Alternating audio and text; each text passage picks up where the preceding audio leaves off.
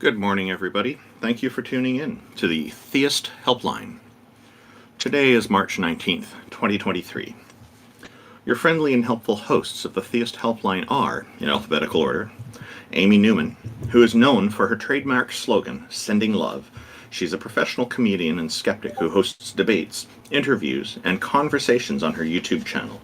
She also creates educational and other important content. X is a Tom on Boxes subscriber and former atheist community of Discord admin who enjoys long walks through evolutionary, biology-inspired computer science, archaeological, academic, biblical criticism, and so on.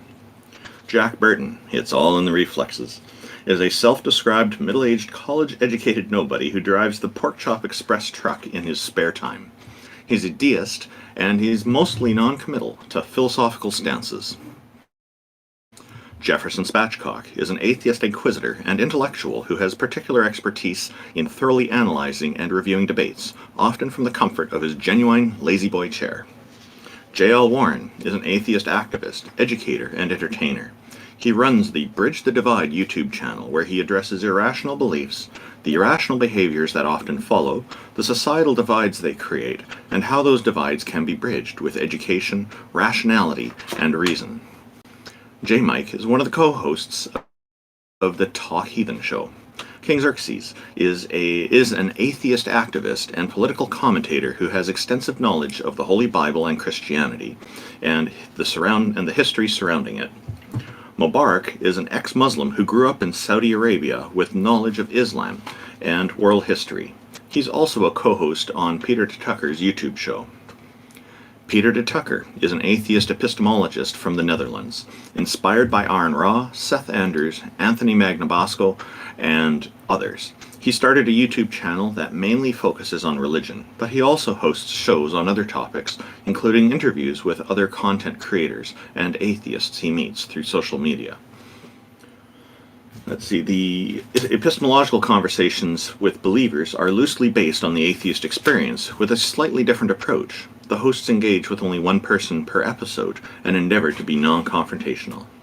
The goal of the channel is to help people evaluate the claims posited by their belief system. I'm Randolf Richardson. I'm an atheist activist from British Columbia, Canada. I advocate for the equality and normalization of people who don't believe in deities, which entails advocating for fair justice, freedom, and critical thinking. I'm also the founding president of the Canadian Atheists, a national organization that promotes atheism and agnosticism as culturally common aspects of Canadian society. Taco is the visionary organizer of the Theist Helpline. He's a #1 Discord debater who has never lost a debate in his life. He also manages the queue for people who are trying to join our panel to convince us that a deity doesn't exist or what other topic is relevant. TJump, Tom Jump, is the founder of an atheist church called the Church of the Best Possible World, which is based on his model of objective morality. It has the goal of doing what Abrahamic churches should be doing but are not, helping people by providing affordable housing. A noble goal indeed. Thank you, everybody, for tuning in. We appreciate you being here, and we look forward to speaking with you and hearing your arguments in favor of theism, or that a goddess or a god exists. Before we begin our show, did anybody on our panel have anything to say? And also a great welcome to Mobarak for joining our panel and becoming one of our regular panel hosts. Good morning, everyone. Good to see everybody. Hope everyone is as excited as we are. And I feel like this week is gonna be the week but I get good evidence for theism. You got a feeling? Indeed. I mean, it's very possible. It's definitely logically possible that we all become convinced today by Smooth, who's up first. Also, if anybody else would like to raise your hand, feel free to. We'll just get to people in order here. Stop.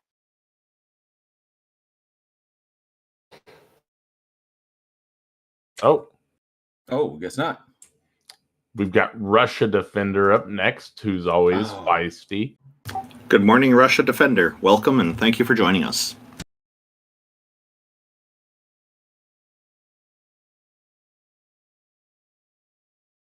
Back out of Discord real quick and then rejoin if you're on your phone. It's probably messing it up. I wonder if he's got a comment on the ICC issuing a warrant for for Putin's It looks arrest. like he is. I mean, I saw that update to his name. Who's the ICC? The International Criminal Court. Yeah, in The Hague, Netherlands. Some trafficking accusations going around, right? Yo, what's up, guys? Good morning. Bro, phone on stages is so trash, bro. It never fucking works. But, Yeah, I'm with you, dude. honestly, both the Putin charges by the ICC and the Trump charges, it's all performative, dude. It's all politically motivated. It's like nothing burger fucking like law. It's just all just to like condemn like people because they're political opponents. That's how I see it.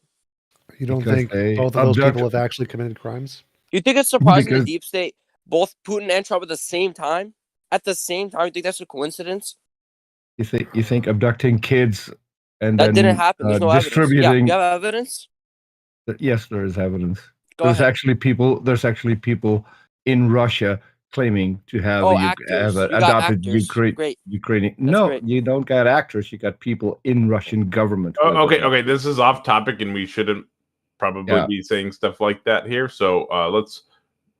Do you have anything related to theism you would like to discuss today? Yeah. So I was gonna say that. I was gonna continue on some of the things I was saying in the other conversation, but the evidence against natural science, right? Or at least not all of natural science, but like macroevolution, proves that the only reasonable option in all of the available options is that God or some sort of creator created life as opposed to like natural causes. So, okay, so Russia, that's two different things actually. So you mentioned evolution, and then when you talk about creation, you're talking about like abiogenesis. So they're two separate things. Would you agree that God can exist and evolution can be true? I mean, yeah, that could be the case. Oh yeah, he said macro, so I'm assuming you believe in microevolution. Yeah, of course, absolutely. You understand it's the same mechanism, just different timescales. Well, the problem is that you can never show that because there's no way to prove like over millions of years that that's happening. You can only prove what we can see. We cannot observe that scientifically. Yeah, we've never observed millions of years. We've observed speciation. Yeah, but we've never observed one kind. That's not true. We can actually prove what we cannot see, and evolution dictates that it is over multiple generations. And speciation is macroevolution, not micro. Well, there's also something important to point out, Russia, is that so our understanding, like our current level of understanding regarding evolution, allows us to make advancements in other fields. So predominantly, and we've made giant advancements in agriculture, in animal husbandry, and in medicine. Okay, so these three fields that help to keep us alive as a species on this planet, which have been vital to us. The reason we have those advances is because of our implicit understanding of evolution. So if we were wrong about evolution, if evolution was fake and didn't work the way it did, then we wouldn't have been able to make the advancements we have because all of those are predicated on our understanding of the they're predicated on the understanding of the mechanism. So, but hold on, the mechanism I never disagreed with. Remember, I never disagreed with the mechanism. Well, no, both. I'm disagreeing. My disagreement is history. We're disagreeing on the history of evolution, not the mechanism. I'm not disagreeing on the mechanism, but the history of like millions of years and like apes to humans, the history. That's what I'm rejecting. The understanding of the history goes into that. No. You're also off if you think, depending on your age of the Earth and what you are saying. In fact, I'll just ask, how old do you think the Earth is then? I don't have a position on that. I don't know. So what? Do you I don't reject think it's millions of years, but I don't have a direct answer on that. Do you reject the evidence? And if you don't know, how can you claim that the history is wrong? If you don't know the history, well, I'm claiming that your claim of like how history happened is wrong. I'm not claiming that I have like this like very detailed example of what it is. I'm just saying I'm rejecting your hypothesis.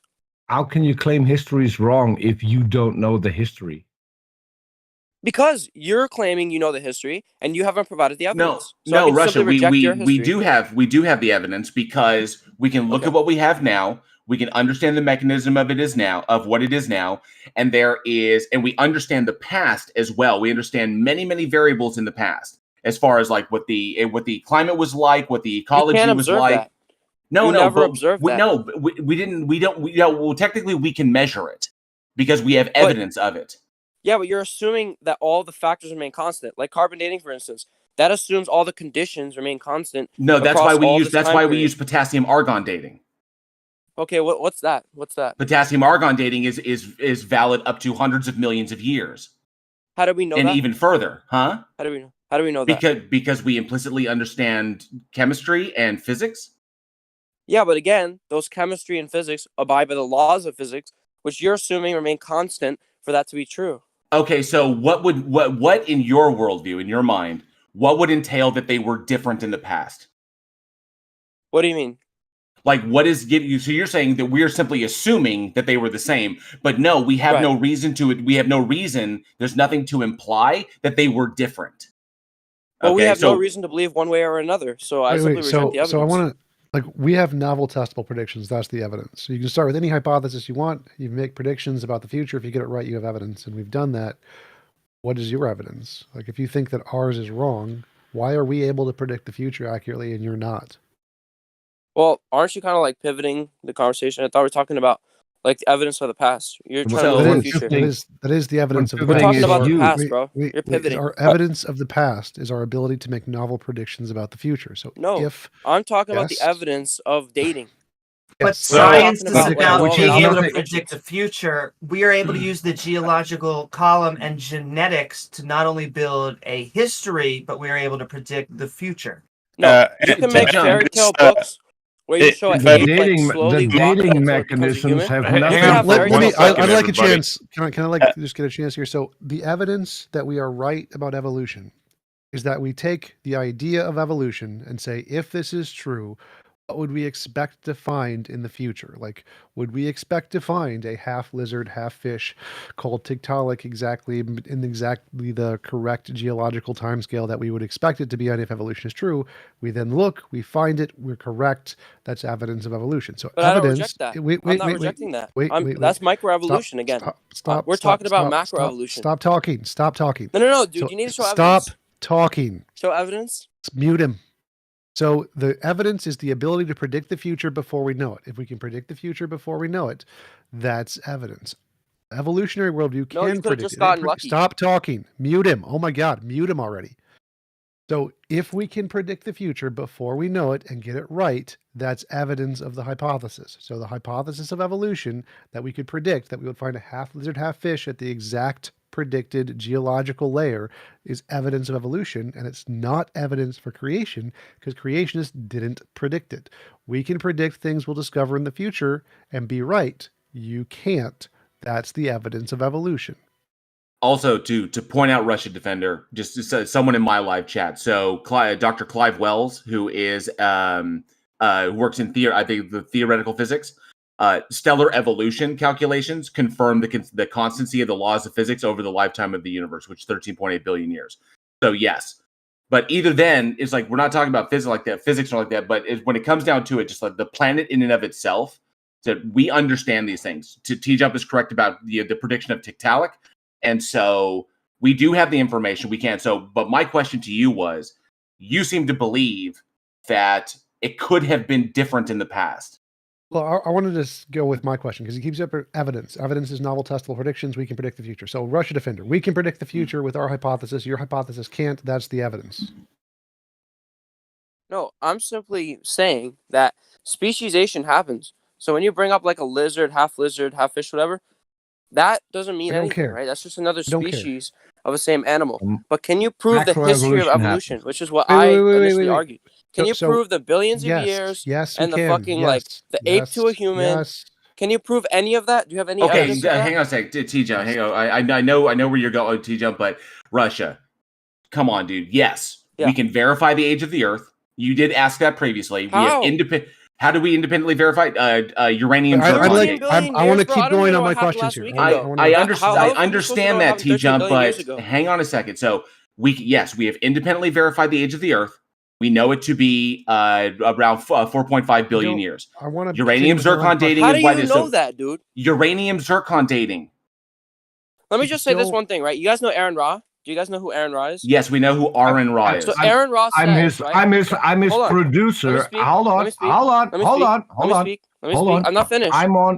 Peter, let me make this point, bro. Chill. Hold on. I'm his producer. Hold on, bro. Let me make this point. Aaron. His name is Come on, guys. Aaron, One of y'all concede and let the other talk for a second. Have a wait. conversation. Come on. I just want to make this one point, right? So Aaron Ra, I'm telling you this. Aaron Ra. So Aaron Ra, whatever, right? He says Aaron that. Ra. There's no evidence that Jesus ever existed, right? And there's no evidence, and that was 2,000 years ago. Go So he argue can make with that Aaron Ra claim. about that. But you guys get to claim that millions and billions of years ago, this animal lived, and the climate was exactly That was like a 5 complete degrees. non sequitur. How does that What make the any hell sense? did Aaron Can Ra you- have to do how do with you wrap anything your we head were around talking that? about? Well, can you bring us the fossil of Jesus, and then we'll date it. Oh my Yeah. God. Can we go Also, back Bro, to how do you Aaron date didn't. it? is How do you Also, date it? Aaron didn't say that. What's your Oh my dating God. method? Oh But my yes, God. let's go back to a novel test Russia. prediction that you can go to the future. Russia, or jail I just told you we use jail just uranium. We explained use that. uranium zircon dating to date the age of the Earth. We independently verified it with zircon samples taken from the moon during the Apollo missions. Bro, what does the moon have to do with anything? And fun fact, I recently hosted a conversation with someone who is in physics and who actually engages in dating. We can date sometimes up until the day. We're that Oh my accurate. God, please stop. Well, This of is course, way, so according way, to a guy with way a over his PhD, head. that's true. So, But how do we so know let's- for sure? How do you know for a fact? to know something for a fact? to have Education. evidence- Stop, please stop. Oh my God. To be able to have evidence is your ability to predict the future, predict things we don't know Right. yet, and get it right. So if we, like argon, zirconium dating, all that stuff, the reason we know that's right is because we can use it to predict the future about things we don't know yet and get it right. Like You what? cannot do Give me that. an example Lots of dating things, used lots to of predict the things. future. Forget that garbage. I don't care. What is? Wait, why are you I running gave from you that? an example Don't run because from that's that. a pointless example. My example is Tiktaalik. It's very easy to understand. That You can doesn't predict have things. anything to do with dating, though. Stop. I want to know about dating specifically. Stop. Holy shit. Shut up. If we can predict the future, that's evidence of any hypothesis we have. So we predict evolution is correct. And if we can use that to predict the future Not about true. finding double hinge jaw joints, about finding Tiktaalik, about finding ERV patterns, that's all evidence of our hypothesis of evolution. Why It's do you not. think? How is it Because not? that's evidence, right? But it's only evidence of microevolution. You need to No. demonstrate the history of evolution, which you have How failed is- to demonstrate. please, So I'm how asking does Can I you, interject? Wait, can you anything hold on, with hold on. Can you microevolution? demonstrate, Stop. right, a prediction you can make in the future based off of dating, based off of some sort of carbon dating or whatever dating? Can you prove the future with it? How? Yes, that's what I just How? did. So if I can have a prediction about evolution is millions of years old, and then I predict we will find Tiktaalik because evolution is millions of years old, and we find it, that's evidence of evolution being No, it's millions not. of It's years just old. guessing. Yes, it is. The Russia no, Defender. no. Oh my God! Please. Do you stop, know please how much stop. of No, science is just guessing and stop, making like stop. ideas? So yes, science is guessing and then confirming the guess, and if you get it right, that's evidence. You No, don't it's not have any evidence. evidence. Yes, Or it actually refute- is, or Russia. refute- You Russia need direct Defender. evidence. Hold on. Russia You need Defender. direct There is evidence. no separation. Wait.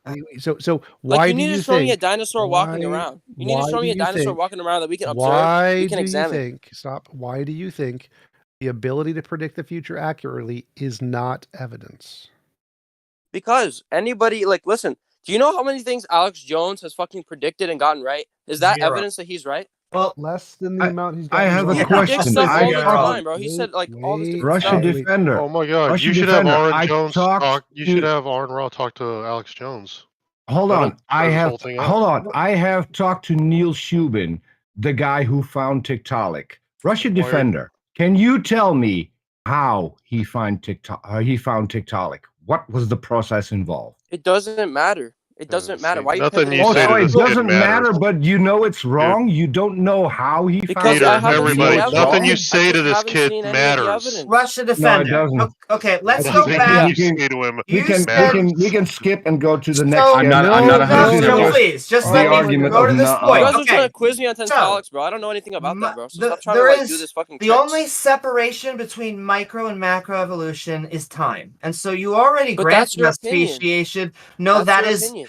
the factual view Can you from show the me a fish scientific walking out of water? Can you community. show me that? No, What's and the that point is of what I showing would you call. anything? You don't know these Can you key show me points an of ape turning into information. a human? So You can't show that me isn't macroevolution. It's over millions of years, and bro. so what you're telling us is you don't understand what evolution is. But No, that's what I'm okay. saying is you have no You proof. think that a fish just walked out of the water one day Over and millions was of like, years, yes. ah. Over millions of years, Over a fish did walk millions out of water. years. Yeah, you do understand we have like semi-aquatic creatures like frogs, right? So that go let me in ask the water and how go does a on fish land. walk out of water? Do you have any evidence of that? You agree there are frogs, right? That go Yeah, but on frogs are not water fish. and How on are land. frogs fish, So bro? you What? agree now that we have fish. You agree that there are semi-aquatic creatures that go in between, and you agree that there are land creatures, right?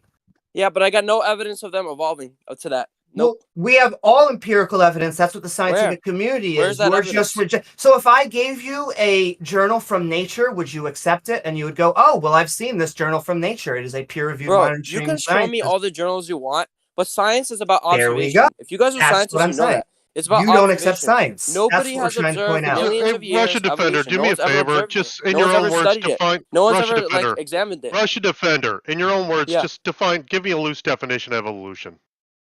Evolution is the theory of natural selection through random mutation that slowly progresses living beings. That's an odd definition, strangely worded. That's a great definition.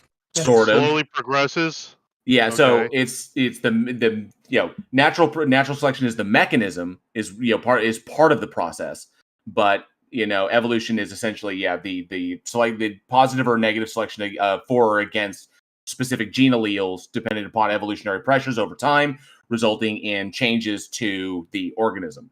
So also, speciation doesn't happen through mutation; it happens through adaptation. Actually, okay. So, but Russia, at the very start of this, you accept the mechanism of evolution. You accept the mechanism of evolution. Adaptation? Yeah, Peter, you accept the mechanism of evolution. You understand that. That's great. Yeah. You don't have a problem with God existing and evolution being true. Fantastic. Yeah. Okay, No that's fine.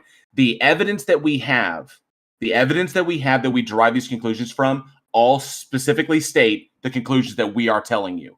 Okay, so let me ask you this. If it's not the case, why does the evidence say something different?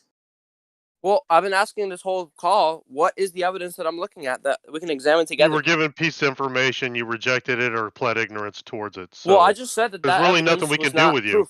No, I didn't plead. No, don't lie. I didn't. I'm not lying. That's exactly what you said. Someone asked me to define TJump brought up a bro. specific false. I don't know what that is. I don't care about that. He asked me to define a word, dude. This is not a fucking book. No, I asked you to define a word. This is not actually a nerd Russia. You're just Russia. Are you insane? Russia. Is that what's going on? Can you define Russia. supercalifragilisticexpialidocious? Russia. Russia. Okay, so this is TJump. just a giant Russia. troll. Hang on, guys. Dale, it's just a giant troll. I don't take this serious. I know. Can we skip to the next guest? We've got someone with their hand up. I wanted to actually talk with them. JL suggested never bring this guy up again because this is the argument from nuh-uh. We're never going to get anywhere. Stop. I can make progress. Let's just hear what I can make TJump progress had to with say. RussiaDefender. I can actually make progress with him if you guys stop interrupting. Just want to go through the simple concepts. You guys are bringing up way too many complex topics that are way over his head. You got to start with something way simple, way simpler. In order to make, I did it last time. Remember, he even admitted he didn't know something or had to check something to forget what it was. You have to go way simpler with people like that.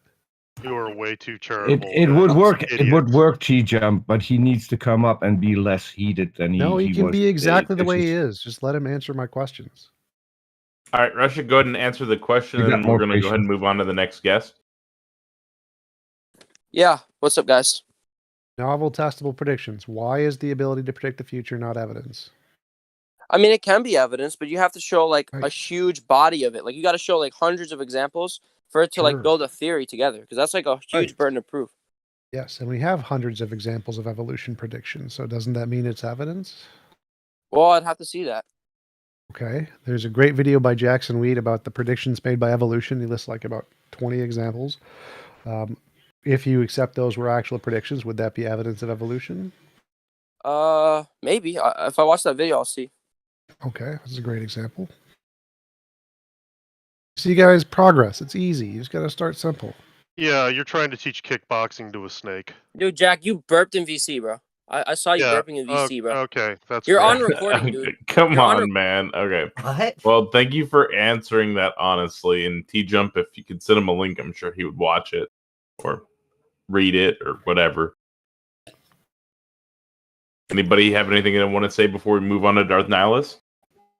One thing I found interesting is he was emphasizing that there needs to be massive amounts of evidence to build a theory, and that's not my understanding. Like, the quantity of evidence is important in certain things, statistical analysis and whatnot, but sometimes that's not always available. I don't know if maybe TJump can or JL Warren might be able to expand on this a little bit. If not, that's okay.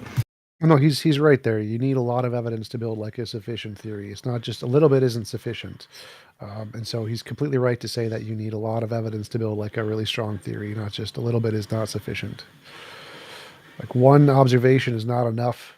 You can build a hypothesis with one, you can build a hypothesis with zero, but if you really want a solid, well-supported theory, you need a lot of evidence. And evolution has that. It has one of not as much evidence as heliocentrism. That's the clarity I needed. Thank you very much for that. So the distinction is with the hypothesis, you don't necessarily need it, but with the actual theory, you do. Okay. Yeah.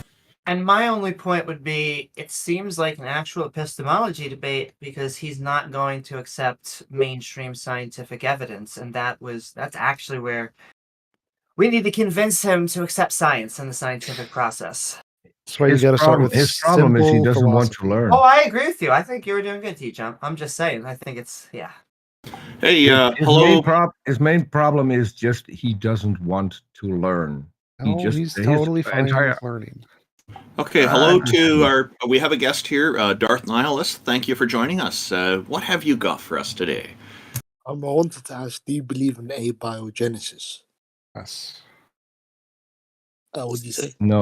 No, I accept the evidence that we have for abiogenesis. That is something different than believing. Believing, if you're going to use the word believe, that when talking to a theist, that word has baggage.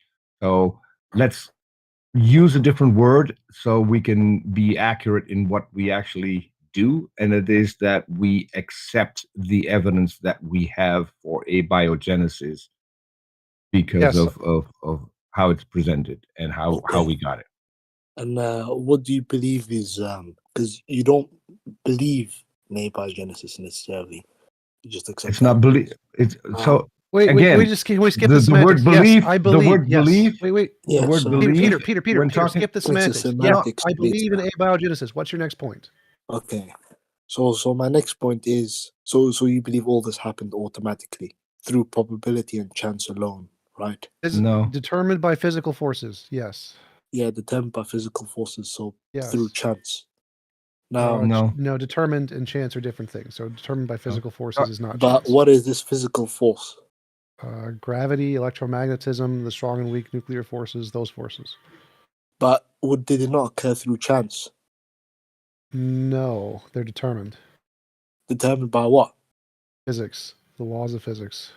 And well, it did require chance? the appropriate conditions on the Earth for them to arise. And those had been off, obviously, like temperature wise stuff. So, but all it requires is the correct circumstances. That's it. So TJump is correct on that. It's just there are fundamental forces in the universe, and that we are a result of the combination of those in the correct environment. So all it takes is the window to open for life to emerge, and that's what happened on the Earth. So, but do you not agree that in order for these organisms to emerge, certain particles had to collide at a certain angle, at a specific time, in a specific place, in order for an organism to arise? And is that not done through chance? No, like magnets don't come together by chance. Magnets are drawn together because the positive and negative ends pull each other together.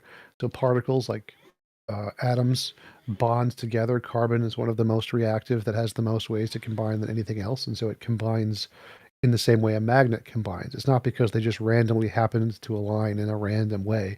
It's because the physical connectors on the particles are determined to connect in certain ways, and those certain ways lead to life, just like magnets are determined to connect. It's not random that magnets, like a positive and a negative end of a magnet, connect. It's determined that they connect.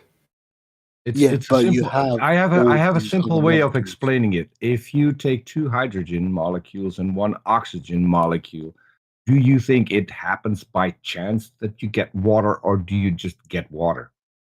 It happens through chance. The particles need to collide at a certain angle, right, in order for the water molecule. What do you mean by a certain angle? A certain angle in a certain position, in order for them to react and produce. What do you mean water. by angle? Angle means angle, sir. Yeah, There's explain in different words what you mean by angle. Angle. Particle fusion doesn't work by angles. There's doesn't matter what angle you smash the particles together. That doesn't make a difference. No. So you're saying that if I smash 2 particles together at that first collision, I will get the product I'm looking for? Yes, that's correct. So like if you smash the particles, processes, for example, do they increase temperature to increase the rate of reaction? Because you have to smash the particles together hard enough. Yeah, more particles are going to collide, and therefore that increases the probability of your compound that you want being produced. Yeah, because you have to expand the particles, the electrons, so that it can fit in like a key. So if it's cold, it's too cold to actually fuse. So it's not angle doesn't matter. It's not because of angle.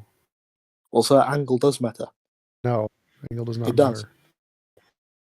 It doesn't matter if you go left, right, top, down. It makes no difference. Explain how it matters. Does, explain how it particles matters. need to collide in a certain position in order for the compound to arise. They don't just collide how and then the compound magically forms. Explain how the angle matters. Explain how the angle matters. Well, sir, the angle matters. Have you heard of bond angle, sir? No. Yeah, bond angles are a representation. That's why I'm asking you. Yes, that's why I'm asking you to explain how the angle matters. He did. Bond angles is an explanation, is an answer to that question. Bond angles are how the particles will align after they've bonded. They don't need to bond in that way. They don't need to connect like from the left. They bond in that way because of the shape of the particles after they've been bonded. So all they need to bond is that the electrons need to go around and make like a different bonding pair. But that doesn't happen based off of direction. If I smash 2 particles together, will I get the compound that I want at first? Yes. But how? How would I get the particle that I want at first, or the compound that I want at first? Because if you combine hydrogen and oxygen, you will always get water, and it will always have the exact same bonding shape, no matter which direction. Hydrogen peroxide from hydrogen and oxygen. Sure. So it's not always only water, is it? So if it's H2O, it's always water. Well, H2O is water, yeah, but you can also get H2O2. Yeah, which is not H2O. So they will always have the exact same shape because the particles fit together like Legos. And it doesn't matter which direction you add the particles. It's irrelevant. But I don't know, what is your point here? Why do you think my main point is here that you believe that these, or I'm not going to use the word believe because the other guy doesn't like it, but you hypothesize or have evidence for life emerging from inanimate, non-living objects through determination by physical forces, right? Okay, so for that argument, the answer is yes. Do you think? Just stick with yes. What's your follow-up? I have one question. Do you think a god is involved when you take 2 hydrogen molecules and 1 oxygen molecule? Is there a god involved to make water? Well, sir, what God does is he sets up the dominoes and he pushes them down. That's not my question. Yes, sir. Is the god involved? Is the god involved in the chemical reaction to get water? Keep going. So you had a question, Darth Nihilus. You were asking about do I believe that particles come together and form everything in life from abiogenesis? Is there evidence? Yes, there is. What were you going to with this question? Okay. So now that we've established that, can you tell me how believing that God created the universe and everything within it is less plausible than believing in abiogenesis? One makes predictions, one does not. So in the case of abiogenesis, the processes required in order to explain the origin of life have been hypothesize. We expected to see, well, if this was caused by, say, RNA on clay, then we would be able to do experiments with finding RNA on clay, and we have found those experiments. And so the ability to predict what we would find before we found it is something that only abiogenesis can do, and God has not been able to do that at all, as far as I know. But how do you know what God is able to do or not do? The hypothesis do you know? of God. Do you Wait, I don't care. Do you have so the evidence? hypothesis. Do you have don't care, evidence Peter. that I don't God care. is I don't care. I involved? don't care. I don't care. The hypothesis that God exists, it can't predict the future. You can't predict the future with the belief God exists. I can predict the future with the belief abiogenesis is true. That's the difference. So you can predict the future in what manner? I can predict things about the universe that we haven't discovered yet and get it right before we've Such discovered as, we don't even Such know as- much about our own universe. Yes, The that's light fine. that comes I to don't us care. I don't through care. So telescopes. is any millions predictions, of years any away. predictions, any predictions work. That's all science does. That's why all of the evidence in Can you tell abiogenesis is there. All right, can you tell me what's going to happen 50 years from now? Exactly as it is. Wait. So I don't think you understand what future prediction means. It doesn't mean you can predict a general thing like that. You can predict specific things. Like, can you predict that RNA will form corpuscles on clay that are then used to form cell structures? That was a prediction made by abiogenesis, which we then discovered was correct. Can you make self-forming RNA molecules of up to like 50 or so chains? Yes, that was a prediction made by abiogenesis, which is found to be correct. So we make predictions about the field, not just random predictions about 50 years, which have nothing to do with the topic. Okay. If So- abiogenesis is true, we will predict that certain factors that we would expect to be the case if abiogenesis happened will be discovered, and then we discovered them. It doesn't mean that scientists can predict lottery tickets. Okay, so when you say predicting the future, do you mean that with regard to these RNA molecules and so on, you know everything that's going to happen to them in, say, No. the next, million years? No, all I need to do is predict one thing. So if I can predict one thing that will happen to them, and you can predict 0 things, that means mine has 1 evidence, yours has 0 evidence. Now we can predict tens of thousands of things that will happen to them with accuracy and be right like 90% of the time. You can predict 0 things. And so the fact that evolution and abiogenesis can predict tens of thousands of things that will happen to these molecules that we didn't know yet, and you have predicted 0 things that will happen to these molecules, means there's evidence for abiogenesis, but no evidence for God. Well, there's no necessary. God doesn't need evidence necessarily. Belief in God is based on faith.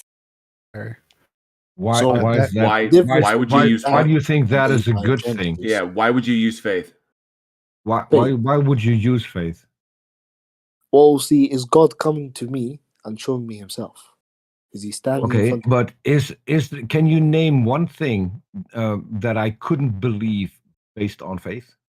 To rephrase that, how does faith? Hold on. Let him answer. Hold on. Let him answer. I want to rephrase that a little bit. Let him answer. That a little bit. One sec. All right, so So elaborate by how what you does mean by that. how does faith differentiate your imagination from reality? I want does to know. faith? Now, get to my question. Is there one thing you could not believe based on faith?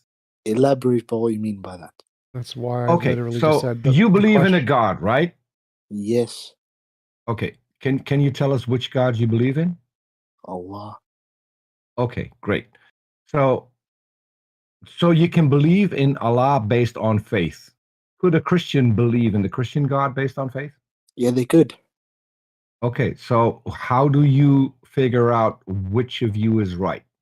Because I have faith in my God, right? So by default, I believe that my God is the so does correct the one. Christian. So does the Yeah. Christian. My question is, and that's not how relevant can to you, me. but can both gods exist? Both gods cannot exist. Exactly. So But by default, I believe I am right. So if I believe I am get right, that. there is I no get that. scope I for that accept other that. God to exist. I get that and I accept that. My question is, how can you and a Christian who both believe that their God is the right God, how can you figure out who's right and who's wrong if all you have is believing on faith? Yeah, well, in fact, Christians and Muslims do agree on the idea of the God of Abraham, same as Jews. That's why they're called Abrahamic religion. Mobarak want to chip in? No. Wait. So a better way to ask the question is, how do you use? No. Let Mobarak chip in because he made a claim. He made a claim about Islam. We've got Mobarak now. Mobarak, different topic, different irrelevant topic. How does faith differentiate imagination from reality? How can you say because you believe in by faith that it can be true versus somebody else who believes something else by faith? Why are they less likely to be true? Well, see, why did you first say that the God of Islam and the God of Christianity let him answer different? one question, man. One question at a time. Thank you. Yeah, let him answer one at a time. You backtracked on an answer. You said the God of Christianity and the God of Islam are different gods. They cannot both exist at the same time. And then seconds later. Then seconds later, you said they are the same God, so both are right. You asked which of the two is it? Me, sir, can two gods exist? I said no. But I also added on that fact that we, in some aspects, Christians and Muslims, agree on the idea of God, i.e. the fact that we both believe in the God of Abraham, but Christians believe in the Trinity, which we do not believe in. So it's not the same God. It is the same God. It's not the same God. Idea, you can't have a God that is a Trinity. Of God. Hold on. You cannot have a God that is a Trinity and have a God that is not a Trinity and both be the same God. That is impossible. Sir, I did not say that they're the same God. I said that they're the same idea of a God, i.e. the God of Abraham. Yes. So how do you figure out who of the two is correct? The Christian saying that there's a Trinitarian God, or the Muslim who says there's only Allah? How do you figure out, based on faith and only using faith, which of the two is correct? What my faith in Allah says is that He is one alone. I know what your faith says. Right? What I'm asking you to do is give me a mechanism how faith can be used to determine what is correct. Oh my God! Like if both you and the Christian can use the same thing, then how can you differentiate which of the two is correct? Oh my! How can you differentiate which of the two is inconsistent with the other two views? Now, see, they are inconsistent with the other views. I can. All right. So you look at Islam and Judaism and their understanding of God, right? And you see both Islam and Judaism have strict monotheism. Then you move on to Christianity and you see the Trinity. Now, where did the Trinity come from? You can look at the origins of it. How is this relevant to faith? By Roman pagan religions. Darth, how is this relevant to faith? Yes, sir. I'm telling you how I distinguish between what is inconsistent with regard to this. Yes, but God. You have already agreed that a Christian can believe in the Christian God based on faith. So using the exact same mechanism. Hold on. You both use the exact same mechanism to believe in a God. You cannot both believe in a God that is real. So how do you determine if the only thing you're using is faith? How can you know that you're believing in the right God? How can you believe? How do you know that the Christian isn't right? Believing in the Trinity God based on faith. As I told you before, my faith says that the Christian's understanding of God is not true. Not what your faith says. That is what your holy. No. Hold on. That is what your holy book says. It has nothing to do with your faith in believing in God. Your holy book dictates several things about your God. The actual belief that you have, merely based on faith, has nothing to do with your holy book or what it says. So you're saying that the idea of faith, the categories of faith, has nothing to do with the holy book. If I could piggyback what I'm trying to convey is that faith is not a reliable pathway to truth. Yeah, and you seem to think it is. Because as we've established before, your method of discovering truth is based on evidence, right? Pure empirical evidence. Yeah. So with regard to abiogenesis, you have evidence for the geothermal conditions of Earth millions and millions of years ago. Billions. You also have, you know, you can look at the proto-organic molecules and so on that existed at that specific time, and you can make assumptions based on that on what happened. Abiogenesis is still a hypothesis. It's not even risen. It is. The level it of is, theory. but we do have strong evidence for several of those hypotheses, and we have been able to recreate the environment of an early Earth 4 billion years ago. And it turns out that there are several ways to get to life, and we have observed this in the lab to be happening spontaneously. But this has nothing to do with my question about faith. Well, if I could just piggyback off what both of you say. Hold on one second, Darth. Before you go forward, there are good reasons for why we think abiogenesis happened, why carbon is such a volatile chemical, as TJump was saying before. We have liquid water. We are in the circumstellar habitable zone. There are numerous reasons for why it actually makes sense that life chemically arose here. But when we're looking at faith, we don't have any idea how to use it as a proper tool. We can't tell your faith from someone else's faith, and we cannot determine your views from fantasy. We want to try and tie it to reality. And so when you say faith, what type of tool is that? How can we... And it's worse, Amy, because his faith can lead him to believing two mutual exclusive propositions. And so unless he can provide a mechanism to figure out how to determine which of those two contradicting propositions is the correct one, then faith is an unreliable way to figure out whether or not that is the question, Darth. We don't view faith as a reliable methodology to truth. Yeah, so if you do not view it as a reliable methodology to truth, there's no point talking about my faith, is there? Sure, well, because there is actually. There is the question as to why you choose to utilize it. That's true too. The reason we can talk about it is because you use it on a daily basis to believe in something. And that wouldn't be a big problem if the thing that you believed in didn't dictate your entire life, because it has a book attached to it that has laws and rules in it. Well, sir, can I ask you something? If your faith leads you to a wrong position, then you will be following the wrong book, aka the wrong rules and laws. Right? So it is important to talk about. Yeah, can I ask you a question? Sure. Do you follow laws? Yes. Are laws dictated to you? I.e., if you follow them, right, you do not get punished, and if you break them, you go to jail. Yes. In my country, the laws that we have in my country are made by humans. Humans that we as a collective, as a community, elect to make those laws.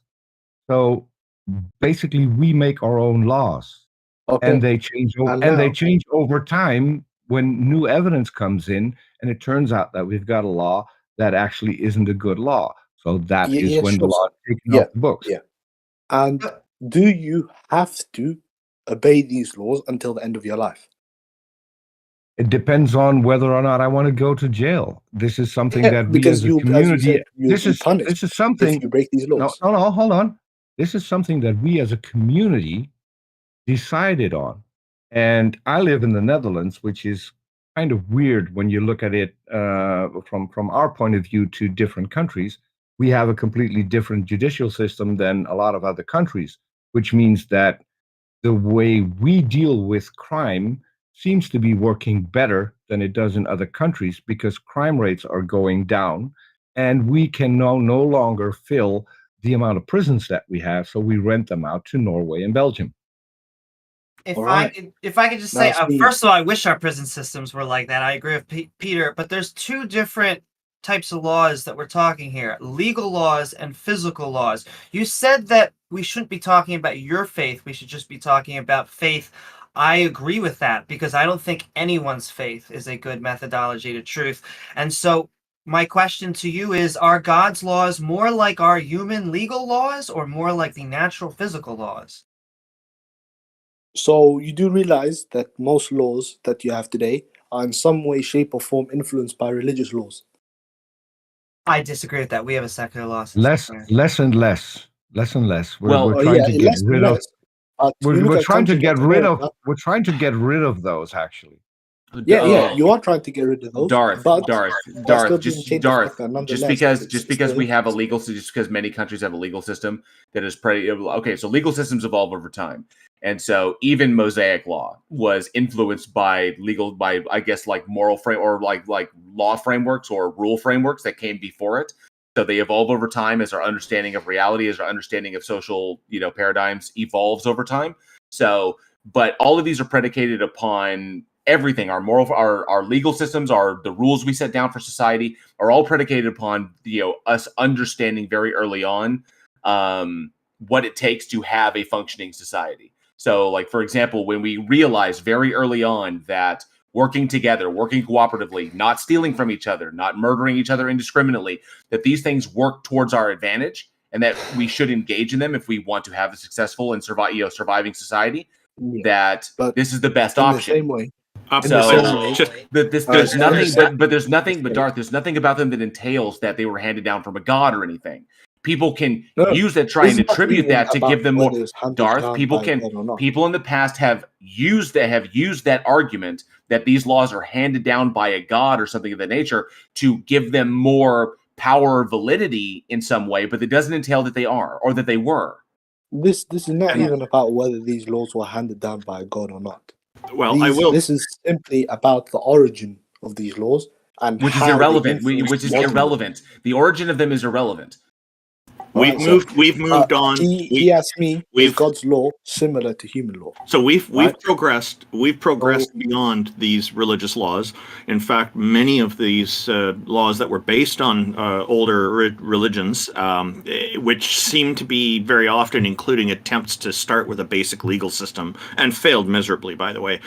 We've been removing these things that have somehow carried into current legal systems. Like just about 10 years ago, I was part of a petition here I was not one of the organizers, but I promoted it to remove blasphemous libel from the Canadian Criminal Code, and we succeeded.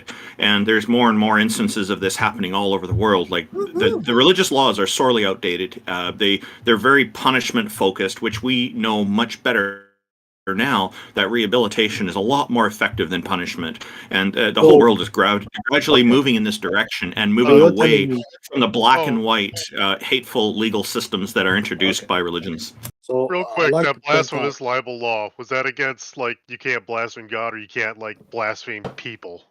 Oh no, that was blasphemous libel. It was definitely anything making a statement about religion or its deities in writing, and so that's been removed. So, and who would be the victim in that crime report? So I am so happy for that, and we need to get more of that removed in the United States. But I also want to know, Darth, after that, I do want to know, I just want to ask, did you say that you met God? I did not say that I met God. I don't know. Okay. That just see someone in... You said you saw God earlier in this conversation. No, I did not say that, sir. Okay. I don't know where you get that from. Well, that's cool. I kind of want, because since we've covered a lot of topics here, but kind of like centering back to the original thing when you're talking about faith, that God doesn't work by evidence, that it requires faith, and that faith is how you make these determinations, right? Peter brought up a very important distinction, is like, how can we determine things that are real utilizing only faith? And faith doesn't work. It's not reliable as a pathway to truth. So the question then becomes, why would you utilize faith, recognizing that it is not a reliable pathway to determining the truth about reality? So I want to ask you a question with regard to that. Okay. If God, or something that looked like God, something that appeared like God, came today, right? Showed himself to you, said, "I am this, I am God," right? Okay. Would you believe in him? No, not immediately. Of course not. Because how would I be able? Exactly. Well, hang on. Well, hang on a sec. So because I wouldn't believe it straight up, but the reason for that, which is important, is because how can I make the determination between this being the actual like God of the Bible or the God of Abraham or whatever, and just a sufficiently powerful entity that can appear that way? I can't. I can't determine that. I can't determine. Hang on, Peter. I cannot determine with any degree of certainty. I cannot determine with any degree of certainty that this thing is not lying to me. So no, I would not believe it, and I would be rational in not believing it. Exactly. Thank you. Okay. And do you know what the Quran says about this? Right. It says exactly the same thing. That even if God were to show Himself to them, they would still not believe. Do you see the importance of faith now? That's not true. They're supposed to find the Quran. Now, I have a solution to that. Randolph, just a moment. Okay, Darth, did Muhammad believe when the angel came to him and revealed himself to him? When Jibreel came to the Prophet, at first he was scared, right? Then the Jibreel told him to read, and then he read. Okay, when did Muhammad believe in Jibreel? When he appeared to him? No, he didn't. But sir, no, he ran home and hid in his wife's bed, and the Quran tells about the Mudaththir. There's a whole surah about it. Begins with it. Says, get off your bed, go and preach. And his wife wait a minute. His wife Khadija brought her cousin, a priest, a Nestorian priest, and told him, confirmed to him with evidence, according to that it is Jibreel. You have to believe in him. So for Muhammad, even the existence of an angel, a godlike entity appearing in front of him, was not enough to believe. So that's the evidence of the best man of mankind did not believe just by sight. Even with the recitation of the Iqra, when he told him recite, he didn't believe. So here's a point. You shouldn't expect other people, as a Muslim, you shouldn't expect other people just to believe if God just revealed to them. You need other evidence. And Muhammad did not just accept it until he got other people to confirm what he saw. Can I ask you something? Yes. Can I ask something? Well, what was the Prophet? Did the Prophet have to have faith first in order to believe in Allah and Jibreel? What? Did he need to have Iman? Did he have to have Iman? Yes. Okay. So he had to have faith in order to believe in him. So do you see the importance of faith? Well, that's the thing is, you could believe in anything. You could have faith in everything. That doesn't add value to the thing you believed in. You know, it's not faith in two contradictory things, right? That faith is obviously can be demonstrated to be false. But what you just told us, you have people with cognitive dissonance who believe in two different things. Well, then we know that their faith is inconsistent, right? But if you have faith in one thing, right, there's a difference. I'll hand it right back over to you, Mobarak. But Darth, when you say he had to have faith and then he found evidence, to us, that means he had to become gullible and then he was open to believing in God, because that is what we view faith as. Yeah, it's like it's weird. Why would I hold the unjustified? Yeah, why would I hold the unjustified belief and then get the evidence? Because how would I be able to determine that I'm not interpreting the evidence wrong through my prior held belief? So it's like you're saying that he had to believe in it first with no evidence before he could get the evidence that it exists, which makes no sense, because there are many things, like Mobarak said, there are many things that I could believe in with no evidence, and then I could wind up being wrong because I made the wrong assumption, because I'm going to hold to this belief first, and then I'm going to interpret the evidence as though this were true. So that's a bad way to go about it, about determining things. So why would that be necessary? Okay, so with this evidence that was presented to the Prophet, right, i.e., her Khadija's cousin, right, the priest, confirming that what Prophet Muhammad had seen was Jibreel, would this evidence be sufficient evidence according to you? According to you.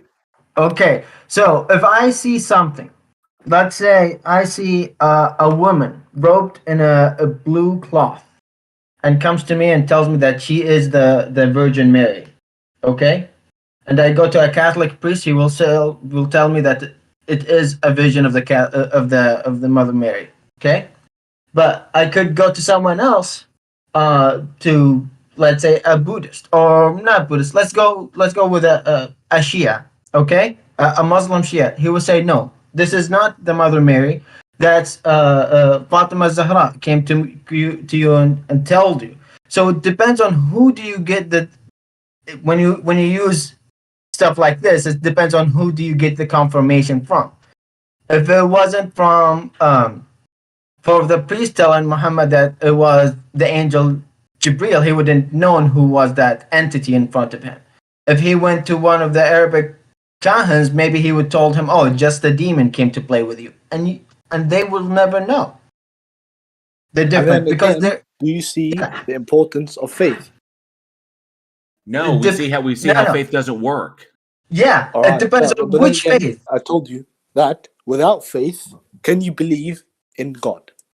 So you telling me that without accepting the belief in God, you cannot believe in God? That's the thing. Is like I know you're ex-Muslim. Have you heard of Iman? Iman. Yeah. Yes. And what is Iman, sir? What is Iman? There's 6 parts of Iman. Okay. Yes. 6 parts. Believe in God, believe in His messengers, His books, His angels, and al-qada, which is basically qada and qadr, and the final day. Okay. So there's if you believe in all of these, right, and if you, let's say somebody does not believe in, let's say, one of these or 2 of these, can they be a Muslim? Darth Nihilus? Yes, sir. Can I present you video evidence of you stating that God has come to you himself? I'd like to know what you meant by that. No, sir.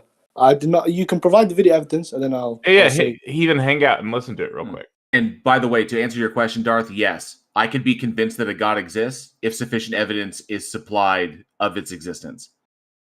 Is there evidence for God? Well, you're claiming that you're claiming that there is. So no, sir, I did not claim that there's any empirical evidence for God, sir. Well, there's no evidence for God. Belief in God is based on faith. If there's no evidence for this God's existence, then there is no reason it should be believed. I said that there's no empirical evidence for God's existence. Well, yeah, the only evidence you presented is just faith. You can say, oh yes, this universe was created by God, but that's not sufficient evidence for you, right? Yeah, it's just an assertion that has nothing to back it. That's a claim. That's a claim that there's nothing to back it up. Made and prophecies made by the prophet, right, that actually did come true. This would not be sufficient evidence. No. It's because we can go to each one of those and we can break them down. I'm sure Mobarak is very familiar with this. Is that we can go to each one of those and we can literally take them point by point by point, and we can demonstrate how they are incorrect or they are so vague that they could not be considered a prophecy at all. So, and this has been done. This has been done by scholars better than me, but done by many individuals who have broken them down point by point why these don't hold up. Right. So one of the predictions, quite detailed, not vague, one of the predictions that the prophet prophesied was that towards the end of days, the barefooted Bedouins would be building large towers. Has this come true or not come true? Okay, so you said towards the end of days, who will build large towers? The Bedouins. It's a sign of the Day of Judgment. Okay, so is there a specific time? There's no specific time, no. Okay, have humans been building towers since time immemorial, since we could learn how to construct things? Barefooted Bedouins did not used to build towers. Okay, so who are the Bedouins? The Bedouins, they're travelers, sir. They're nomads. They move around from place to place. Who are they today, though? Who are they today? Well, if you go to places like the Gulf, right, you'll see a lot of them are Bedouins. Okay. Right? and they have built towers. You can see places like Saudi Arabia building super high towers. All right, but everywhere built, all humans build towers and have since time immemorial. Sir, but do you realize the difference between the barefooted Bedouin and the settled Greek? That's why I'm asking you. Is like what? Just because a group of human beings builds towers does not indicate anything, and plus there's no time frame. It's not saying specifically when this will happen. If I want to make a prediction, I will predict that a particular event will occur at a particular time, and this is what the circumstances around it. So the more accurate the prediction, the better. But if you're just saying that the end of times will be heralded by this thing that humans already do, well, again, that's not a prediction. That's not even a prediction. That's just a claim. Can you explain to me what is the difference between the barefooted Bedouin and the Greek? It's irrelevant. No, it's irrelevant. It's irrelevant. It's irrelevant because it's irrelevant because the prediction is about a group of people doing something that all humans do. Okay, so again, it doesn't matter. So yeah, so basically, explain it again. Explain the difference between the Greek of those times and the barefooted Bedouin. It's irrelevant. No, sir, it's not irrelevant. It's very relevant. Darth, it's not a prediction because there is no time frame given. There is no end of days specified as to what exactly that is, when it will occur, and it says that this will be a herald of that. What does that even mean? Like, it doesn't indicate how much time will take place between the Bedouins building towers and the end of days. This is a completely and totally vague assertion about the future that could be applied to any scenario. Okay. Anybody, and not to mention, our species has interbred so much. How could you say who is a Bedouin and not legitimately? So, sir, the barefooted Bedouins, they roughly inhabited the area that is the Arabian Peninsula today, right? The Bedouins. Now, the definition of predict is something say or estimate that a specified thing will happen in the future or will be a consequence of something. Where does it state to me that the prediction has to have a time frame attached to it? Because that's what makes it a prediction. Yes. Can you provide proof to me that that's what makes it a prediction? So, yes. That's the thing. Do you know what the words mean in the hadith, in the prediction? The words mean, yes, because they've been translated, sir. Okay, so the tatawul in binyan, which is mean that they compete in structure and building. Is that a thing that happened before in Arabia or not? Is this referring to the Bedouin, sir? Yes, I'm referring to the Bedouin, people who were living. Okay.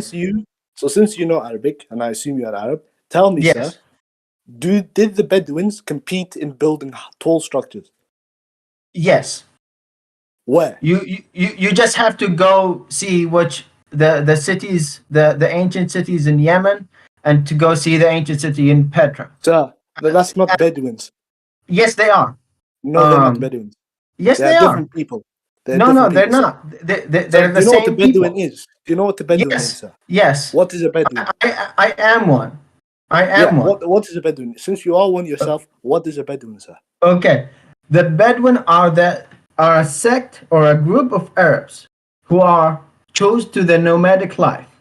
So the people who built Petra, just a minute, the people who built the Petra were nomadic. They were Bedouin, and they settled down to build. Just like how you claim right now that the people in modern-day Saudi Arabia and Dubai and all those Gulf countries, they were Bedouin and settled down. They're not Bedouin anymore. Do you see that?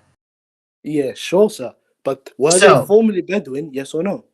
Yes, both sides. Both groups. Referring to the future or the past? No. Mobarak has a point. If the Bedouin don't exist today as they existed in the past, then who is the prophecy talking about?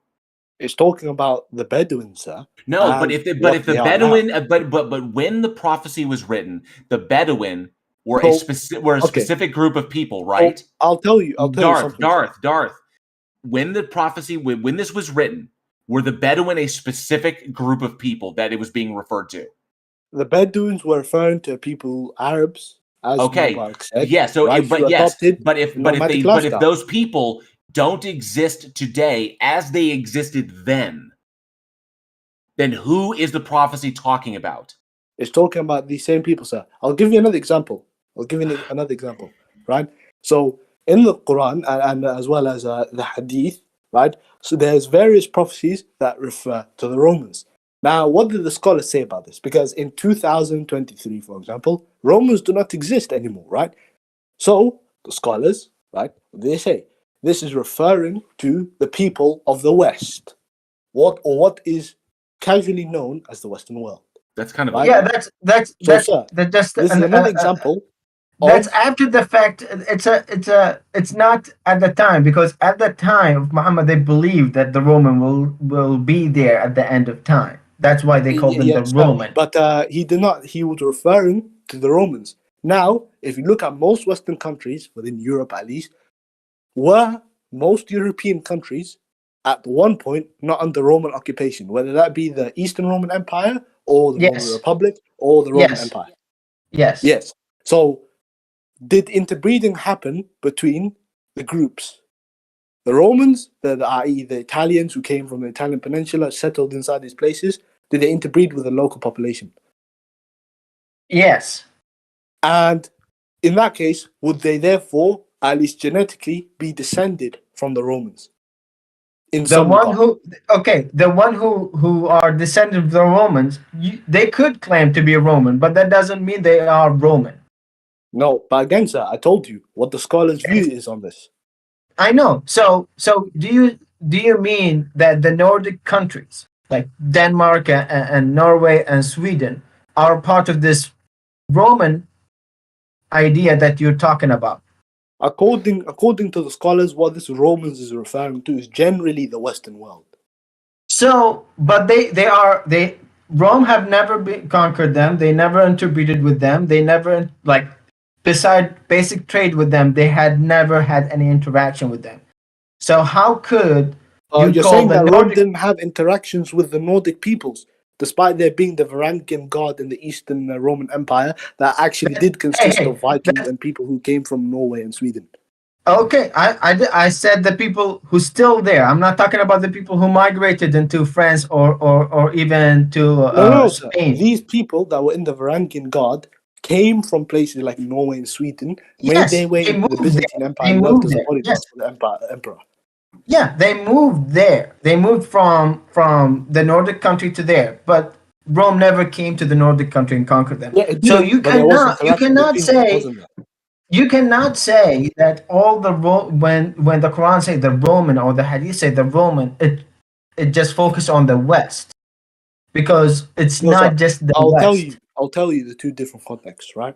So when the Quran was referring to the Romans, it was referring to past events or present events within the time of the Sahaba and so on, right? So, for example, Surah Al-Rum, right? It was in the context of the Byzantines and the Sassanids fighting, and the Muslims wanted the Christian Romans to win because the Sassanids at that time they were Zoroastrians, and the pagan Arabs were supporting them. Now, this was in the context of that time specifically. Now, when we look at the Hadith and the prophecies that the Prophet is making towards the future, right, the scholars have interpreted this to mean generally that the West, this is referring to the West, the same way that this Bedouins that we're talking about is referring to the Arabs that live in the peninsula now. So, but here's the thing. The Roman and Quran, just according to you, are different than the Roman and the Hadith. The Romans, as I said, sir, this is referring to a specific context, right? Yeah, I know. I understand it's specific context, but they're talking about two different groups by now, because you're talking about people who live right now today, and you call them Roman, even though they're not, and the Quran talks about people who lived 1,500 years ago. People who lived 1,300 years ago, yeah. So. The Hadith, right? The problem is, that's the problem is that there is different group of people. They are different. The Bedouin, just like how the Bedouin and the Hadith, the Bedouin are nomadic of nature. So okay, if you're both of them, right? The scholars, i.e., the people of knowledge, sir, that have studied this topic extensively, they interpret this to mean that's an interpretation beyond the fact. Muhammad did not say it. Yes, sir, but this is a consensus. Do you know the scholarly consensus, right? But scholars agree upon certain things. I could say that he just mentioned the Roman. That's all he mentioned, because that's exactly the word is Rome. So he just mentioned the Romans. He doesn't talk about anyone else. So it's all depend on what you add to the text. So the scholar got to the problem when Rome was defeated, that those hadith talks about still a future with Rome, but Rome is not there anymore, or what we do. So you have to explain to them, they have to explain to the masses that, oh no, it just doesn't mean just the Roman, it's all the Western. Mobarak, if I may clarify, so essentially, hang on a sec, Darth, just to clarify. So Mobarak, is this really more of an instance of contemporary scholars reinterpreting the prior prophecies to include or to adapting them to what we know today? Yes, it's just like how like all those prediction of end time coming through, like especially in the 1800s. Right. When the date doesn't happen, they will change it to something else. So because Rome fell and it doesn't exist anymore, a lot of the scholar interpretation, because when you look at it, most of those interpretation is after the fall of Rome, or after very much the decline of Rome influence in the region, and it comes to the conclusion that, oh, we don't have the Rome to fight anymore, so we will just make it the West. Gotcha. Okay.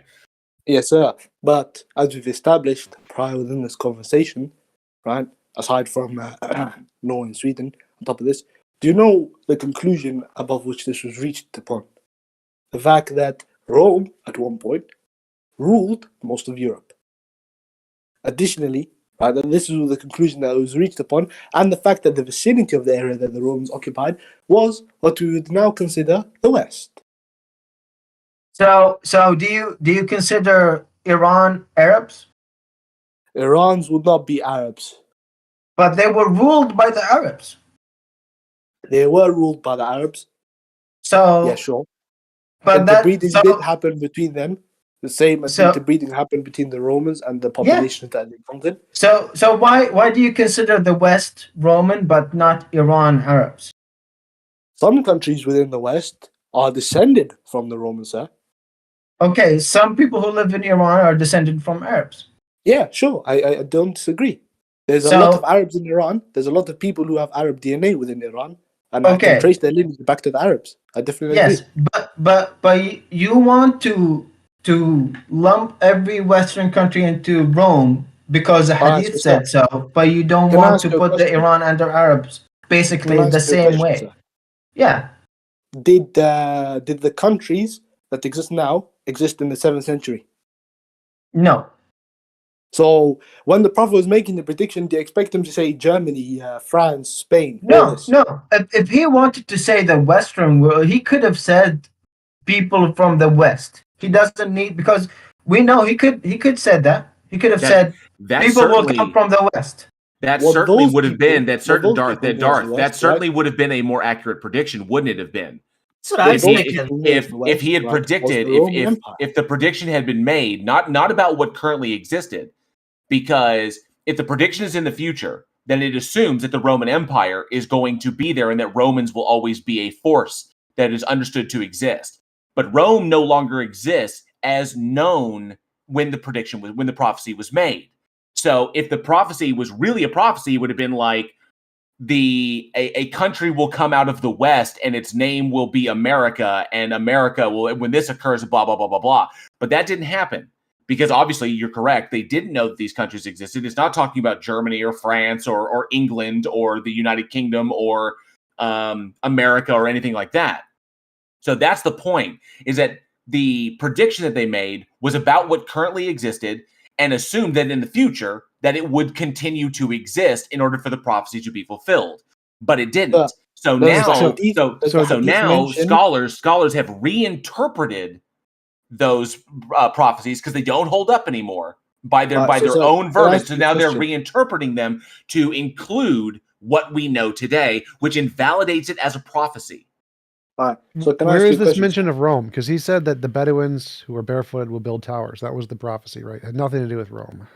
Yeah, that was me bringing up another example of the prophet prophesizing groups of people that do not necessarily strictly happen today, but are referring to these people. That sounds fine. So if I predict there's going to be a woman president, does that mean I am the son of God? If there's a woman president, you predict it, and you know it's coming within the next few years. What was your prediction based on? Is it purely guess? Next few years. This has been like 500, 600 years. A woman president. What is your prediction based on, sir? Well, so if I just said there will be a woman president, and I don't give a time, I just say there will be a woman president, and that is the sign of the end times. And in 1,000 years it happens. Does that mean that I am the son of God? But nobody says that the prophet is the son of God. No, that's not the point. Not the point. So if I say there will be a woman president, and that is the sign of the end times, and I say I know this because I am the son of God, does that mean I am the son of God? So you're saying that there would be a woman president based on your observations? Because I have a direct line to God. God told me so. He says there's going to be a woman president. And I just say that, and I don't give a time limit. So it could be any time in the next infinity, there could be a woman president. Is that a good prediction, or is that just me saying a general fact that's most likely going to happen at some point eventually? And so it's not a good prediction. Saying a general fact that's most likely going to happen. Yeah. Do you want me to compare that and this prophecy? Now replace Tom with Muhammad. Wait. So if Muhammad says that some group of people will start to build buildings, that's what happens in every society. Over time, they start from hunter-gatherer hut building societies, and then they start to build buildings. Every society at Muhammad's time who had built buildings started as Bedouins, or people who like Bedouins barefoot and didn't have huts and had huts or whatever. So him predicting that the Bedouins would start to build buildings is no different from me predicting there's going to be a woman president. It's not only buildings, it would be competing, building tall structures with each other. Yes, and on top of this, all societies do that. All societies already did that. On top of this, sir, the Arabs, right? They did not have much exposure to the quote-unquote civilized world. They lived in a corner of their areas. Neither did the Germans. They were barbarians. Wait. The Germans did have. Wait. Stop for a second. So the Islamic world was at one point the most advanced society in the world and had trade with all other societies. Yes, it was. But was this the case when the Prophet was there? Yes. It had been. It was similar. I will tell you, it was so similar. A lot of the Nestorian Christian that fled the Roman went to Arabia, and there was multiple societies and communities of Jewish people and Zoroastrian who lived in Arabia. I'll tell you something, sir. Let me finish. And they interacted with people. Even at the time of Muhammad, when he comes up and tells stories about the previous generations, Arabs already heard those stories, and there were people. They will come up and say, "Okay, he tells you about Qawm Salih, the people of Salih. I will tell you about the emperors of Persia, and tell you their story and miracles." So those stories were not unknown, and the Arabs at that time were mainly most of those cities were mainly trading ports or trading hubs. So they had interaction, and we know that Muhammad had interaction with a lot of community because he himself said that he went to Syria, he went to the civilized world. He did go to Sham. He even had interactions with the Romans. We know the Muslims were the Romans. So you cannot say those people who you claim to be isolated that did not have interaction or knowledge of big buildings. They did not have interaction, sir. Well, let me give you an example of a different prediction. So let's say that there was a religion who had a holy book that predicted that the world is 4.3 billion years old. like the Earth. That's about right. So that's a pretty specific prediction, right? That would be pretty good, wouldn't it? Yeah, I would say that there would be an element of truth in this, right? Yeah. So the Bhagavad Gita or the Vedas does predict that. That's a much better prediction than predicting that Bedouins will build structures, right? Because you can already know people build structures because you have any experience with people, you know they build structures. But you can't know the age of the Earth. That's a lot more impressive, isn't it? Yeah, sure. It is impressive. Hey, TJump, someone in our audience named Little with an exclamation point has asked that you wanted me to let you know to tell you that you need to make multiple predictions and they need to be accurate in order to be a prophesizer. No, it can be one. Like one prediction is still an accurate prediction. It's still evidence. Like the more you make, the better evidence. But one is still good. All right. So I'm limited on time now, but I'm gonna explain this point one more time, and then also gonna bring up, if you mind, gonna bring up another prophecy. Before you go to another prophecy, you focus on one. I'm gonna explain this point, and then I'm gonna bring up another one, sir. If you mind. I want to say something. I want to state something before you go to another prophecy. So I'm gonna explain this one first. You can explain. I'm talking about the same one. So the prophecy you focused on is that they're gonna extend in building. They're gonna build a lot. But there's two more prophecies in the same hadith. In the same hadith, there's two more prophecies talking about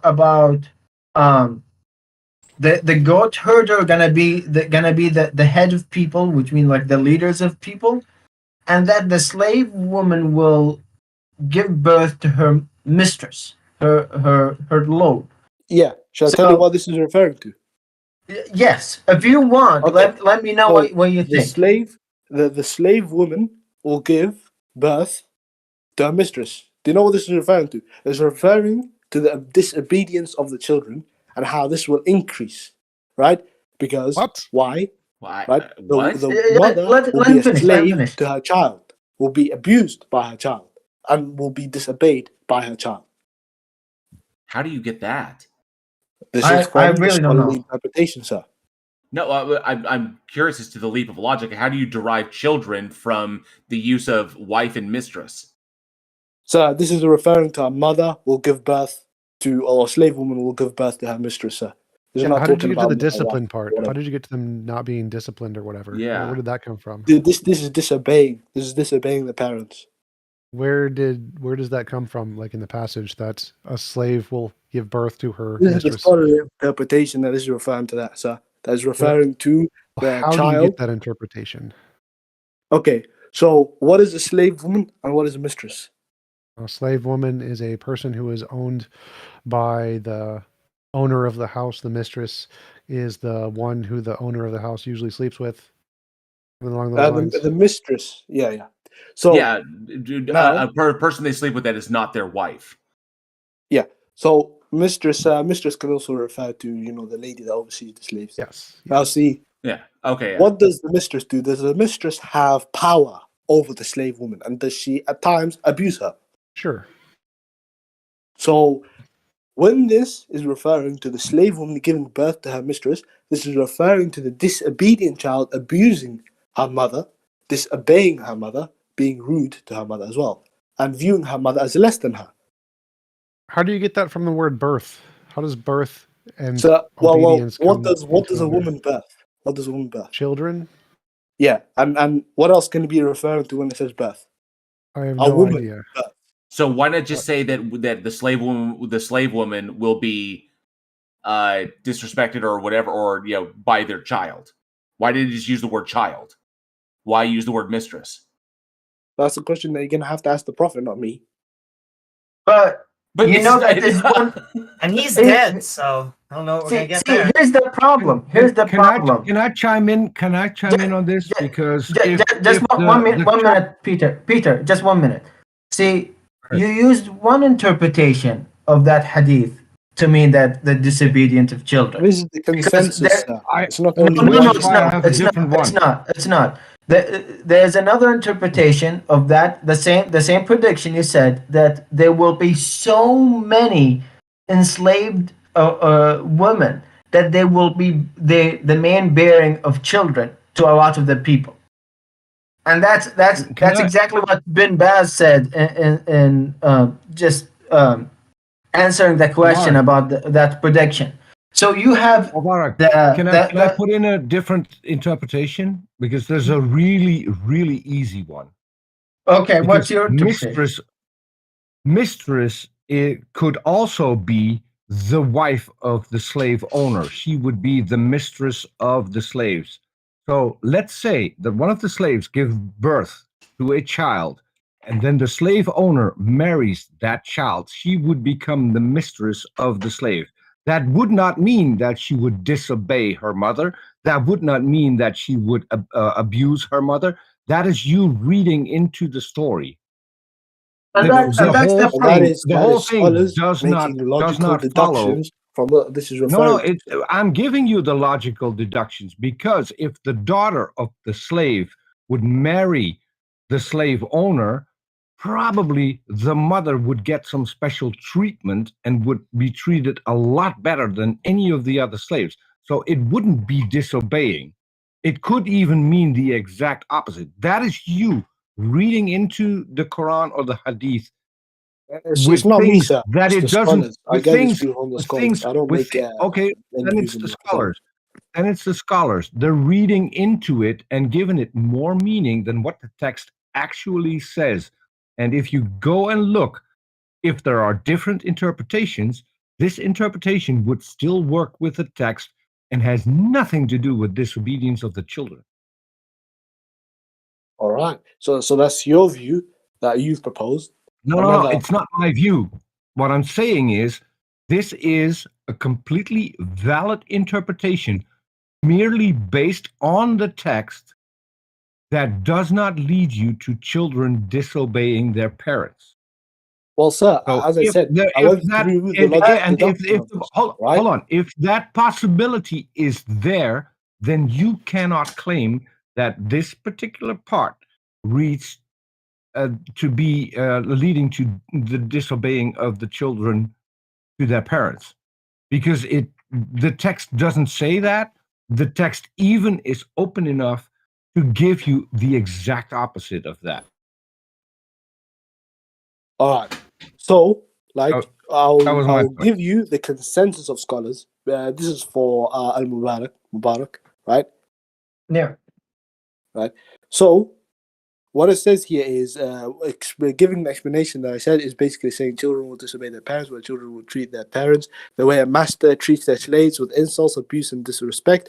And then he agreed with the opinion of the majority of scholars, which was cited by Imam an-Nawawi, for although slavery exists, women slaves who gave birth to their master's children has been happening since the time of the Prophet. And this is Fath al-Bari 1/122 to 123. So citing here that this is a consensus of scholars. And that's the consensus of among them. Wait. The consensus in which year? The consensus, this is a scholarly consensus. You do realize that scholarly consensus. But you're talking about the several time periods. You're talking about the Nawawi who lived in like 1100. Yes, sir. And how do you think scholarly consensus work? Well, scholarly consensus could change based on different evidence, and that's the thing. That if you have new evidence, will change the consensus. Yes, sir. But where is this evidence derived from? The Quran and Hadith, right? So scholars, they go through the Quran, Hadith, and they come to a consensus. Now, if new evidence comes to light that certain evidences are weak, then the consensus shifts. You're right. Yeah, in that case, yeah. So it's not my opinion to say that it's just that there will be many slaves. This is the opinion of Ibn Baz, who was the Mufti of Saudi Arabia, and he was almost like they will call him the Imam because he was such a scholar to that point. So yes, sir, it's not the consensus when you have scholars, sir. It's not the consensus when you have someone so immensely regardless in scholarship say different. Disregard your interpretation. Consensus of scholars has to be had in order for the ruling to be made. if I can jump in here, because we've been going around this in circles, and I know that you could bring up prophecies all day long, and we can keep knocking them down and pointing out why they're too vague or why, whatever. The same thing would apply to the Bible. The same thing would apply to any holy text that makes prophecies, regarding the future, and how, these things don't work. Obviously, the stage in and of itself is about, why you believe in a God. You believe in a God. What God do you believe in? Why do you believe in this particular thing? And just going to the book, here's the problem: is that you've already conceded that it requires faith, that there is no evidence for God, that it requires faith first, then you can understand or believe that God. So you first have to believe with no evidence, and then somehow you'll be validated in that. So that doesn't make any sense. Then you go to citing the Bible or citing the Quran or the hadith, but that's problematic in itself, because that assumes that God exists in order for any of that to actually hold water. So that's problematic. The whole point being is it comes down to your faith position. You hold the faith position that the God, that Allah exists. Okay. But we've pointed out that there's problems in that. Faith is malleable. Faith is, based on your feelings and your intuitions, not on actual evidence. Faith can be manipulated by other people without you knowing it. Faith can be misplaced. So faith is not a reliable tool. You still haven't justified why we should ever use faith to make any determinations about reality. That's the important question here. Not going to try to nitpick the Quran, not nitpicking why the other holy texts are wrong, because there's no methodology that you can assert without begging the question to determine which one is correct and which one is not. Okay? So it comes down to it. Why would you ever use faith? Given the inherent problems, why would you ever use faith to determine the truth about anything? Well, again, faith directs what your belief is. No, but why would you ever use it? I don't use faith at all. I have no faith. At all. I use no faith. I predicate my beliefs. My beliefs are predicated upon evidence and me being convinced by that evidence. Faith is not going to. I don't accept things based upon pure assumption or based upon how I feel, because when I do that, that can set me up for failure and can set me up to being taken advantage of by con men, grifters, and snake oil salesmen. So the point is to eschew faith so that you can't be taken advantage of. Have you heard of intuition? Do you use intuition, sir? I have utilized intuition, but not to come to conclusions on things, because my intuitions can be wrong. Okay, now let me provide you with a hypothetical situation in which your personal feelings will matter. Now, see, you have a big man. You're walking down the street at night time. You have a big man wearing a hood, right? Okay. Holding his hands in his pocket, and he's walking towards you. Now you, following your intuition, you have the option to cross the road before you and that man interact and collide with each other. You don't know. You don't have evidence for what's going to happen. You don't have evidence that he's either going to stab you or he's just a normal guy and he's going to walk past. Okay. Now, using your intuition, will you cross the road? Yes or no? No. So and I wouldn't use my intuition. I would logically conclude there's no reason to think that this person means me any harm until they demonstrate they mean me harm. Okay. So you're saying that despite the fact that would you feel threatened by a huge man wearing his hood at nighttime, holding his hands in his pocket? Would I feel threatened? No. You wouldn't feel threatened? No, I would not. So either you have no fear or you are simply lying. No, of course, human beings have fears. That particular hypothetical scenario you're trying to fit me into would not apply, because everybody's position is different. If someone had been harmed in the past by a huge person wearing a hood at night, then yeah, they might be inclined, but that's because they have evidence that large people in hoods walking at night have a propensity to do you harm.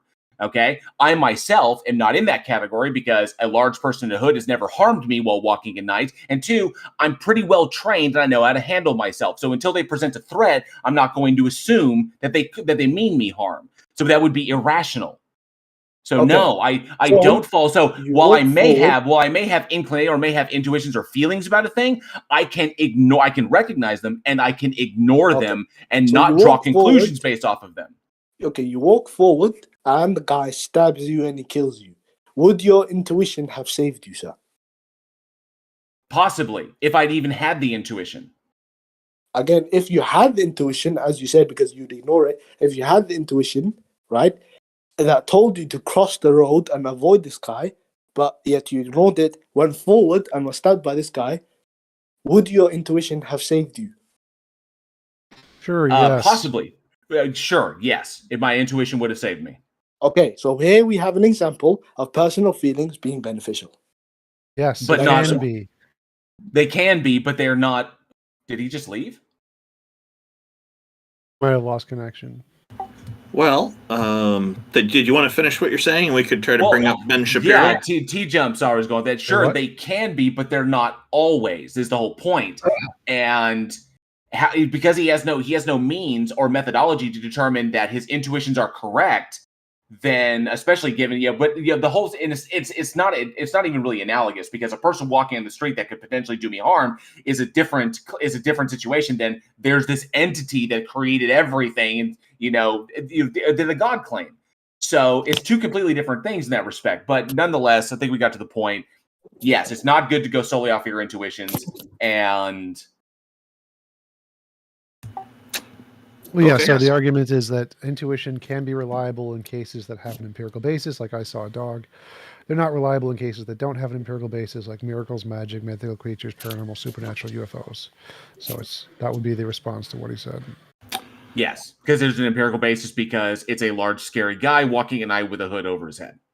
There's an empirical. He's there. The man exists. The God itself does not. So. Well, we have a live wire on with us now, a Daily Wire guy. Ben Shapiro, welcome, and thank you for joining us. What have you got for us today, sir? Big fan of your wife. Hello, thank you for having me. You're really on the Ben Shapiro show. Okay.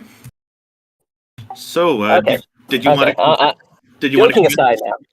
to convince us that a goddess or a god exists, or did you have something else you wanted to raise with us? Well, I have multiple things. First, I do want to address the faith accusation. I think faith, it doesn't call for you to have faith in something. It just means a belief in it. Like you trust in the information being given to you, regardless of the evidence given. So faith, it doesn't matter how much evidence there is for it. If you have a belief in it, that's faith. Like I have faith that that electric theory is real and true, and Ohm's law is undisputedly true. I have faith in that. No, we have evidence for those. Yeah, no, but I still have faith in that. Well, no, you don't have faith because you understand why they work, and in application, we can see that they work, and we can make predictions utilizing them. So faith is not required. So because we have evidence to back it up, so that becomes that's knowledge. You know it. Well, but faith is just a belief in it. It doesn't matter how much evidence you have for it, because there's going to be different levels of evidence for every sort of information that you have. So there's no real way to quantify how much evidence you'd need for it to be faith. Well, sure there is. Like TJump likes to say, novel testable predictions are a really good part of that. But you also want to make sure that you're not conflating faith with trust or confidence, which are both empirically based. Is that we have the evidence. That's what faith is. The definition of faith, it doesn't matter how much evidence there is. It's belief without evidence. Well, yeah, so that would be just pure blind faith. I mean, like that's just pure blind faith. But faith does not require no evidence or a ton of evidence. It doesn't require any of those things. Faith is just the belief and trust in it. Now, there's different levels of faith we can describe. But blind faith seems like a marketing term. It seems that all faith is bad. Wait. You would need a methodology. I got stop. Please stop. If you want to define faith that way, that's fine. What's your evidence? Wait. Okay. We'll skip past the faith thing. So, question. Do you know? Have you looked into Genesis 22? Yes. Why? Bible. What is it? What is your argument? Why would Genesis 22? Why would we even appeal to the Bible? Because for you to have any, like, I come from the presupposition that God of this world exists, and for me to really have any solid evidence or beliefs about that particular God, I would have to appeal to what the Word of God says. I can't just make things up willy-nilly because God exists. That's true, but the existence of the Bible does not logically entail that the God exists. Just like you don't believe that the existence of the Vedas. Yeah, that's fine. Yeah, exactly. So, like, can we let him finish? Like, so you brought up Genesis 22. Why? What is your point? Okay, so Genesis 22, it marks out. This is where Abraham is sent to sacrifice his son. So when in Genesis 22:2, it talks about, well, I want you to sacrifice your son in Moriah, in one of the mountains. I will lead you up to sacrifice your son there. And later on in that chapter, of course, you see he stops him. He says, "Hey, skip to the point. Like, what is the purpose of you bringing this big passage to us? Like, I know what it says. What because prophecy was there was actually a prophetic word being given here. It says, on this very mountain, I will fulfill the promise of giving you your offspring. The offspring will bring peace or it will bless all nations." That's what the offspring will do. So when people talk about like the offspring, it's referring to the promise of Abraham. So like we see it in Genesis, I think 12:3. We see it in. What is the purpose? You're saying there's some prophecy, and prophecy is evidence of God or something? Is that the when you look at the promise given to Abraham, it talks about the offspring many times. The offspring is, well, if you look at the Jewish interpretation, they think it's themselves. Which Abraham didn't exist. I don't think any Jew in existence would go, "Oh yeah, we're meant to bless all nations." No, they're for themselves. Orthodox Jews, they're not very appealing to like. Abraham did not exist. And not only did Abraham did not exist, that story is immoral, and I don't see where it would be a prophecy. But just like TJump, that's actually a more fundamental problem, is the fact that he did not exist, so he can't actually make prophecy. Wait, Abraham in Genesis 22 did not exist. You're saying Abraham did not exist at all? Like that wasn't Abraham sacrificing Isaac. Right. Correct. Where do you come to that belief?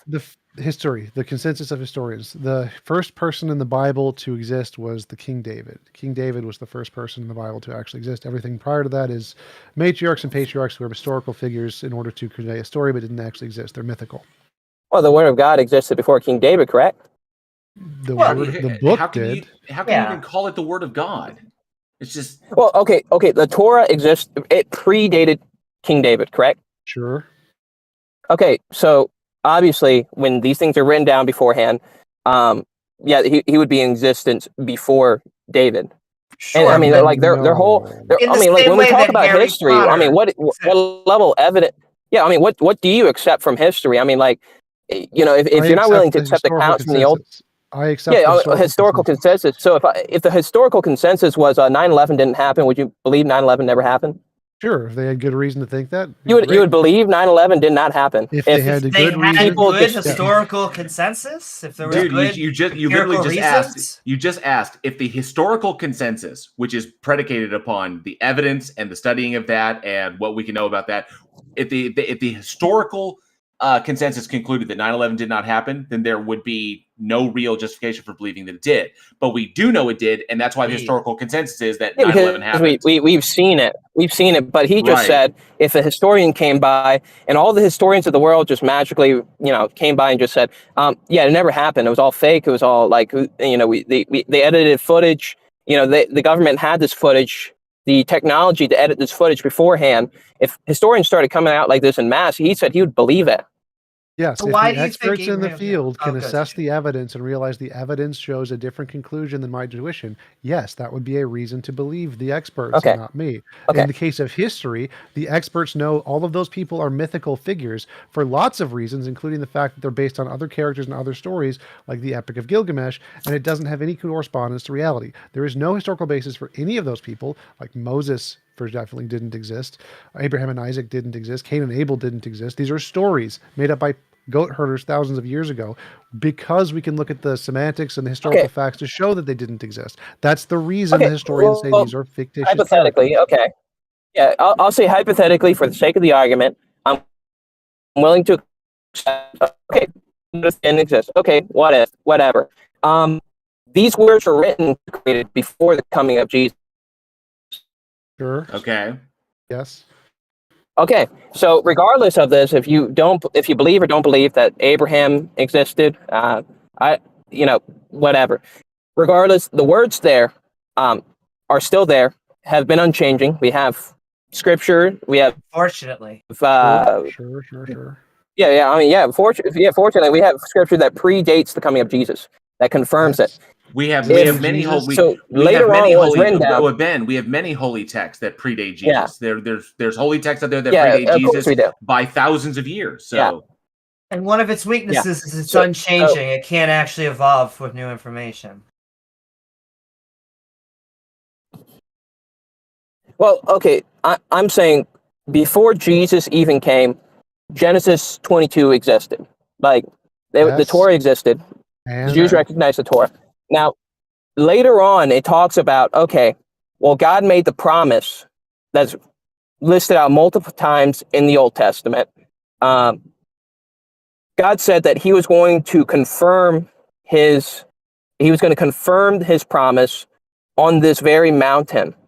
And what do we see later on where Jesus dies? Well, he died on Mount I hate this word. Golgotha.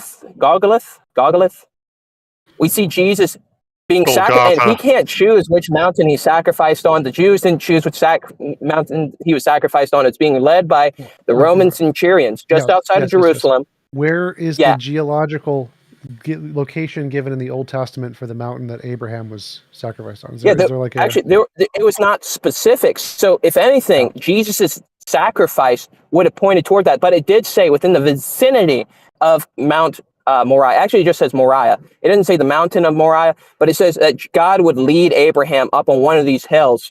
And what happens with Jesus? Well, Jesus is sacrificed on the hill at the base of what's currently known as Mount Moriah. And then he stayed dead at the end. Wait. So the Old Testament doesn't say which mountain it was on. It just says in the general vicinity of the Middle East.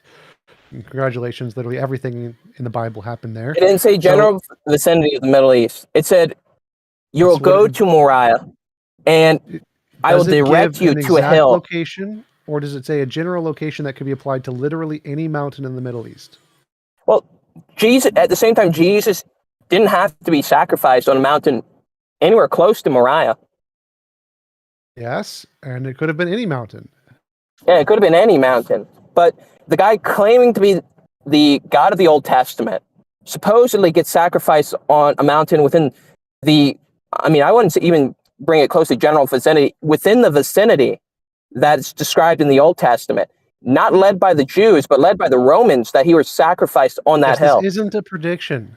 Saying the Messiah will be sacrificed on a hill somewhere in the Middle East is not a prediction. Oh, it talks about the offspring, but they don't know who the offspring is. To the Jews, they think the offsprings themselves. Makes no sense, because what do you hear Orthodox Jews going around? We're going to bless the world. No, they don't say that. They say they're for Israel. They're Let me give you an example of a good prediction. Like if the Bible said the world is 4.3 billion years old, would that be a good prediction? If the world was that would have to. That's okay. So you'd be coming from the presupposition that. Would that be a good prediction? Yeah. So since we have confirmed this with science that it's about 4.5 billion, would that be a good prediction to have? It's confirmed within your metrics. It's confirmed within. Just hypothetically, say science is right. Would that be a good prediction? Yeah, sure. I mean, like, are you going to say Hinduism is now proven because Hinduism made this prediction? But the only reason we know that it's this old, we think it's this old, is because of the metrics of which we input data. I don't care about the age of the Earth. The point here is to compare the quality of the prediction. One prediction gives it a very specific, precise date that could be wrong in a lot of ways. And if it was wrong in even a little bit, it'd be easy to tell it was wrong.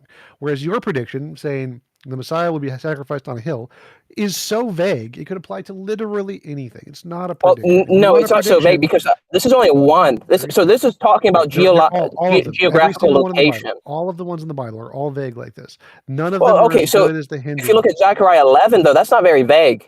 It says that the shepherd would be slaughtered by his sheep and sold off for 30 silver pieces, and that's exactly what Jesus was sold off for slave wages. It even talks about that in Zechariah.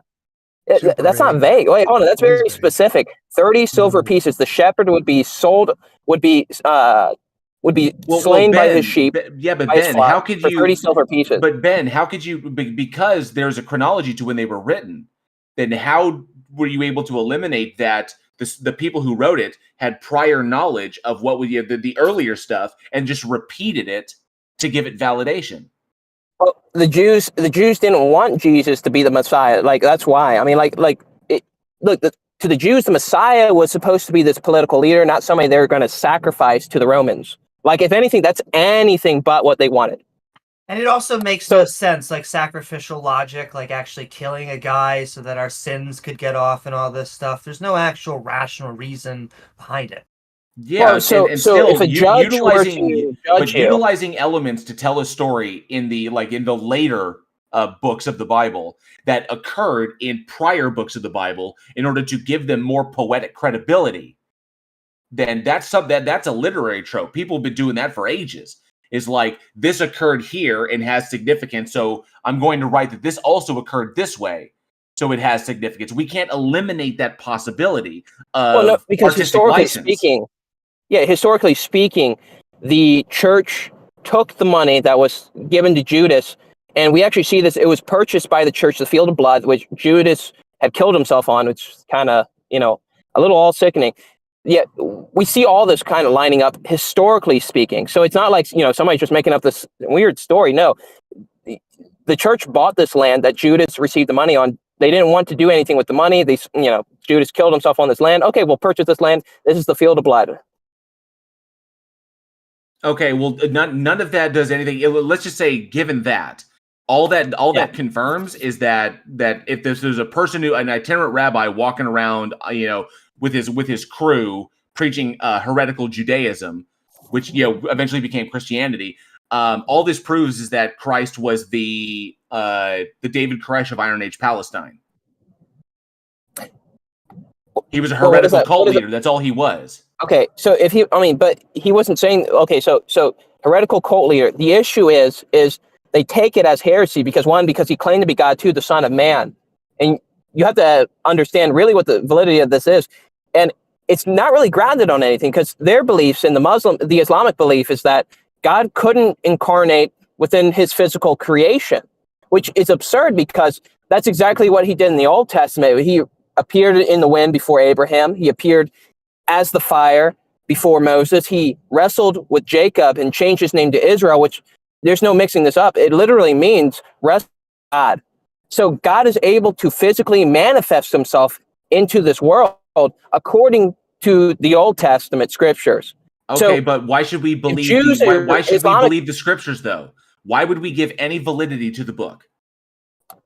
Well, why would we give any validity to the book? I depend on the sacrifice of Jesus Christ. They'd give it to tradition. This is what our forefathers believed. It must be true. I believe in God. Nation is blessed. The Jewish people, they have a different belief. My belief, and I think it's to each their own. Let's pretend everybody has a different root. But let's pretend we're in a legal system, and instead of so you commit a crime, and instead of actually going to jail, you say, well, we're going to put my daughter in jail. And you know what? She's sweeter than me. She's nicer than me. She just does a lot less horrible things. And I feel like by putting my daughter in jail, that is a sufficient punishment for maybe the fact that I killed someone. Would that be would that make sense to you? Well, that seem fair, judgmental? Sure. I have a question. Did this daughter willingly do this? Or did she willingly? Was it not for, yes, absolutely. Was it even the daughter's? Hold on. Sure. Was it hold on. Was it the daughter's idea to do this? Was it the daughter's idea? No. She's 9 years old. Okay.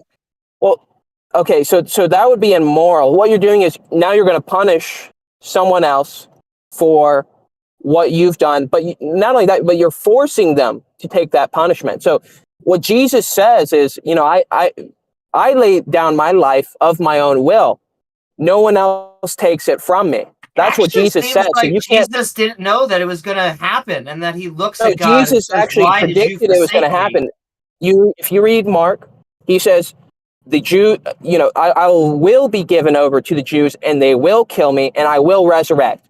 Mark said, it says this in Mark. I think it's 14. I think Mark 14. Okay, so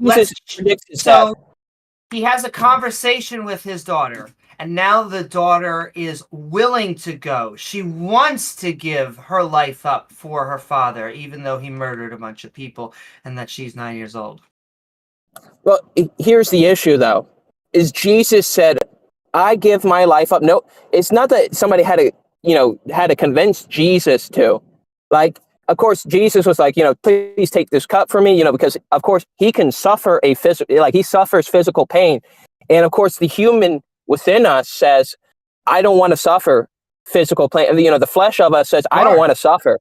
And Jesus, of course, was contending with that in his fleshly form. He didn't have the divine, what do you call it? The attribute, not attributes, but he had flesh and blood. Like he had to suffer as we suffered. So, of course, this is conflicting for himself. And so, yeah, he said, if anything else can be done, please pass this cup. But if not, your will be done.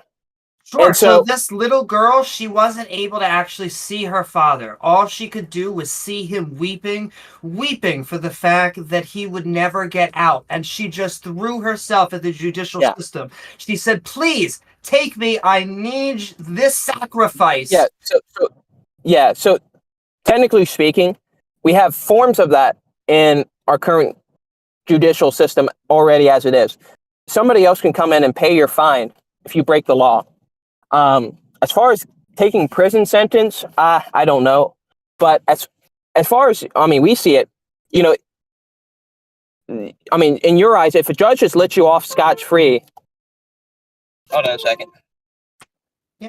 If a judge just lets you off scotch-free, is that judgment? Or is that justice? If he just lets you go? That's mercy, with the understanding that they looked at intent and whether you're going to commit the same crime in the future. That's injustice. That's injustice being done. I wouldn't say that. Well, yeah, that just goes to show that, absolute justice and absolute mercy, if you are absolutely just, you cannot be absolutely merciful. And if you're absolutely merciful, you cannot be absolutely just. But before we go... that's actually what we've seen, though, is that this is the actual mixture of absolute justice and mercy being done. Is that Jesus Christ, while he's the one who he judges the world, he's also taking the punishment of the world for those who are willing to accept his sacrifice. So we see it here. Justice or mercy. I view it as evil. I view it fundamentally you view it as evil that the judge would come down from his chair and take your punishment from you? So, Sure. Do you think that if a judge sent your 9-year-old to prison for life, that it would be either justice or mercy? Hold on. So, yeah, this is an issue because, well, first off, 9-year-olds. First off, they don't really consent. Second off, for a parent to willingly, just come by and he's just hey, son, you're going to take my punishment. That's a little bit. It seems like such a waste. Seems like such a waste of effort. It's like he's like, why was all of this necessitated? It's very, very weird when the God that you're describing would not need to. The God that you're describing could have accomplished this without all the violence. Wait, what are you talking about? Like, are you saying could God have given us salvation? Like, let's just say sacrifice. Like Jesus comes earlier. Is that what you're asking? No, I'm saying that the God, as you define it, as you believe in it, and all of its infinite power, would not need to rely on a blood magic ritual in order to forgive everyone or save everyone. Everyone could just be. Everyone could. Hold on. So when you phrase it as a blood magic ritual, first off, that's not what this is. It is a blood magic ritual. It's a blood sacrifice. If it's going to become this kind of conversation, it's a blood sacrifice. I'm not willing to participate in it. Hold on, I'm not willing to participate. It is a blood sacrifice, is what it is, because he gave up his life and died through torturous effect, as a result of torture and death. So yes, it is a blood ritual. He sacrificed his life. First off, it's not a ritual.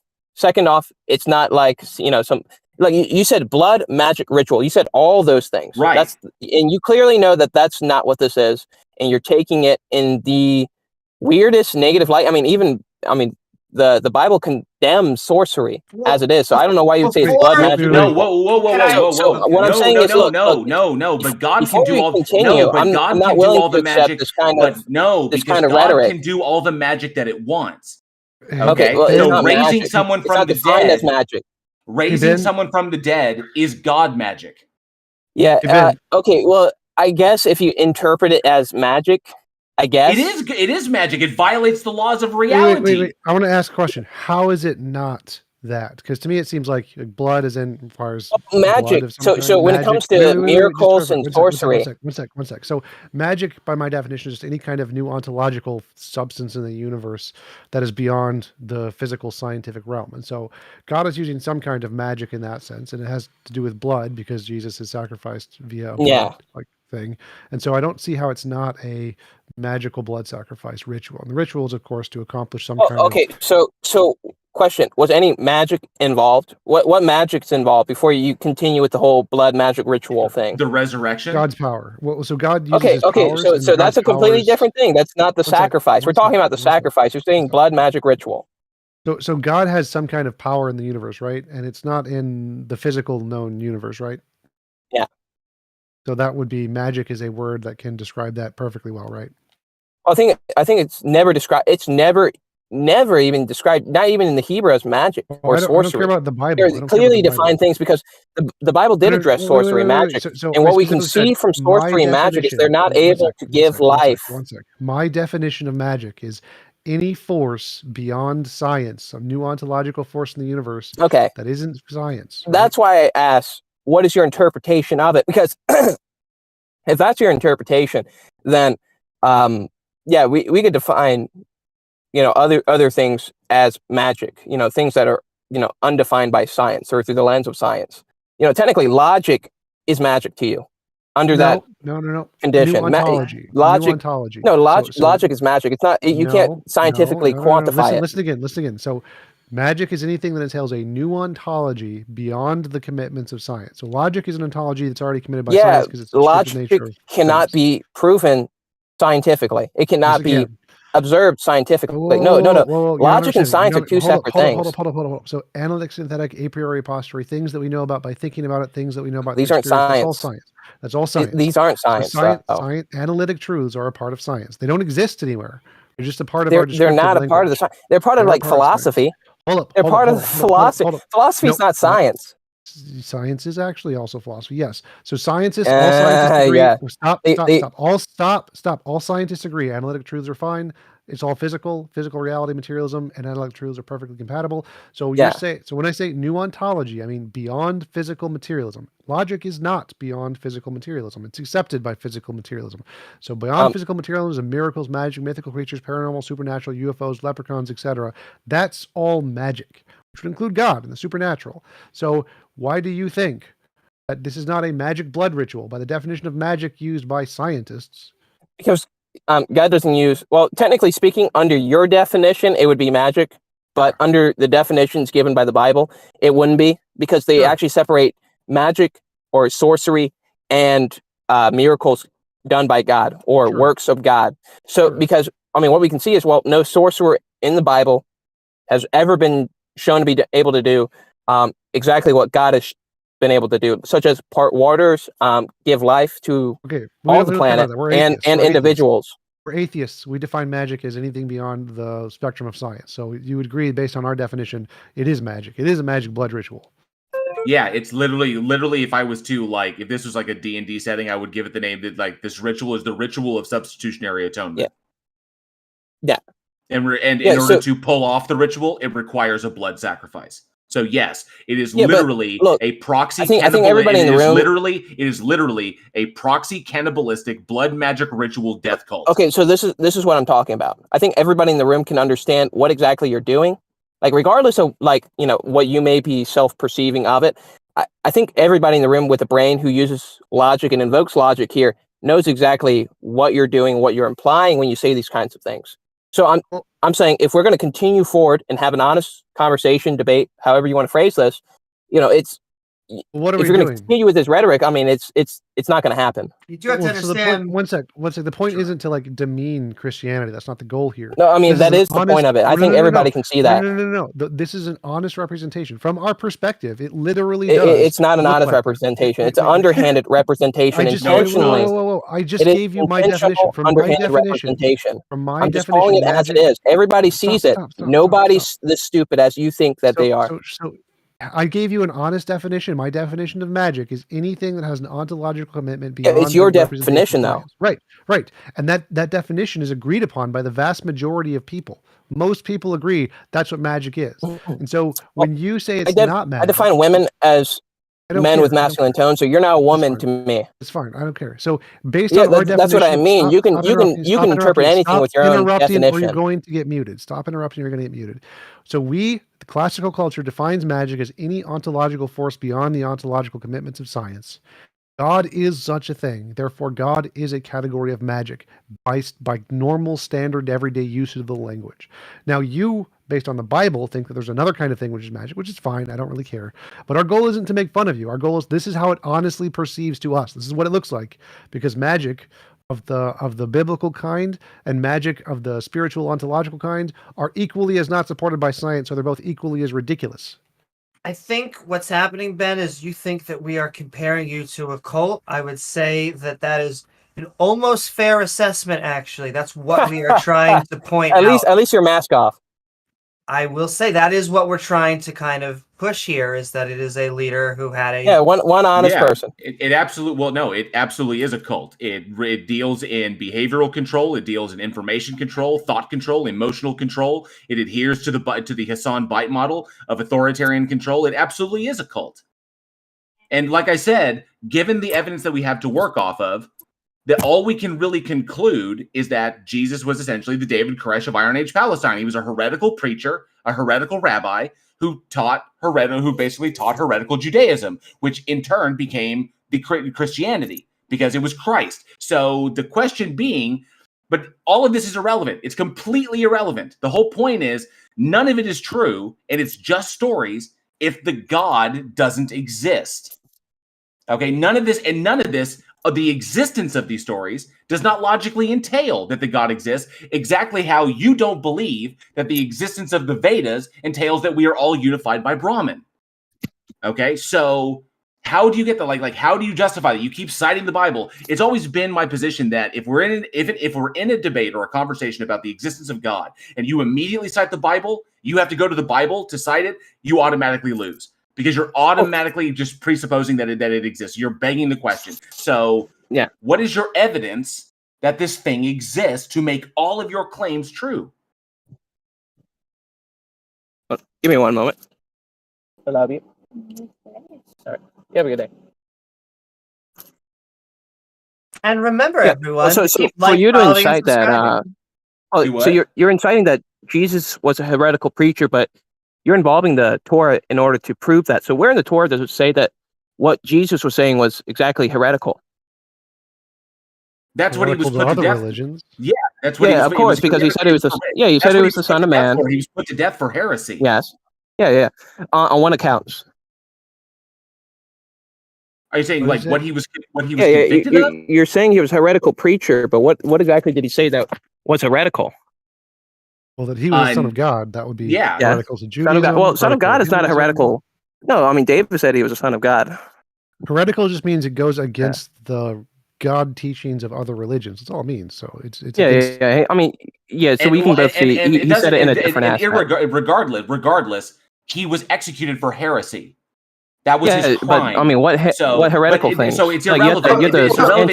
It's completely irrelevant. It doesn't matter. It doesn't matter because the Jews considered him a heretic. He was convicted of heresy and he was executed for it. So it doesn't matter because it's just a story in a book. But it does matter. You're saying he was a heretical teacher. No, it is just a story in a book. Whether or not he was a heretic is irrelevant.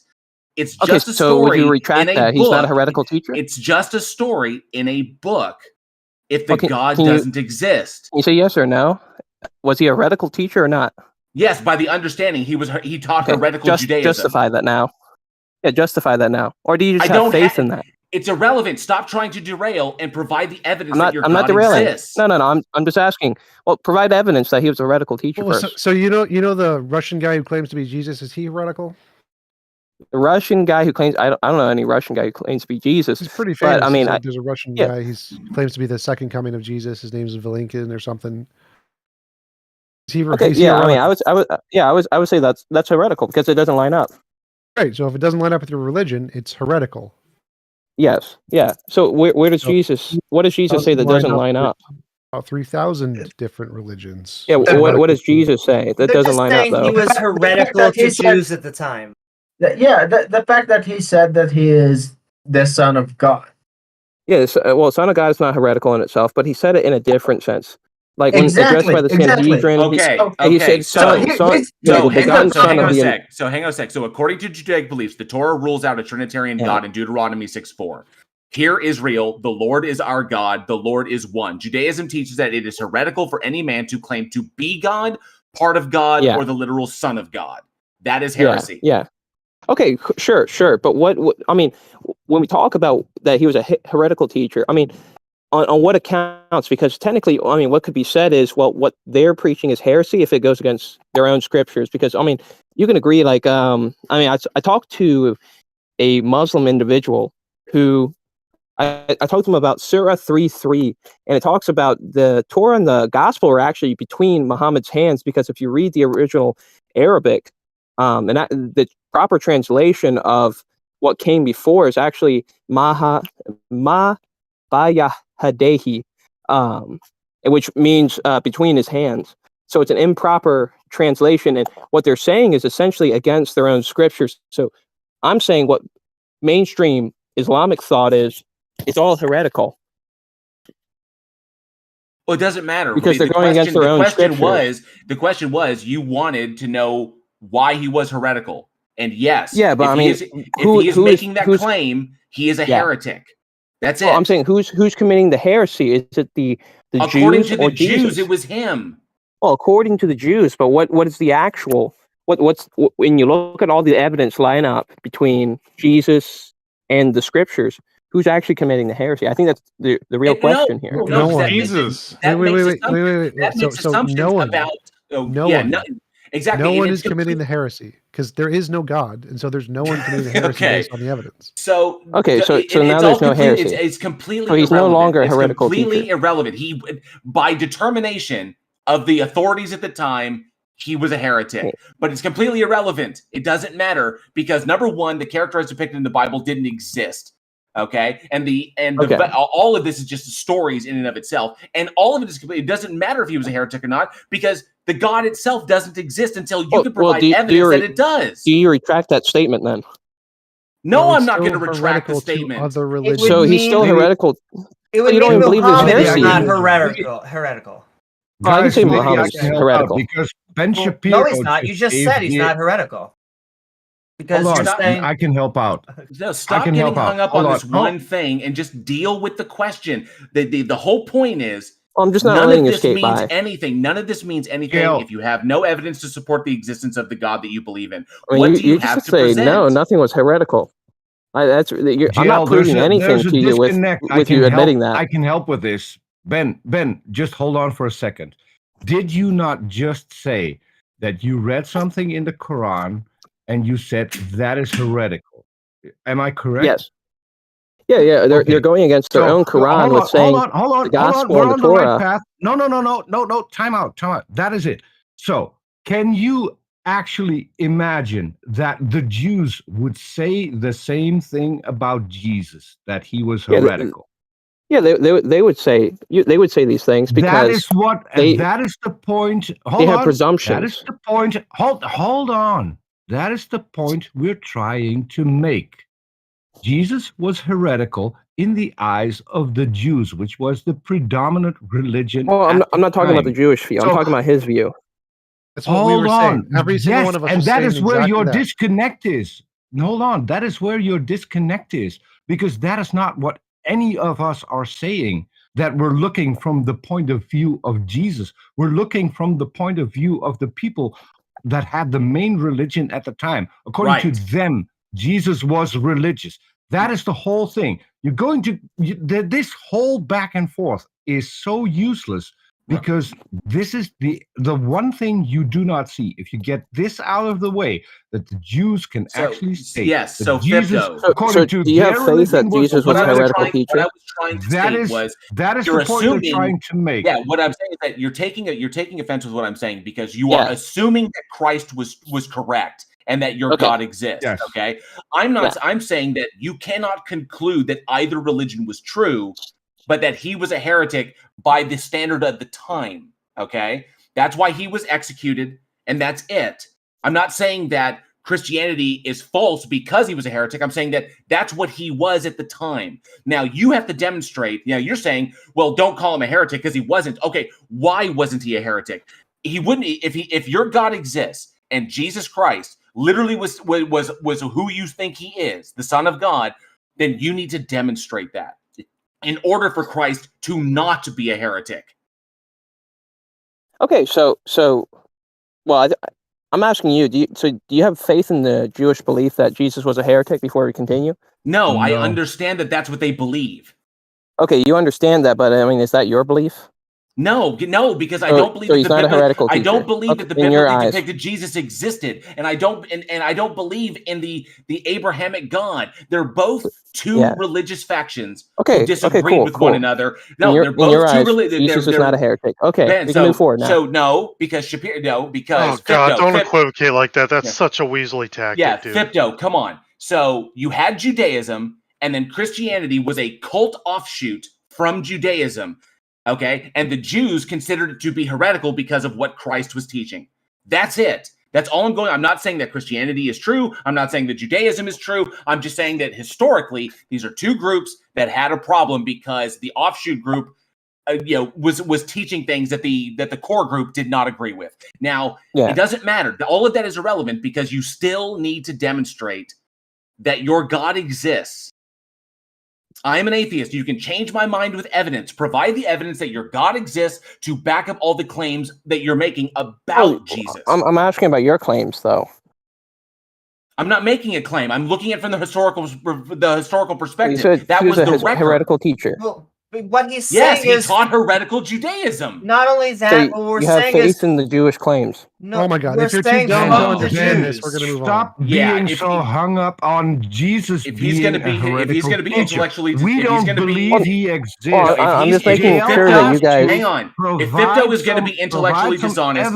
If Fipto is going to be intellectually dishonest, there is no reason to continue the conversation. Was Jesus heretical to the Jews, yes or no? To the Jews, yes. Yes. To the Jews, what Jael he was said perceived was correct. as heretical. So Jael was correct. Jesus was heretical. Yeah, but I'm asking about his view, and he said in his view, he wasn't heretical. God. Nothing is heretical. We don't have views. This is the point. Okay. We don't have views. Yeah. The atheists think the Jews and Christians are both wrong. I mean, you guys obviously have views. So Fipto, I don't believe that Jesus is a heretic because your God does not exist. Okay, you can't be a heretic if the God doesn't exist. You can just disagree with somebody, and they could call you a heretic. I'm just going to say you're both wrong. That's what I was saying, but you had a problem with it. I said, so you don't believe Jesus was a heretical teacher? Hang on a second, Peter. I have a problem with you getting hung up on this one thing, as though it was completely relevant to the entire topic, which it is not. Yeah, it is. It is. It isn't. It's relevant in the way for Jesus to not be a heretic, that means that your God has to exist. And Jesus had to be telling the truth about all of these things. The only reason. Logically, so go ahead and provide the evidence to back up your claim that Jesus was not a heretic. Well, I'm just bringing it up. The only reason I'm steelmanning you on this is because you apparently do have some views on this, and you keep saying he's the heretical teacher, but I need you to quantify that or justify that, because you even said in your own belief system you don't believe he's heretical. So why even call him a heretical teacher? He thinks he's heretical. Jesus being heretical. Provide evidence that the guy even existed. There's no point. That is what. Look. How do you not understand that? Look, Peter, wait. Ben, how do you not understand that Jael thinks both the Jews and the Christians are wrong? Oh, I know he thinks that. Okay. Well, then why are you questioning it? Okay. Because why he's hung up on No. Specifically, I'm asking, Peter, please. I'm asking why you're doing this weaselly tactic of trying to say, it's not oh, a weaselly JL. tactic. No, yeah, it is a weaselly tactic. I'm going to show why There's it's no a weaselly weaseling. tactic. Yes, there is. No, I'm I'm going to show asking you him how to be it is. honest. You don't want me to show how it is because you're being weaselly. Now, I'm here's not how being it's a weaselly. weaselly I'm tactic. asking him to be I'm honest. showing you how. Please Yeah, stop interrupting you think me. I'm being Please weaselly. I stop think you're being interrupting me. weaselly. Please stop interrupting me. Anyways, you're trying to say, oh, JL doesn't think Jesus was a heretic. Yes, JL thinks Jesus was a heretic to the incorrect belief that the Jews held. He also thinks that Jesus' claims were incorrect. Both things can be true at the same time. He can believe the Jews are wrong and the Christians are wrong. He can believe Jesus was wrong under the false beliefs of the Jews. What is the problem here? Why do you keep trying to obfuscate this point? Because I asked him to quantify within the Jewish text how exactly he was heretical, because Jesus argued from the scripture. He did that. So why are you still where trying to did he do confuse that? He said because the Jews said so. Yes, that's the point. The Jews have this false belief. Yeah, but I'm talking about doctrine here. I'm saying, where can you point to that says that Jewish doctrine, Jesus can't be the Messiah? Move on. Okay, why? I pointed it out. I pointed it out, Ben. about I Jesus pointed being it out in heretical Deuteronomy. because it is irrelevant to anything on this page. I pointed it out in Deuteronomy. Okay, I gave you literal scripture to back it up. We need to move on. Okay, wait, when did you do that? Okay. We need to what? Move on. All right. We need to move on. Here. Okay, we're in Deuteronomy. He's either being a troll or he's incapable of comprehending the point. All right. Yeah. TJump desperately what he was wants to move trying on. to do was he wanted to prop up his Jesus guy by making you say he's not heretical in Christianity, therefore he's not heretical, which was never what the claim was. And he was just deliberately trying to make you make that statement because it tries to make him look good. And that was it. That was it. He was just never going to give up on that point.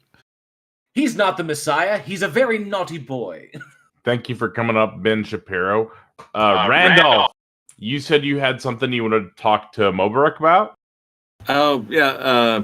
Mobarak, because you have this background in Islam. But first, I just want to say thank you to Ben Shapiro for taking his precious time away from PragerU and Livewire, Daily Wire to come and join us on the Theist Helpline. That was wonderful. And once again, I want to thank his wife. So, Mobarak, I was talking with some people on Clubhouse just a few days ago, and there was an ex-Muslim there. He had an interesting idea, and I'm curious what your thoughts are on it. He was saying that in some of these conversations he has with Muslims, and he's seen others have with Muslims, is one of the defenses that a lot of Muslim apologists use is that we should be relying on the original Arabic texts. And his solution to that was interesting. He suggests copying and pasting that Arabic into Google Translate and going that way. And I thought, this is actually a neat way to deal with that. What are your thoughts on that? I did mention that my understanding is that there are multiple Arabic versions of the Quran as well. But I'm curious what your thoughts are on all this and using Google Translate to answer this. Google Translate will fail to translate the Quran because the Quran is written, the Quranic Arabic, the language the Quran is written in, is older than the classical Arabic or the standard Arabic, because they used the Quran is more specific on some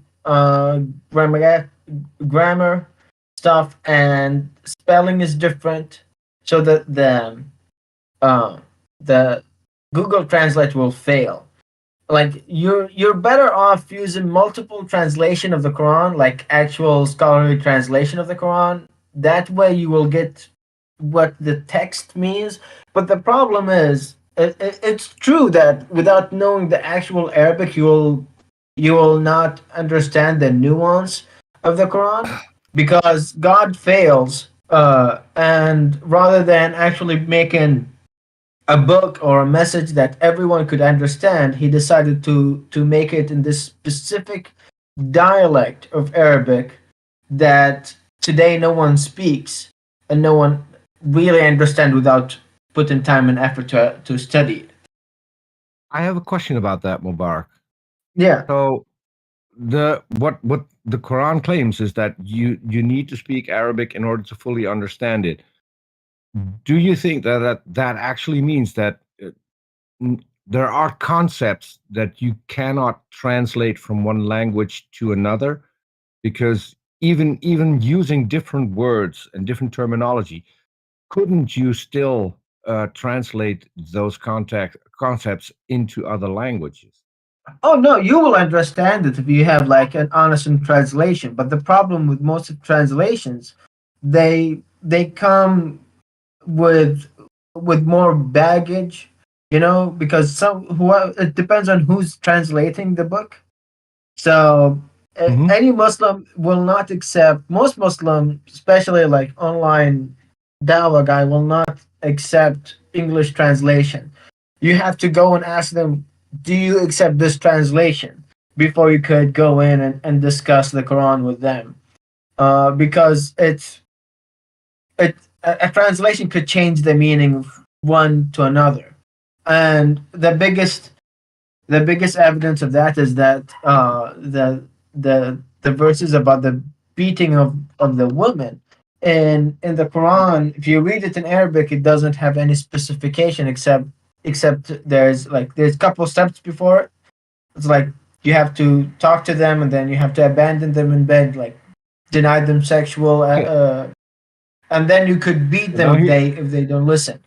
But in the English translation, they will put lightly within quotes, because that's their interpretation.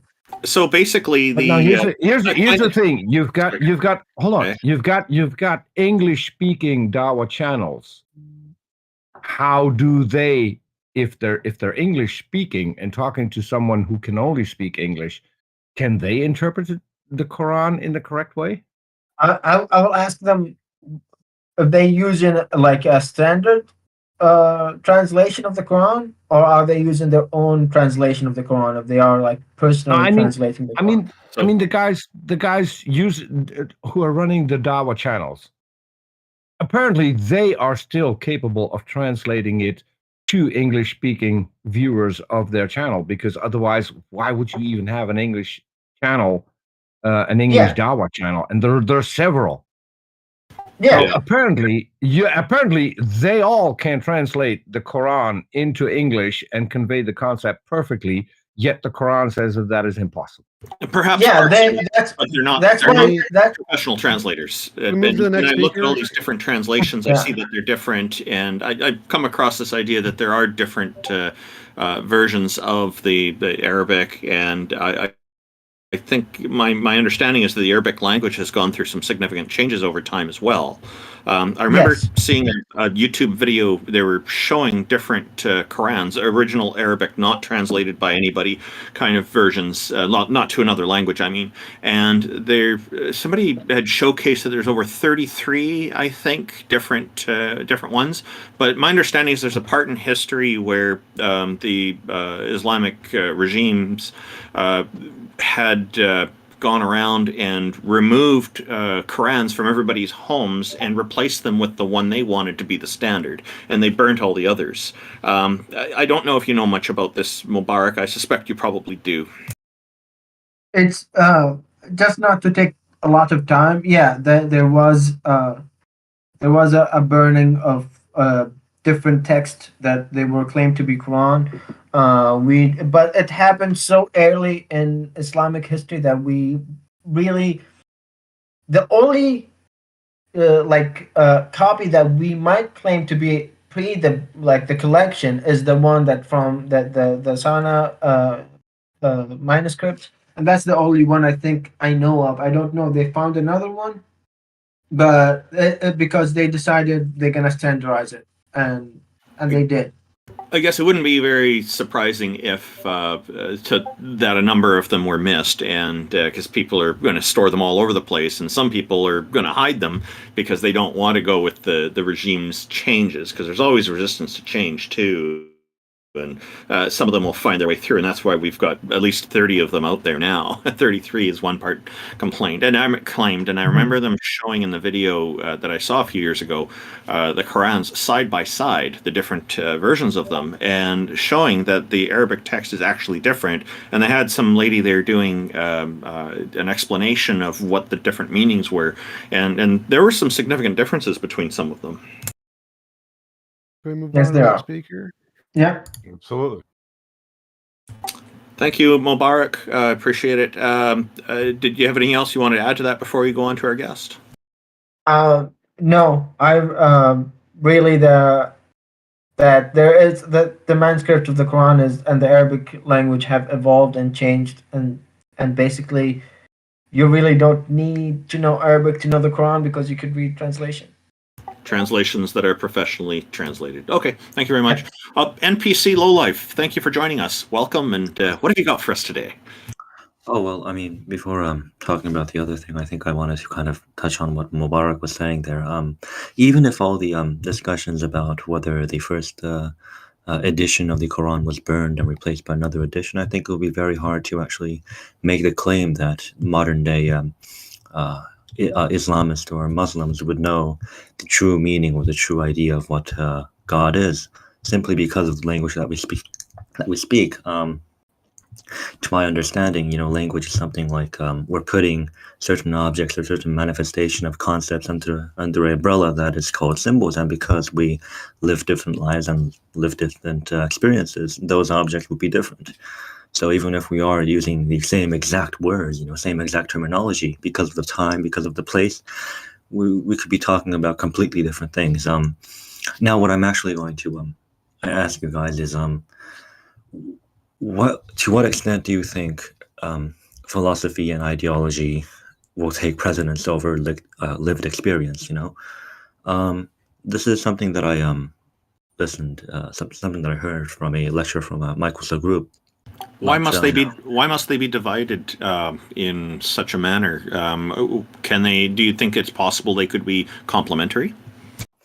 Lived experience and ideology. Well, I think certainly. Oftentimes, they are. People select ideologies based on their lived experiences, and some people choose to be atheist, some people choose to be Christian. But this is basically the main idea. If you go to a tailor, an analogy for the philosopher, and you tell the tailor to make you a jacket, and the philosopher gives you a jacket with only one arm, and you tell the tailor, obviously you made the coat wrong. I have two arms, you should make two armholes. But then the philosopher tells you that, no, actually, you're wrong. You should cut off one of your arms because my jacket tells you that you're wrong. So should philosophy and ideology be subordinate to something else, or do you think we need to be subordinate to ideology? That's basically my question. There's a difference between personal experience and science. So obviously your personal experience is pretty useless. If science tells you your personal experience is wrong, your personal experience is wrong. Philosophy is not as important. So obviously if you're trying to bridge your personal experience and science wins. Because we know personal experience is wrong all the time. And so in any case where they overlap, science is the superior ideology that you should go with in pretty much every case, no matter what. Philosophy is essentially very little different between personal experience. You can take whatever philosophy you want, just like you can take whatever personal experience you want. Well, to my understanding, science was only a method of obtaining truth. It isn't, like the Quran, or isn't like the Bible. How can you say that the science is always going to be superior when that hasn't really been the case? Because it is the case that works better than literally any other ideology at differentiating imagination from reality. So you're going at this from a practical level then. That I can agree with, but then to try and claim that science is making the same claim as the Quran is or the Bible is would be incorrect, even in your view. No, it's called scientific realism. Scientific realism is the position that science describes the world as it is, which means quantum fields are fundamental, it's uncreated, there's no God, there's no intentionality that is outside of space-time. That's all science. So that would be immune to any kind of, Cartesian, not Cartesian, but any kind of I think I forgot the word here. Skepticism? Was that? Yeah, Cartesian skepticism. Will that be immune to any of that? Well, yeah, because evidence doesn't require certainty. So the fact that you could be wrong doesn't make it not evidence. So science has evidence even if it could be wrong, because science makes predictions about the future and gets them right. So even if science is wrong, it's still more supported than any other ideology that doesn't make predictions about the future and get them right. Oh yeah, I mean, this is kind of very similar to what people like Matt Dillon said in a lot of debates. They say I would rather believe in what is more reasonable than what is actually the truth. Sometimes it can be okay. I think I understand. Yeah, and I think as far as we know, there's never been a case in human history where anyone ever got anything right that wasn't supported by science. There's no one who actually knew something and then science like, oh, you're right. Like, no, didn't happen. Science is the right one. The only thing that can counter bad science is good science. And potatoes. Is more science. Both of those things. Was that it for us, NPC? Yeah. Thank you, guys. I think I'll go and take a nap. Thank you. Thank you, bud. Appreciate your time. We'll go ahead and pull up erinyes. I think is a Muslim, if I remember correctly. Welcome back, erinyes. Thank you for joining us once again. I remember last time we left off, just a fortnight ago, that you had 6 arguments in mind, and you managed to get 3 of them presented, and then we all agreed that maybe we'd cover the next 3 in a future episode. So here we are. Welcome back. And if you wanted to continue those, feel free to, or if you wanted to cover a different topic, that's okay too. Hi, thank you for having me again. Can you hear me? Yep. Yes, sir, we can. Okay. I have one point to add about when he said about the translation of the Quran. When we compare the English to Arabic, like for example, the word friend in English has one definition, but in Arabic you can have like 20 definitions. Like you can use Khalil or Habib or Sadiq, and so on. So I wanted to add that. Sure, but that could be understood in English. Like we can actually add more words to friend to describe those kinds of friends. No. But indeed, this did come up. This did come up in the Clubhouse conversation as well as a point against the credibility of the Quran. Are you sure you want to go in this direction? No. I'm not going to that argument. I'm saying that you didn't mention that. I want to clarify. But those other definition has different context. It's not like one definition of one of them. Right, so you can add an extra word there. So if it's like good friend, you can say it's a good friend, or if it's just like a mundane friend, you can say mundane friend. So you can add an extra word there in English to make it mean the exact same thing as it's intended in the Quran. No. Yes, maybe if you add 2 words, yes. So if 2 words, maybe, I don't know. But okay. So I want to ask TJump about previous argument I used. About the abortion one. For example, yes, last time I was here, you gave me like evidence that Caesar used to have, they have cut open the woman belly and then take the baby and have birth. So, but the hadith doesn't say that. It says that مخافة للولد. It means like this for fear of giving birth. Like. So, are the hadiths in the Quran, or are they separate documents?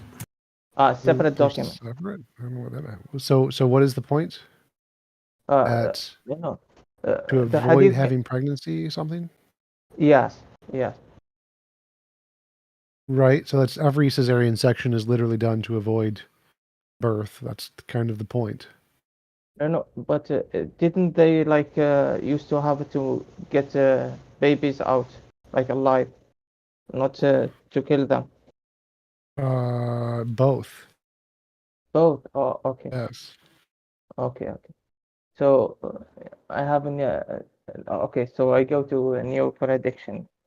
So this one is a little weird. So should I post the reference to you guys?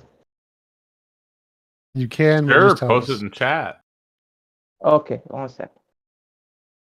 And tell us. Okay. I posted the reference for you guys. So should I present the argument? Yes, that's what you should start with. Okay, so I will go to the last two parts because the hadith is long. So 1 second. And the strap on his sandal speaks to him, and his thighs inform him of what occurred with his family and after him. So what's the prediction there? We know for a fact that about 2002 or 2003, Nike and Google made a shoe that can talk to you, and yes. No. You think that's yes. You think that's what this prophecy is predicting, that Nike will make a shoe? It says sandal. Yes. Was it a sandal that Nike made? No, the translation. In Arabic, it means like his shoe. Where? Yeah, but do you think that's what it's predicting? That's a literal statement that's meant to be read literally, or is that proverbial? No, literally. It's supposed to be literal. Yeah. So if you read, you can see that even though he mentioned another thing, that his thigh informs him of what occurred with his family and after him. I can show you on another argument a la Payless. I'm pretty sure those are meant to be taken figuratively, not literally. But what if it's the opposite? Because it's proven today that I can show you that the second one about I will post something. I posted something about the thigh speaks to him. So you think Muhammad was like, you know what? The most important information for people to have right here is, or hadith, because not hadith. But so let's say they're like, you know what? We need to tell them about Nike in the future. That's going to be the most important thing people need to know. No. Just 1 second. He said the hour will not come until people will have this. Like we will be able to talk with our sandals and about other things. And the previous two parts, it talks about talking to predators. Can I ask, does this mean that the Air Jordan movie that's about to come out is holy? Probably. Yes. No, but no, actually, it would be blasphemous because it's an artistic description of the holy event. Damn. I'm also kind of curious because Nike was originally originally Blue Ribbon Sports, and they became Nike in 1971, and they took its name from the Greek goddess of victory. No, it has nothing to do with Nike. Or Google also made a choose like that. I'm talking about him knowing this. Like if he knows the future, then it's easy for him to know this. Sure. So the first problem is one, I'm pretty sure that text is meant to be taken figuratively. Secondly, it's a vague prediction because it doesn't give us a year or anything. So it wouldn't be a technical prediction. Why not? You can read. Did you read the reference? Yeah. So if I say there's going to be a woman president, but I don't give a time limit, does that mean that I'm the son of God? No, but he gave something that it's unimaginable. Like people can't at the desert can't believe that a man can talk to his shoe in the future.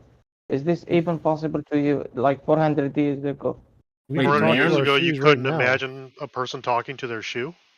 It says the straps on his sandal speak to him. Yes, exactly. The straps on the sandal. Yeah. Whoa. Exactly.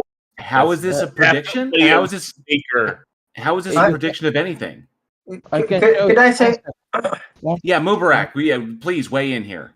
Yeah, I don't know why are you talking about the sandals where they talking about lions talking to human being before that. Yes, I told them that I will go to the 2 parts before the last 2 parts, and then we'll go to the first 2 parts. Okay, so you're starting from the back. Okay, I got you. So you're saying... Just one so second. you... I will. He said the strap of his book. You can see. I posted a YouTube link. You can see that the chips for where to talk is in the strap.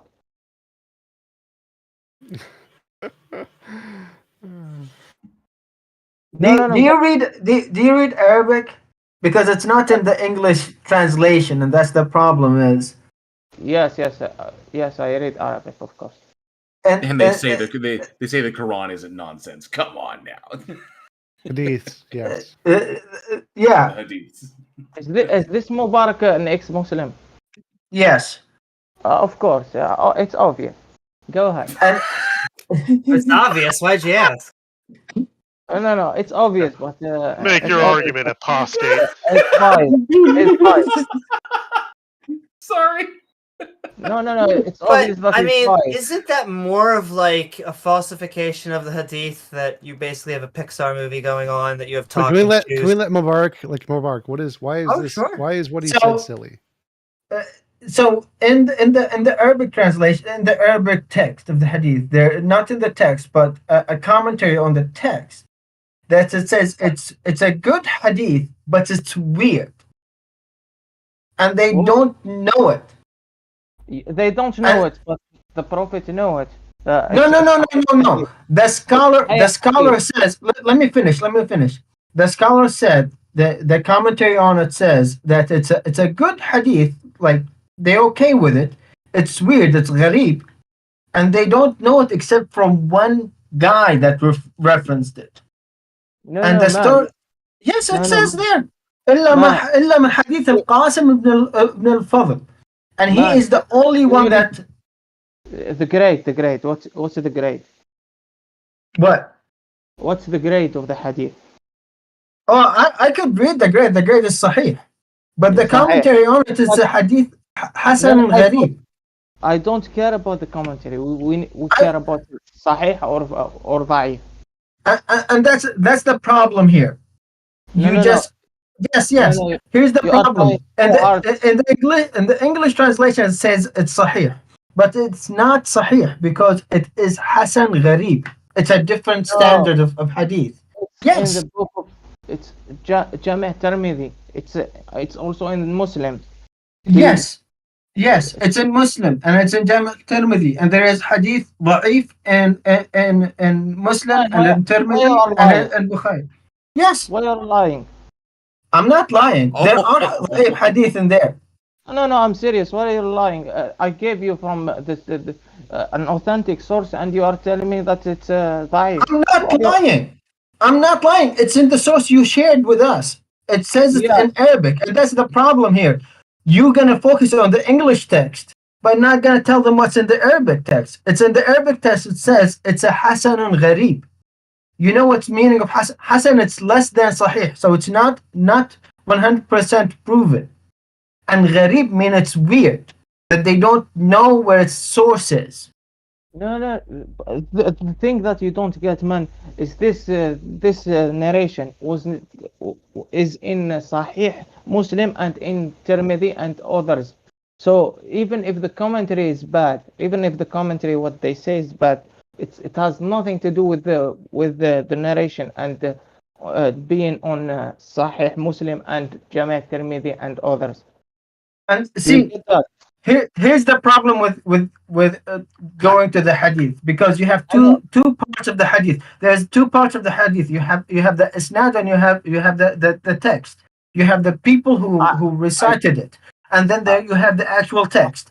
So the actual text is okay in the hadith study, but it's weird, and they don't know where it came from except from one person who told them so. So it's all those narration goes to one person. So if I can't believe that's it. Okay, guys, can you explain the hadith? This guy is just lying. What is he lying about? No, the hadith is in Sahih Muslim and also in Tirmidhi. So I don't know why he's making this like it's a da'if hadith. I didn't say da'if. I didn't say da'if. I said it's a hasanun gharib. It's different. No, but why you can't address the argument? Why you are trying No, I understand the argument. The hadith, if it exists in a book, doesn't mean it's actually sahih. The Sahih Muslim and Sahih Bukhari and all those books, the Sahih books, all the 7 of them have different hadith. And all those 7 books have Sahih, and they have Hasan hadith, and they have Da'if hadith in all the text, which means they have accurate, and they have good, and they have weak. That's Darus Salam grade. That's the Darus Salam grade. No, So stop lying, do you man. disagree? Stop lying. So for the highest quality text, does it also contain certain passages that are lower quality within the highest quality text? Is that true? What a question for me? Yeah. Can you repeat? I didn't understand. Yeah. So in the highest quality text, are there certain passages in the highest quality text that are of lower quality? Yes, we qualify that we put them like in range, like da'if and hasan and sahih and also and other da'if.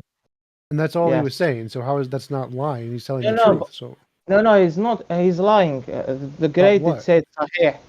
The grade it says sahih. He's trying to I don't know. He said because it's one narrated by only one person, then it's da'if. I didn't say it's da'if. I didn't say you're putting words in my mouth that I did not say, and I didn't. I'm just reading. I'm reading what's in the text you sent to us. In the text you sent to us, it says it's a هذا الحديث حسن غريب. In the text you sent to us. The Sunnah website gives authentic hadith, not just if you. But if you look at it, why do you have a bracket? And they only say it's a Dar es Salaam bracket, in the same grade. No, a lot of them have the Dar es Salaam. But why? But why? Yeah, why? Why don't they just say Sahih? Why do they have bracket of Dar es Salaam? Man, those are how to say it in English? People who are qualified to grade this as Sahih. They put Sahih. So why you are arguing that it's Da'if or Hasan? Even Hasan, it's very good. Because it's in the text you send to us that you used as an evidence. That's your text. You are so much. You are lying. Hey, open the page. Open the page you sent to us. Open the page you sent to us. Okay, and then after the text in gray it says, قال أبو عيسى وفي باب عن أبي هريرة وهذا الحدث حسن غريب لا نعرف إلا من حديث القاسم بن الفضل. So it's in the text. It's in the text you sent us. I'm not adding anything from what I said. Guys. The website says it's Sahih, and Sunnah is the authentic website. And this guy is trying to I don't know why he's doing this. Wait, but he just read a quote from the website. What's wrong with the quote? No. But, yeah, what can maybe it helps that if he reads the text and then translates it into English. Well, Aaron, yes, what he's pointing out is that it says Jerusalem in parentheses, right next to Sahih. And so I think he's saying that the Jerusalem or whatever how you say that is Jerusalem whatever that is, right?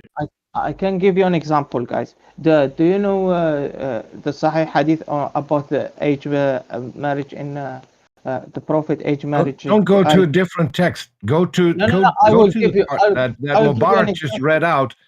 Same example. No, go to the go to the Peter.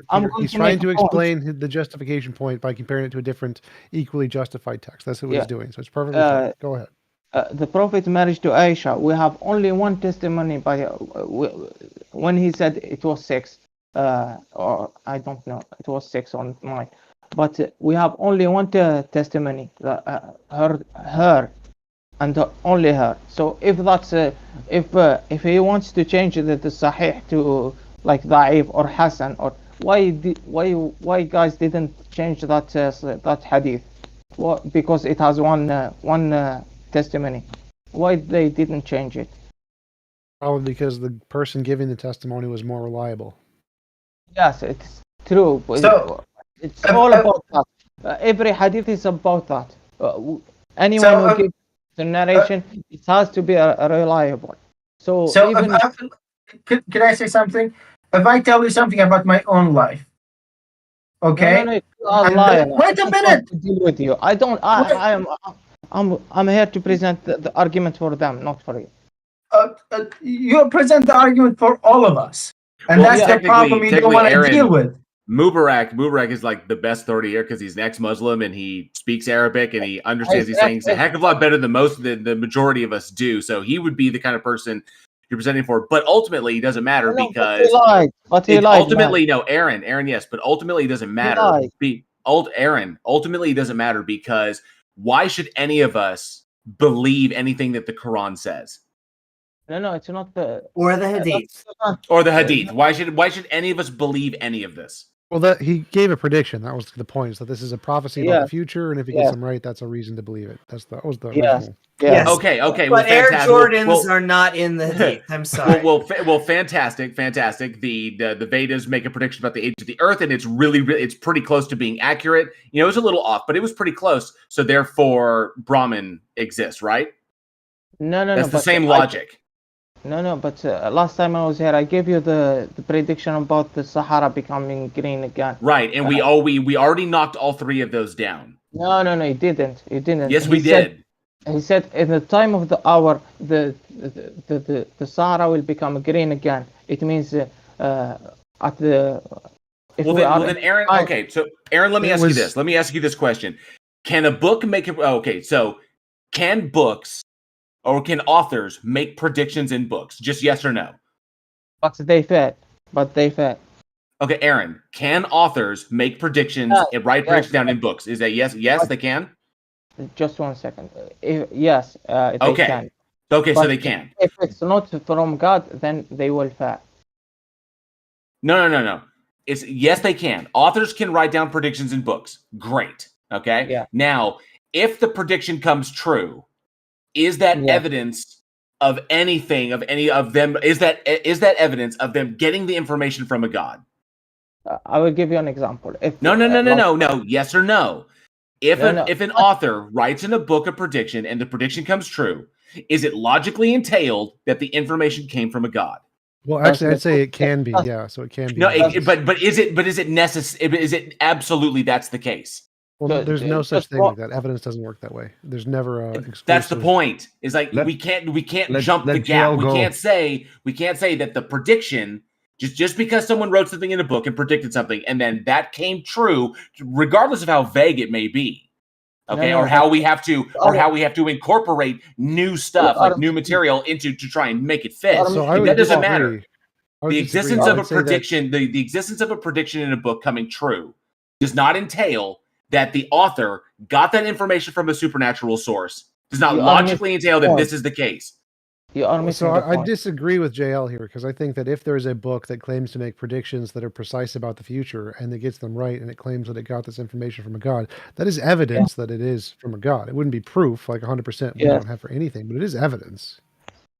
But it's not logically entailed though. He just said the world being round isn't does agree entailed. With the prediction about the Earth. One sec, Peter. Coming from God. 1 sec, Peter. 1 sec. So the fact the world is round isn't logically entailed with all the scientific evidence we have. Nothing is logically entailed from the evidence. Science just doesn't work that way. No, I'm saying that we can't. He's making the absolute claim. He's making the absolute claim that the God exists because the prediction came true. He's claiming it's evidence, right? You're claiming that's evidence, correct? Yes. Just it's a good reason to believe. Except when it's not in the Quran. If it's in another holy book, then you completely discard it because then it's no longer evidence. That is the point that JL. That was my original. That was my original. That was my original point out. By that logic, if another holy, By that logic, if another holy text makes a prediction, then the God that inspired that one, that's evidence for that one existing. I will address that. Just 1 second.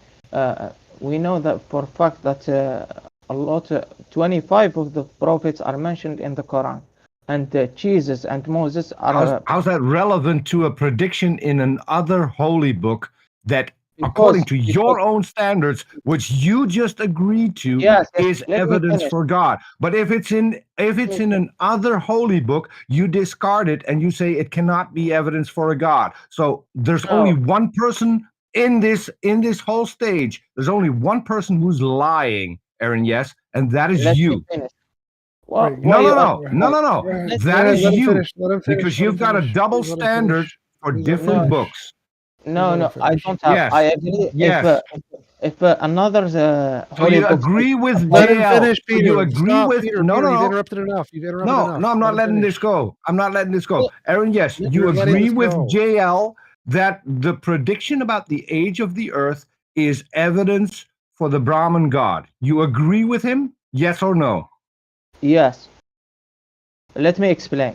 Finally. We know for a fact that God sent a lot of prophets, and only 25 are mentioned by name. And we know that thousands of them were mentioned, were given, were sent down to this earth. How many prophets did Brahman send? No, he's arguing that the person who wrote the Vedas is a prophet of Muhammad. That's what he's arguing. Yes, the same God. He just ended up in the wrong book? No, it's not ended up.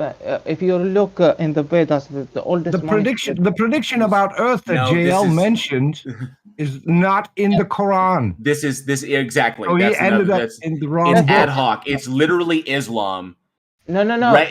This is literally Aaron. This is literally like Muhammad or whatever. But this is literally Islam trying to reconcile that that by their own logic, if they use their logic to validate their faith, that same logic can apply to other religions. So the earlier purveyors of Islam recognized that, yes, the logic we use to validate our faith can be applied elsewhere. So therefore, if we hold it to, it must hold true for that. So the way they reconciled that was, no, they got it wrong, but they were still sent by Allah. So no, that was Islam co-opting co-opting prior systems to validate itself. No. Do you know why God sent the Prophet Muhammad? Can you answer the question? God didn't send him. No, God did not send the Prophet Muhammad. Muhammad was a fucking warlord who decided he wanted to wrest control of this particular area. He married a freaking 9-year-old, and anybody who disagreed with him, he had put to death. 6-year-old. 6-year-old. Sorry, he banged her when she was 9. So yes, Muhammad was a warlord who married into money. Okay, and then literally put to death anybody who disagreed with him. That's a lie. That's a big lie. That is not a lie. That's a big lie. We have no one that is even when he conquered Mecca, he didn't kill anyone. Stop lying, man. Read his biography. Just let me. Everyone agrees with you is automatically a liar. Peter, just a minute. So Muhammad spends 10 years in Mecca preaching, and just about a handful of people believe in him. The moment he went to Medina and acquired an army, surprise, within 13 years, all of Arabia believes in him. He did not kill anyone except the Jews that were neighbor with him because he decided he killed them. I think he's arguing that Muhammad himself personally didn't chop their heads off. He just ordered it to be done. Yes. No, guys, stop. That's a significant difference. Islam spread at the tip of a sword, just like Christianity did, just like the vast majority of religions did. And guess what? The Muslims had a problem with the Hindus, and they had a problem with the Christians as well. So yes, these ideologies spread at the tip of a sword. It was either convert or die. Okay, the Muslims did the same thing with the Hindus that the Christians did with the pagans. Let's ask Aaron. Do you think that Muhammad didn't conquer and kill people in battle? Is that what you're saying? No, when he has 10,000 people and they conquer Mecca, the people of his village, they surrender. He didn't kill them Today they said even the one, there is a woman that killed his uncle, his beloved uncle. He told her, you can do whatever you want. You can be a Muslim. I want to clarify. So do you think Muhammad in battle, in war, literally never killed a single person in all of the wars he was in, even though it says that he beheaded 1,000 people? But they are not what they are arguing. But that's not their point. They said he killed people. In the Quran, it says don't kill women or old people or children. Why don't you answer? Why don't you answer TJump's question? Aaron, Ibn Ishaq writes. Ibn Ishaq wrote that Muhammad approved the beheading of some 600 to 700 people, with some arguing that it was as high as 800 to 900 who surrendered after a siege that had lasted for weeks. So yes, he did put people to the sword. No, that's a lie, man. What do you got? What do you see the problem here? The problem here. Everyone tells you something, and then you say it's a lie. But the problem we don't say it from ourselves. It's not something that comes from ourselves. It's from the Islamic source. It's either you go read the Islamic source and study it. That was literally the invasion of Banu Qurayza. Is the Quran lying? No. Can I address one point, just one point at a time? Sure. You haven't addressed a single point, because every single time people ask you a question, you come up with a different topic in order to avoid answering the question. You didn't answer JL. You didn't answer TJump. If you want to do something, answer any of those questions that you just have been asked, and start because it's probably the one you still remember. Answer the question TJump just asked you. Let me answer. Yeah, this is your problem. You're not listening. Let him go. Peter, it's his turn. Peter, it's his turn. Go ahead. I want to answer about the first one about God sent other revelation in answer TJump's question. Restate TJump's question and then answer it. I bet you cannot do it, because there's only one liar, and that is you. You said that Muhammad didn't kill people. This is very curious to us, given the fact that pretty much every historian thinks Muhammad killed people. So why do you think Muhammad didn't kill people? Do you think that the Quran and the hadiths are lying when they said he went to battle and killed people? In battles, he killed people. I said in battles, but not. And the other fact that I was mentioning, that when he conquered Mecca with 10,000 people, and the people, his village surrendered, some of them didn't become Muslims. He didn't kill them, even though I don't care about the people he didn't kill. I want to care about the people he did kill. So you said he killed no one. Only in battles. Only in battles. He did. What about the people he beheaded after the battle? No. The people who surrendered.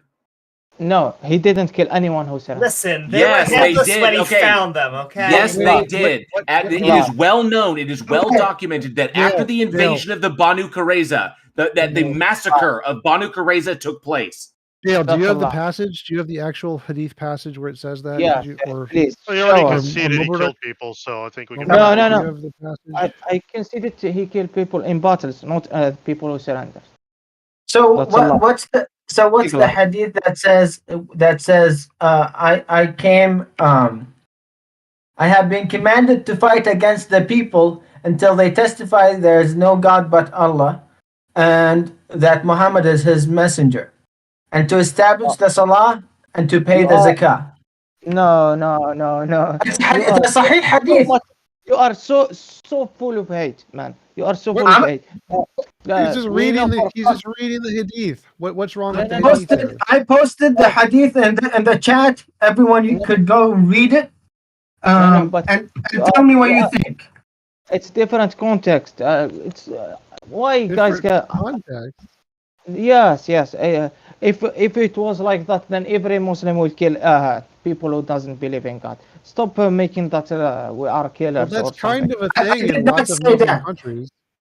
I didn't say. I think we can conclude. I think we can conclude that both the Quran and the Hadith are lying, according to erinyes, because every single time people bring things up that are in the Quran or in the Hadith. Hold on, I'm not finished.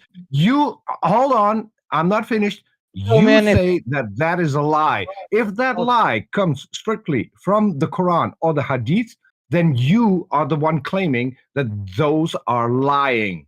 Erinyes, you can't have your cake and eat it too. Either you accept what is what is in the hadith or in the Quran, or you don't. But you can't say every single time Mobarak puts something up, say that he's a liar when he's literally putting up your scripture, the things that you believe in. But now, because you're confronted with it, you choose to avoid it because you don't want to accept the claims that we're making. Peter, so he sent it to you. He sent you the hadith. What is wrong with the hadith that he sent you? Is it that hadith a lie? Is it not a real hadith? He didn't send me anything. He didn't send me anything. Where is it? It's in the chat. Where? I don't see it. Can you mention my name? I will. Okay. So could you just link it again real quick and then ping Aaron? Yes. And Aaron, part of the. But guys, you didn't address the argument. Well, you're just saying that he killed people not in battle. Wait, hang on for a minute. Already changed from what we began with. Aaron, yes, he just pinged you. Yes, could you take a look at that, Aaron, and let me know what is wrong with that hadith? Is that not a real hadith? Okay, 1 second.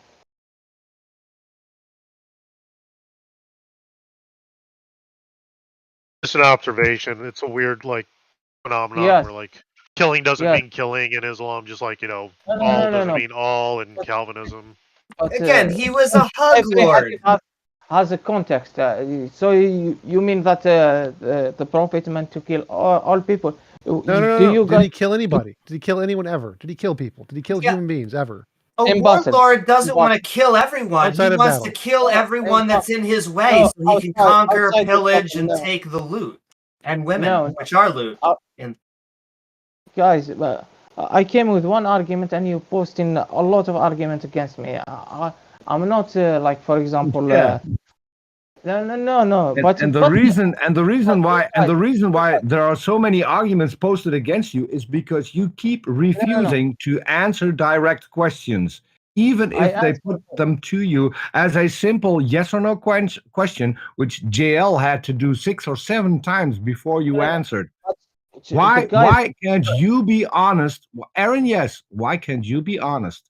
And when you're asked a question, answer the question and don't go to, but there's context here and there's context. Answer the stupid question. Well, I mean, if you want an assessment, so where I'm going off of in the Quran is that the battle of Banu Qurayza was discussed in it was 33, 10, 27, 10 through 27. That's where Yusuf Ali did his critique of that, so that the individuals who were beheaded after the battle was over, so the siege was over, and that of the individuals who surrendered, some 600 to 700 in all. Some argue even higher accounts, like 800 to 900. But that Muhammad approved the beheading of them all, and that they were buried in a mass grave in the Medina marketplace, and that all of their women and children were sold into slavery. No, that's a lie. I never. That's literally 33, 10 through 27. Can you did you post to me? I'm giving you the quote, dude. Look it up. He wants you to post it in the chat so we can. Hold on. You just said that was a lie, and after you said that was a lie, and JL clarified it, then you said, "Can you post it because I need to read it?" You don't read anything, but. Because it goes against your claims every single time you come up with it is a lie. Why are you calling everything that goes against your beliefs, but we can actually demonstrate to you to be true? Why is all of that a lie?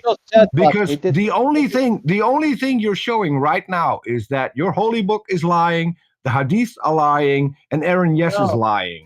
I'm so sick and tired of you constantly throwing out the word lying. Do you even know what a liar is? None of this is an argument. A liar has an argument, Peter. Peter, none of this is an argument. A liar has intention. Peter, this is just you diatribing. I don't care. I don't care about your feelings. I'm not letting this go. I'm not letting this go.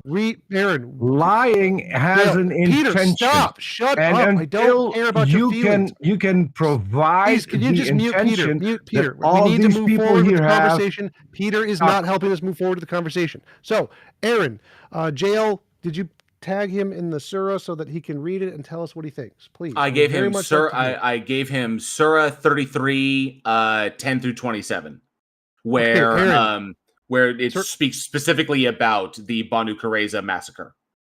So, Aaron, could you please read that and tell us what you think? Do you agree that Muhammad killed people that were not in battle based on that surah? No, it doesn't say that. 33:27. Yeah. No, it doesn't say that. What does it say?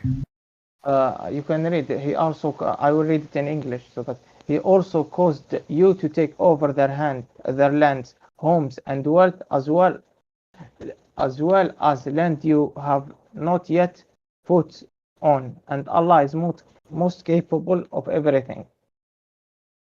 And the skeletons and bones that we have in the Medina Square, are those fake? No, but the verse doesn't even mention that. Why he's lying? I don't know. And no. So why do you think he didn't kill them? Why do you think? What happened to them? Did they magically disappear? No. We know for a fact that people who doesn't fight, it's in the book, in the Quran, that says, don't kill people who doesn't fight you back. So what happened to Bani Qurayza? I don't know. Mobarak, what did you say? What happened to Bani Qurayza?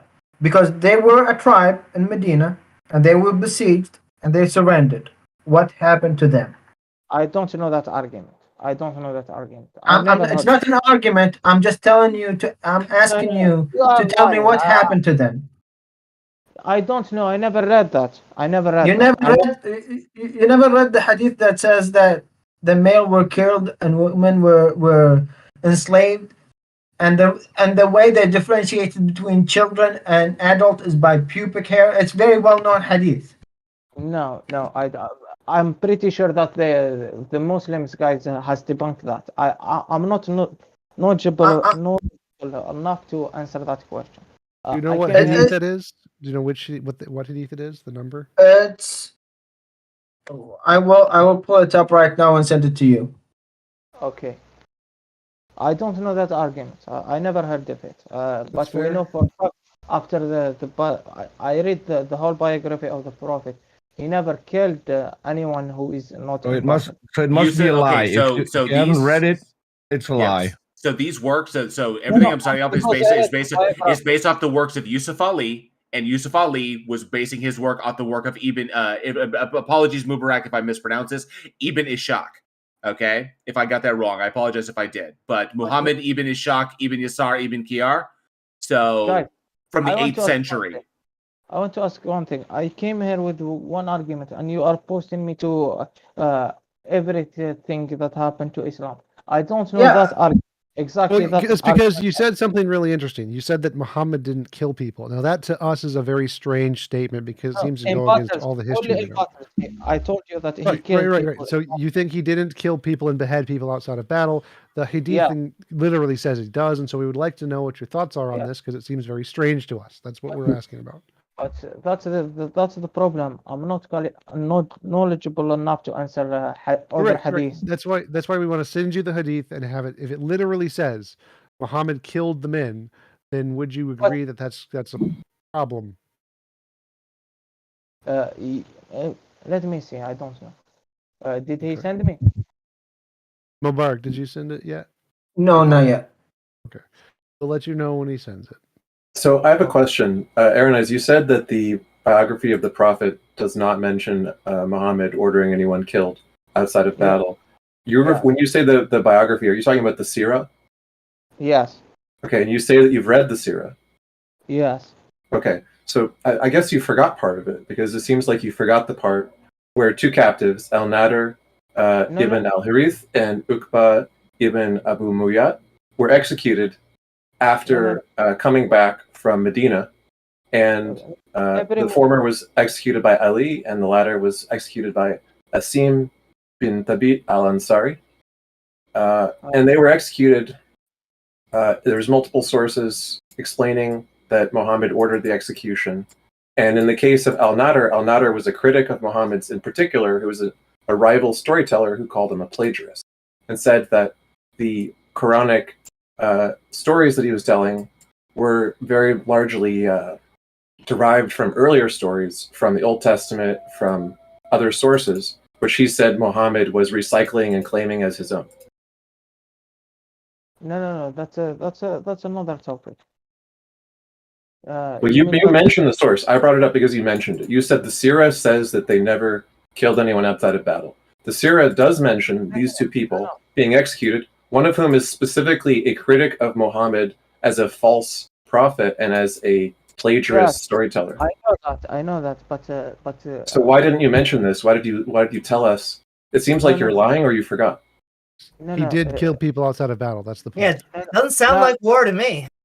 Let me answer, guys. It sounds like he put someone to the sword who disagreed with him.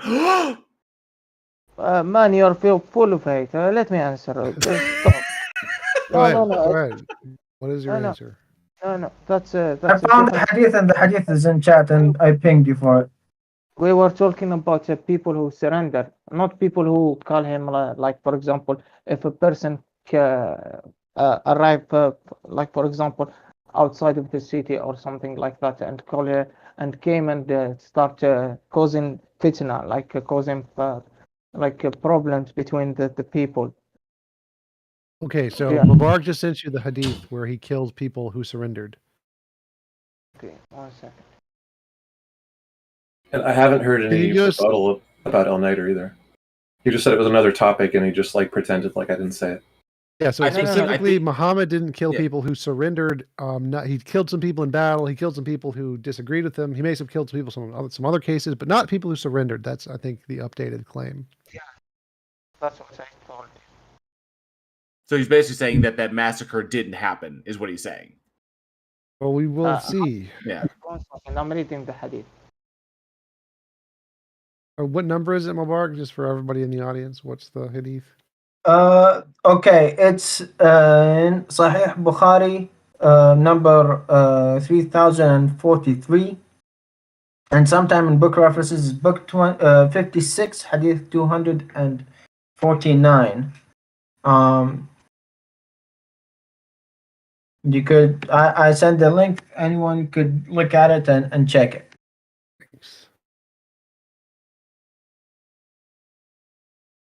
No, but I just read the hadith. Can you guys hear me? Yes, we can hear you. Yes. Just 1 second. This doesn't say anything about people surrendering. I believe that they fought him. These people fought him, and then when the prophet won, he gave them the judgment.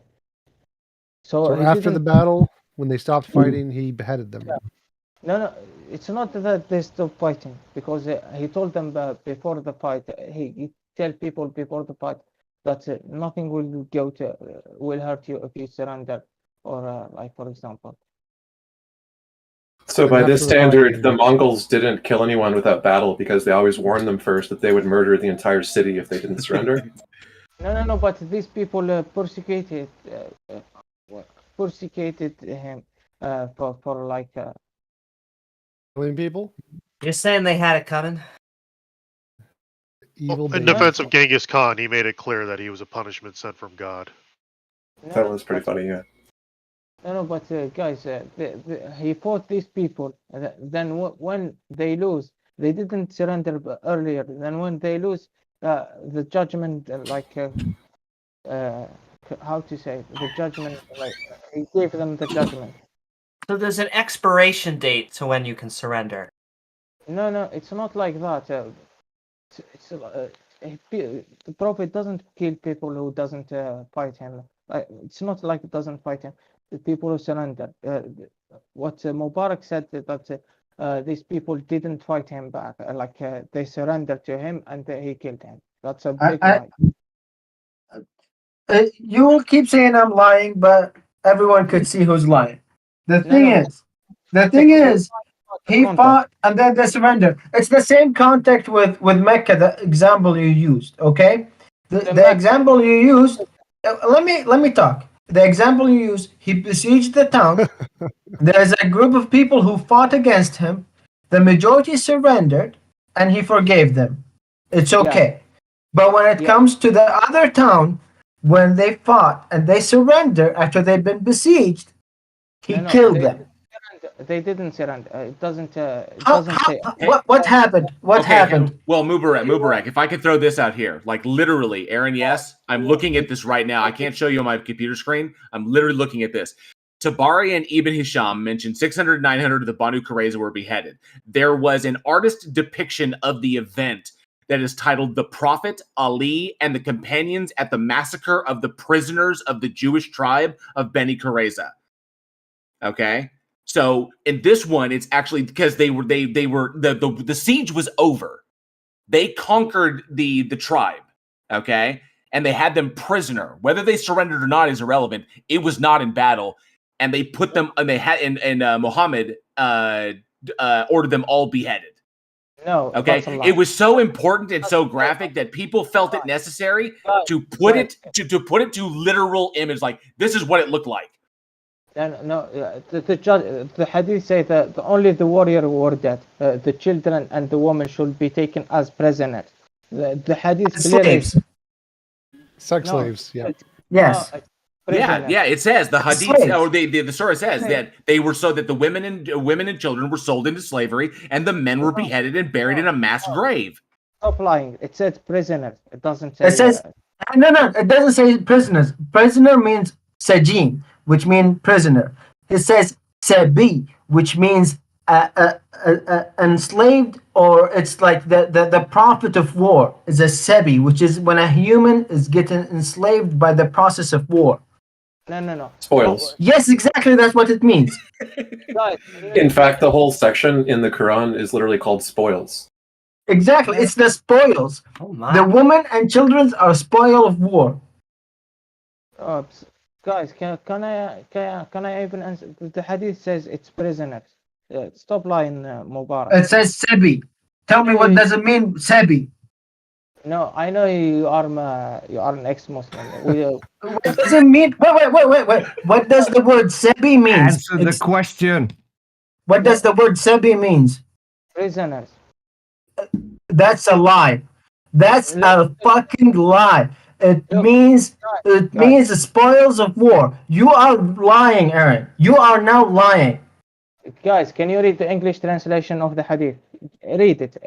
Either I'm lying or he's lying. Wait. I thought we needed to read the Quran in I was about to say Islamic, TJump. but now we're going to translate it to English. Now read the English version.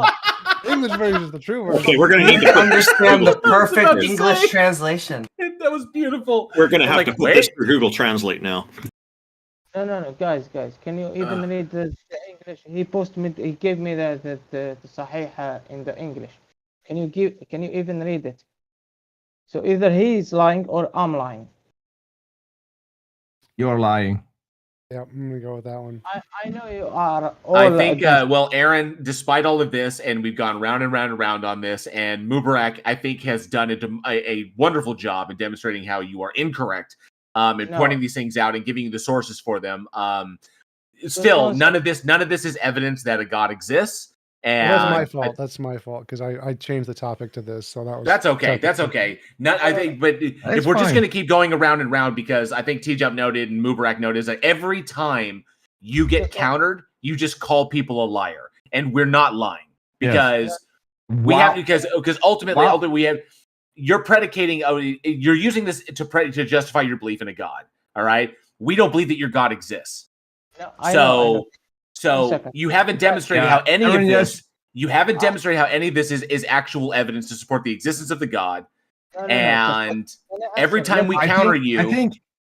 Let me answer. Guys, I think he hasn't presented evidence for a God, but he has presented evidence for a liar, and that's him. Because we've had several occasions in which he's just demonstrably wrong and calls other people well, then I will liars. say he's very much in keeping with he's very much in keeping with the tradition of Muhammad to force other people to believe by any means necessary. Okay, so I'm just going to quickly read this one passage that erinyes shared earlier. It's on sunnah.com, chapters on Al-Fitan. I hope I'm saying it right. 33, chapter 19, what has been related about predators speaking? Is that the one, erinyes? I don't know. The guy sent me the link. I don't know. That's the link that you shared. This is from the link you shared in Discord. And so I'll just quickly read it. It says, the English one, by the one in whose hand is my soul, the hour will not be established until predators speak to people, until the tip of a man's whip and the straps of his sandal speak to him, and his thigh informs him of what occurred with his family after him. So I don't know if that's what you're referring to. If it's not, then we can just disregard it. No, that's the one. Just 1 second before I move to that one. Guys, it's not fair to attack me on different points that I didn't come prepared for them. So you made it like you can go and ask famous Muslim YouTubers. But it's fair for you to call people liars who present to you the actual text that you haven't read. And then you say, well, this one is full of hate. This one is a liar. I'm not going to talk to him anymore because he's a liar. The people who present your own holy text to you, that is okay. To call all of these people liars, that's fine? No, let me finish. Just 1 second. No, answer my question. That's a yes or no. Answer my question. That's a yes or no question. It's not yes or no. You have called everyone on this stage a liar. I want you to answer the question. Because they said Muhammad is. I want you to answer the question. What? Come on, let's have. Wait. Are you disagreeing with the fact that I said? Question. I was gonna say, are you disagreeing with the fact that I said Muhammad was a warlord? No, not like that. Because he was a warlord. He made war on other nations. Did you see the debate between Mohammed Hijab and Jordan Peterson? He gave how's that relevant to this conversation? Because how's that relevant to this conversation? Because he did any of us get mentioned in that? Did any of us get mentioned in that debate? So much, man. Now, let me answer him. No, I'm not going to let you answer anymore because you are still not answering the question. Would you rather we use the word war friend? It was a yes or no question. No, it's not a yes or no question. I'm giving the reason. It is a yes or no question. So, are you saying that your scriptures are lying, or are you saying that you are lying? That is one of two options that we've found out right now, because you keep saying every single time Mobarak posts a link, that is a lie. That lie comes directly. That lie comes directly from your own scriptures. So either your scriptures are lying or you are lying. Which of the two is it? Let me answer him, guys. This Peter doesn't stop until. Yeah, this Peter is holding your feet to the fire, and that is something you don't like. Mubarak did that. Mubarak did that with your holy book, and you called Mubarak a liar. Then JL did it with an example, and JL was a liar. Then TJump did it with another example, and TJump was a liar. Everyone on this stage is a liar. But I ask you a simple question, which we have seen during this conversation, and you will not fucking answer the question. I'm answering. That leads me to think that you are a liar. You have no clue what you're talking about. You don't even know your own scriptures, which Mubarak has demonstrated. So who's lying? No, I'm going to answer the guy that asked me earlier. Yeah, you're not going to answer me because I'm holding your feet to the fire. Peter, let him talk. Let him talk. Go ahead, Aaron. The reason I mentioned the debate between the Mohammed Hijab and the Jordan Peterson, because Jordan Peterson said that he was a warlord, and in the debate, it's not debate, it's a discussion. He gave them a reason why he is not a warlord. That's why I'm mentioning this. Ahmadinejad is wrong. He's an idiot. No, you can go to him and tell him that. I'm not knowledgeable. Aaron, the definition of a warlord is someone who commands an army and makes war on other nations. Man. Okay? Muhammad had an army, and he led that army against other nations, converting people at the tip of a sword. Yes, by definition of his actions, he was a warlord. The prophet was between the Roman Empire and the Persian Empire. So he has no chance except to fight.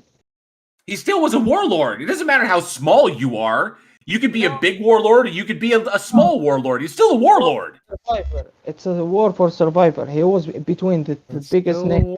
It doesn't matter the motivation. He's still a warlord. I don't care why you're making war. Just that you're making war. No, could have been like Jesus and just been a pacifist. He didn't have to do war. Yeah, it could have been like Siddhartha, just chilling back and not eating anything. It's all good. No, guys, can you? This question was answered by famous Muslims.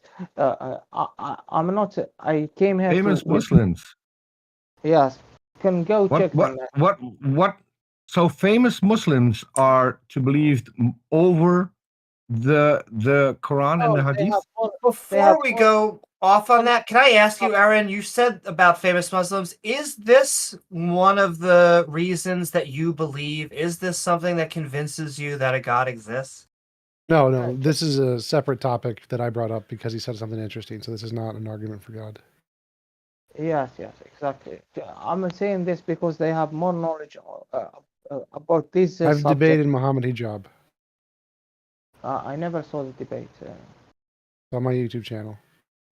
Cool. There's a bunch of resources that you haven't had access to, or you don't have access to, or you haven't seen, that you haven't read. So here's a recommendation: go back and do the work, just like we told you last time. It looks like it's back to the drawing board for you. So do the work, because I didn't came here to present other arguments. I came here with specific argument, and you attacked on other arguments that I have. So do you want to talk about your? No. You deflected from the argument, and you called Mobarak a liar when he addressed your argument. Peter, you've brought this up 10 times. So okay, do you want to go back to your argument that lions talk to people?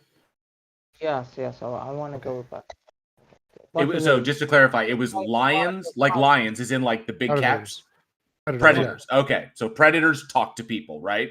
1 second. This Mobarak was lying about this hadith. That's why forget that. Let's go back to your evidence. Let's go back to your evidence for predators talk to people. Argument a la Pixar. So what does it mean by predators? I'm curious. Does anybody know? Mobarak, what does it mean by predators? Muhammad. Just let me just 1 second. The child predators, Muhammad. Yeah. No, it means like wild animals.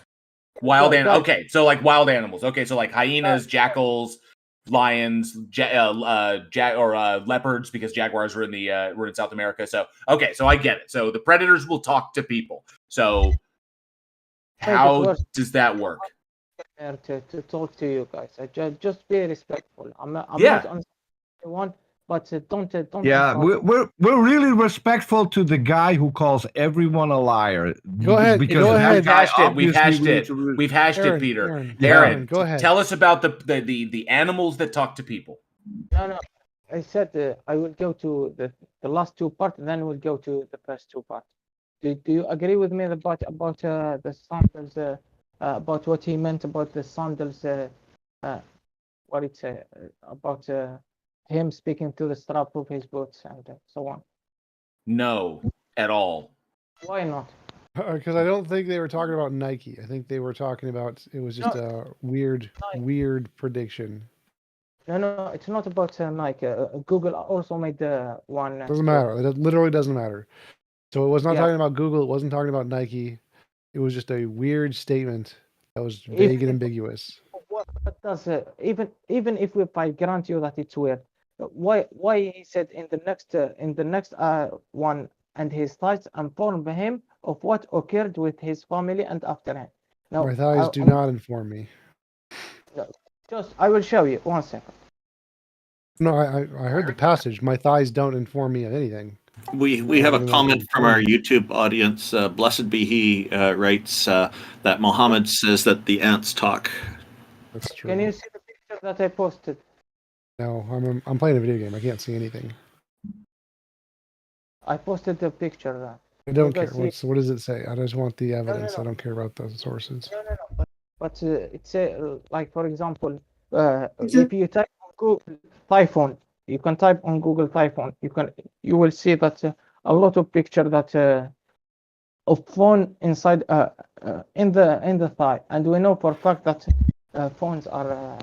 Phones do not reside in the thigh. They have pockets, but the thigh isn't what's telling you anything. The phone's telling you things. So it's incorrect to say the thigh is telling you what's happening with your family. Type the thigh phone. The thigh is a platform. The phone is the device. It's the thigh phone. Oh, is this like a language game where it's iPhone sounds a lot like thigh phone, and so it's a prediction of the thigh phone? No, it's more like that you put your phone around the picture he shared is like a strap.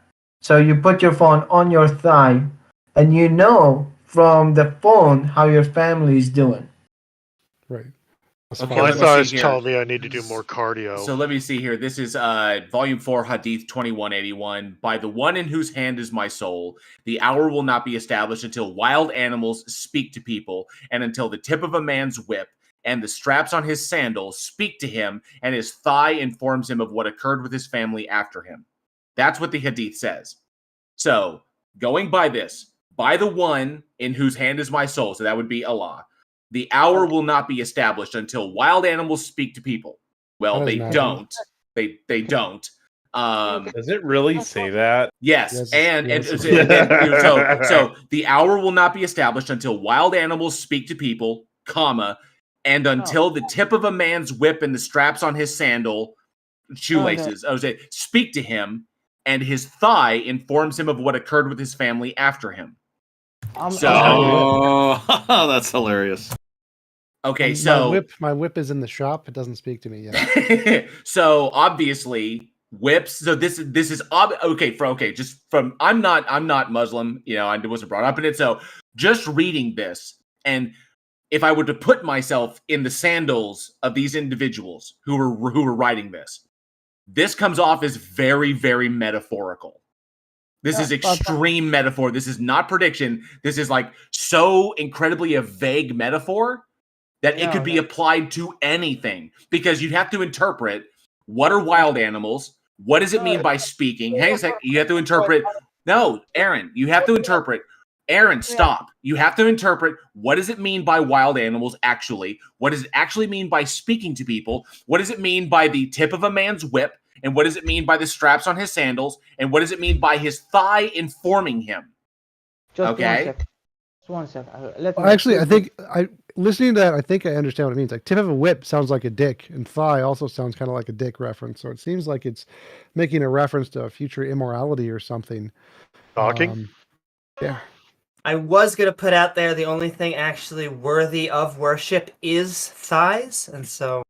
So it could to go by TJump, so it could be saying the hour will not be established until wild animals speak to people. If they consider individuals who don't believe in Allah or apostates, that they could be equating those with wild animals. So it's not actually talking about animals, it's talking about people who reject Allah, and because we can speak to one another, and until the tip of a man's whip and the straps on his sandals speak to him.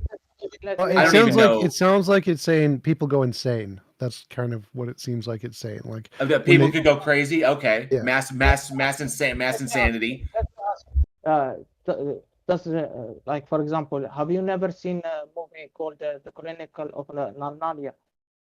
Yes, I've seen The Chronicles of Narnia. Did the people speak to lions or not? Yes, in the Disney movie, people. Is he really gonna use C.S. Lewis to prove Islam? I was gonna say you're coming back full circle to my joke, which I don't think is a good idea. Everything the light touches is yours. Amy, your joke really kicks. Thank you. So is this predicting the end of the world then? When Narnia becomes the case, the end of the world will happen. No. Could it be the case? Could like for example, could he meant that people? It's possible that he meant that people will talk to wild animals. Like right now, we have no examples of anything but in science fiction and fantasy of anything like that happening. Don't you guys agree that movies are like, for example, almost real? Like if no, I don't at all. As someone, Aaron, as someone who literally hosts and created and hosts a movie podcast. No, I can tell you definitively, movies are not real. Oh, he took Amy's joke and made it real. Literally, it's a prediction of Disney. Wow. No, I didn't. Disney, Nike, and Google. The Quran predicts Disney, Nike, and Google. Oh, so the Lion King is evidence that the hadiths are correct.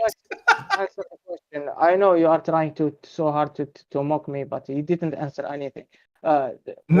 You're doing that. Well, go ahead. What do you want to say about the lions? Tell us. Wild animals speak to people. Be prepared. Let's stick to one argument at a time. If we talk, like I told you about the first two, let's answer them first. Then we go to the lions. Let's start with the lions. The lions is the most interesting one. Let's start with that one. Yeah, because if any part of this is wrong, then the prediction is wrong. So if any one of these is wrong, let's start with the hardest one. Let's talk about the lions. Do you guys agree that there is two, like for example, there is two interpretation of that? He could have mean literally, like we talk to lions, which is possible with our technology in the future. So even if that's the case, it's more possible today than 400 years ago with the technology that we have today. Or the second interpretation that maybe he saw a movie or or something, when he was presented with the future and he saw, like for example, a man talking to a lion in a movie. No. Wait, what? Why not? A man talking to Allah in a movie? Oh, to a lion. It's like, how do we know that he wasn't talking about like that what he was describing was like a movie of a person talking to a lion? And so God gave him a vision of the Lion King as his vision of the future? God gave him a lot of vision. I'm talking about this specific one. God came down. Disney movie revelation. I think the fact that Allah didn't tell him that it was nothing but a flicka show, that it doesn't really hold any water. So just a minute, Aaron, whose interpretation are you using? I'm using my own interpretation because because your own interpretation stands against the majority of Muslim or even the scholars that talks about the hadith, because most of the time when they talk about the hadith, they talk about actual vocal communication. No, but I don't. Just 1 second. Because 400 years ago, this hadith would look so weird. I know. I'm talking about people like Ibn Baz, who is one.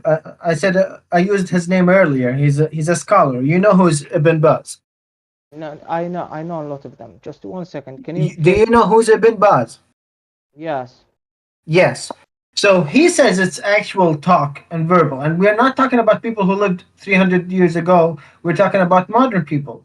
Yes, he died in the 90s, but he faced and recognized modern technology. No, but it's a commentary. We can take it as a commentary. It's not like we can take it as a commentary. Nothing super. So it's your commentary against a commentary of a scholar of the hadith in Islam, Mufti of the Haramain, and a professor in a college that taught the hadith and deen for almost his entire life. Do you see the problem here, Aaron? No, I don't see the problem. We know. Let's stick to one argument, please. Let's stick to the. Can you think how insane it would be if he'd shown him visions of Star Wars instead of the Lion King? I know. It would be more amazing. that would be insane. Well, that sounds more like the Christian revelation with the flaming swords that can cut through things and the flying chariots and stuff. That's what happened. And there's a planet totally of ice, and a planet totally of sand, and and little cute teddy bears. He didn't even answer the strap of his boot talking to him. He didn't. You said that's it. But we know that this happened today. Why you didn't answer that? No, what happens today? What happened today? Yeah. The straps of like, for example, the shoe talk to you. Yes, that does happen today, and it's totally coincidence. No, it's not coincidence because wait, shoes talk. Wait, shoestrings? Shoestrings talk to people? The laces, yeah.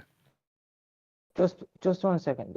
If a man 400 years ago predicts this insane thing, no one would believe him. But we are reading the context today. Like, for example, he says the shoe talk to you, like the strap of the shoe, and it's magically came to happen. So how do you answer that?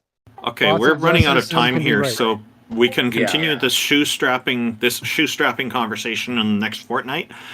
We'd like to try to get to one more person who's in the queue, and maybe just for a few minutes to hear what they have to say before we close things down. Oh, Aaron, yes, you left. I was just going to ask you if you had any final you wanted to say. Did anybody else have anything they wanted to cover quickly before we move to our next guest?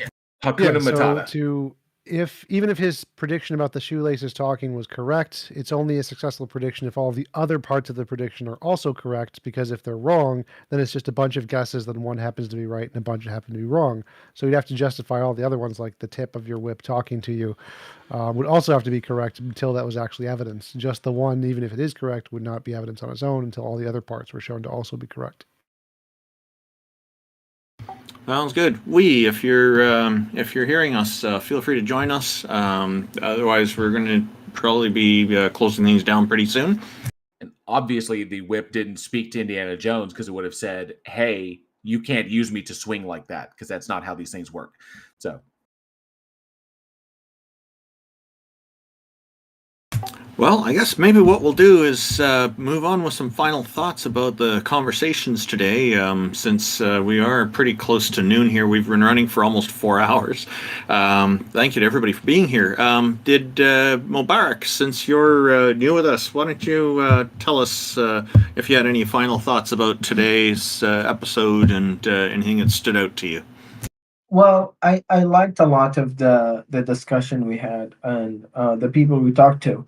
And we have I noticed the problem, especially with the last guest, that they will use the ignorance of the other people in the panel or the audience of the language or of the topics, and they will just deny, even though that you present evidence to them. And he have a very, very weird interpretation of that hadith, because like most scholars, even modern scholars, I sent him a video that he could see if it's in Arabic, but it's a scholar that actually still lives, who knows about all these details that he want to present, that he's talking about like a miraculous thing in the future.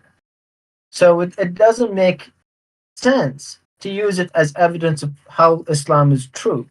If it's something that's going to happen, it's miraculous and it's going to happen in the future.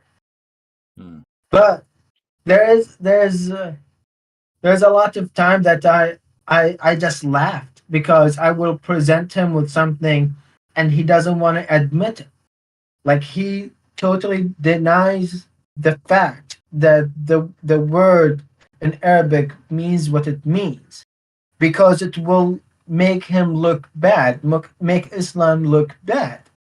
Because the word in Arabic says prisoner of wars, and then he decided, no, it just means prisoners. It's the prophet of war, no, it just means prisoners. Well, what do you do with prisoners after the war? Mubarak. Mubarak, you just lie. Exactly. And that's the problem, is that whenever you talk to them about something, and like for this subject especially, you introduced him to something and he's like, no, you're lying.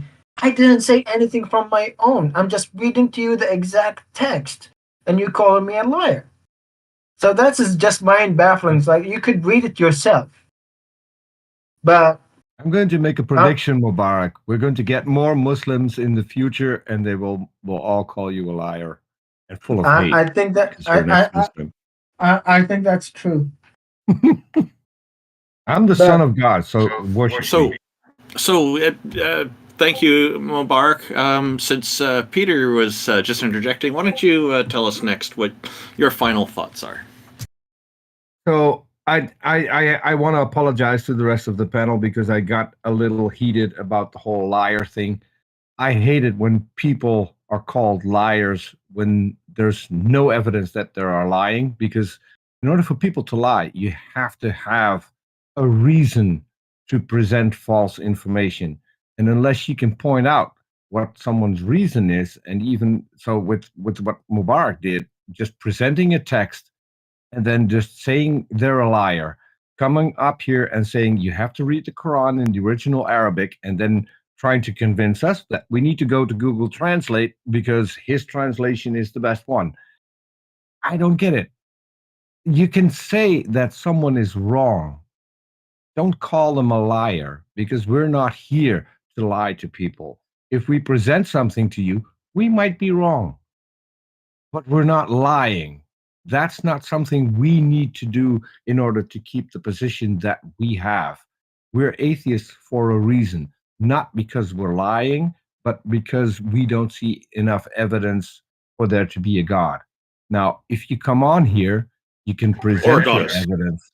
Or a goddess. Yes. So you can come on here and you can present your evidence, but don't accuse us of lying, because it has no meaning.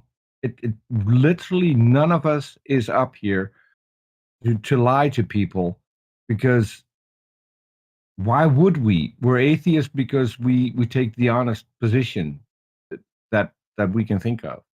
So that's my thought. Anyway, was still a good conversation, and I'm really happy that we got Mobarak on the panel, because I think that he can fill a void that we had so far. Yeah, no, this is great. I see that Wee has just joined us, so we'll just hold off on our final thoughts and just hear what Wee has to say, and maybe we'll go about 5 or 10 minutes. Hello, Wee. Welcome to the panel, and thank you for joining us.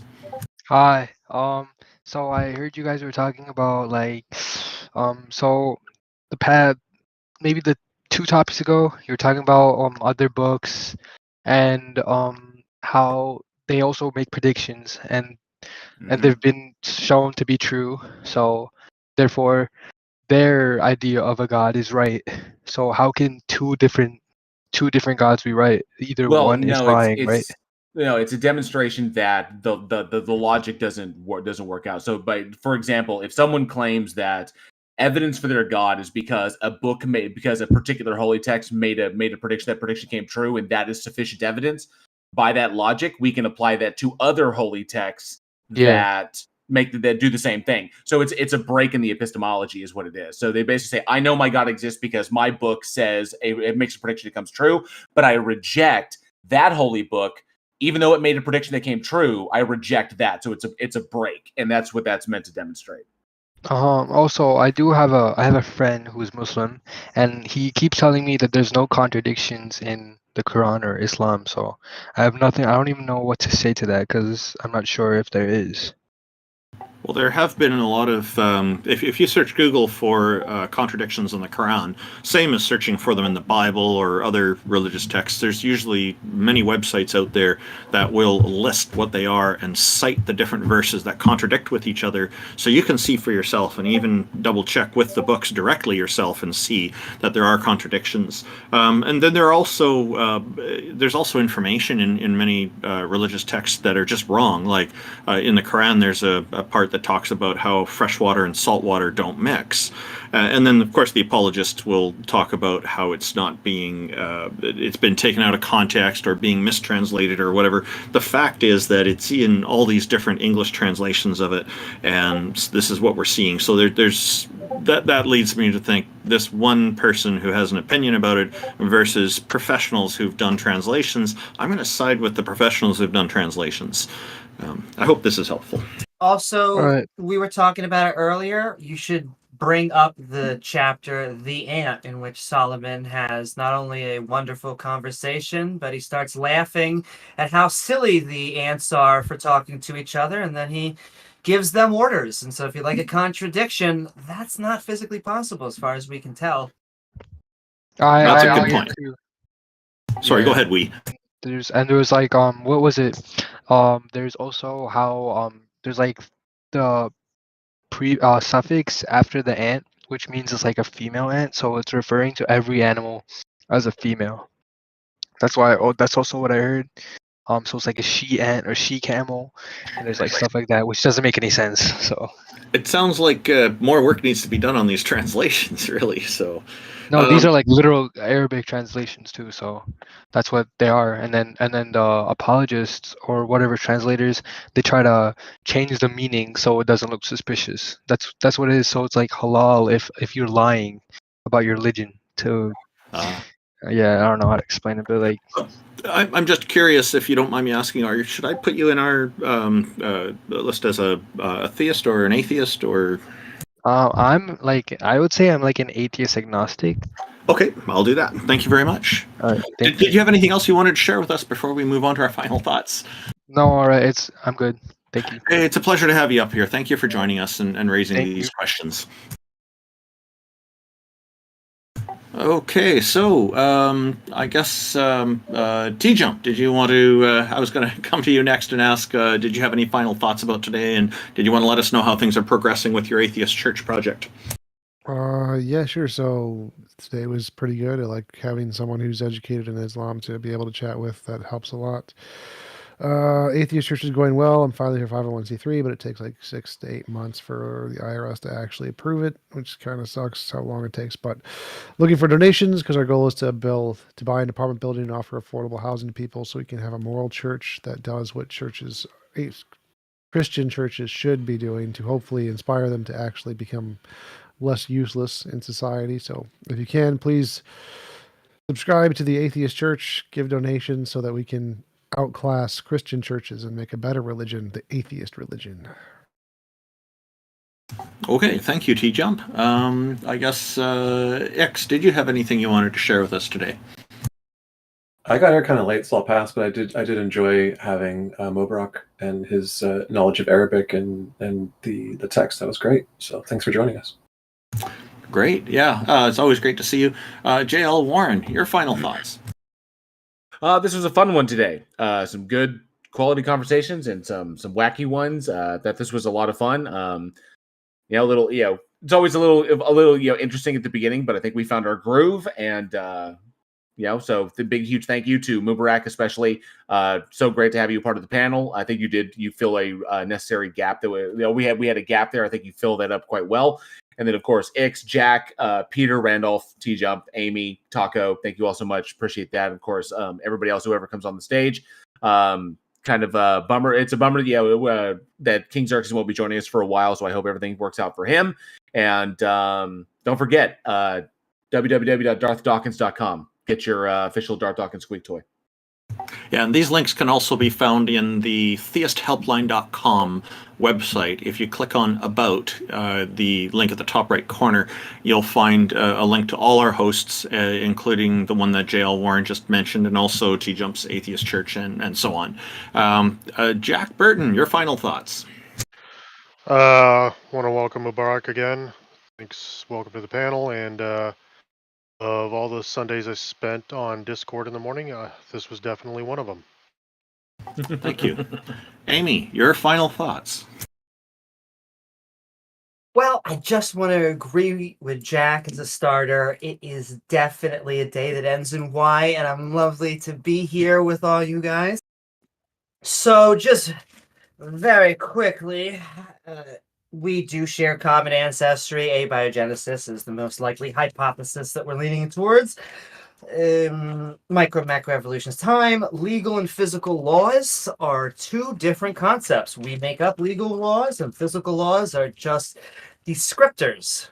It's the difference between prescription and description. We shouldn't presuppose a God. Genesis 22, even though it includes Abraham, doing the OG sacrifice. It was evil even back then. You can't have sacrificial magic, for lack of a better time. Lions can't speak English. Once again, I just want to send a lot of love to all of the people that tried to make Simba come to life in CGI and failed.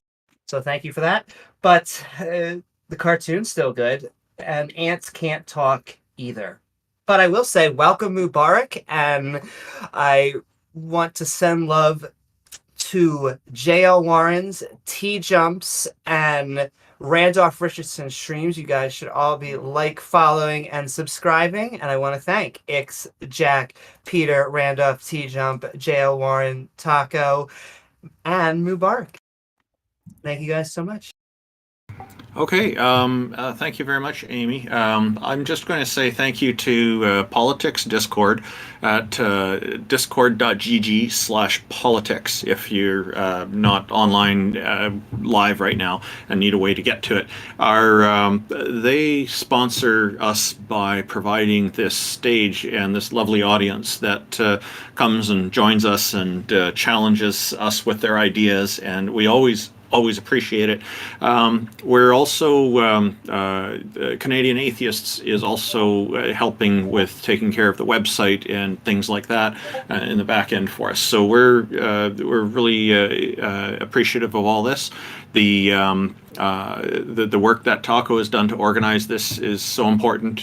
He's the reason we're all here and brought together on this, which is why I'm going to leave the last words with him after just saying again to our audience, thank you to everybody for tuning into this and participating in the various ways that you do. If you know of anybody who is interested in this show, please feel free to share the website with them, which is at www.theisthelpline.com. And again, the About section and the Sponsors section I'll draw your attention to. We also have the schedule of all our upcoming programs there. Thank you very much. Taco, your final thoughts. Yeah, that was awesome. Mobarak, you rock, dude. Good job. We definitely were weak there, and now we aren't. Now, Zionist Jewels did have a question. Do we have time for a quick question? Just before we, sure, just as long as it's really quick, just before we do that, Mobarak, I just want to make sure that I'm getting your name correct because I'm hearing a lot of different variations on it. Is it Mobarak?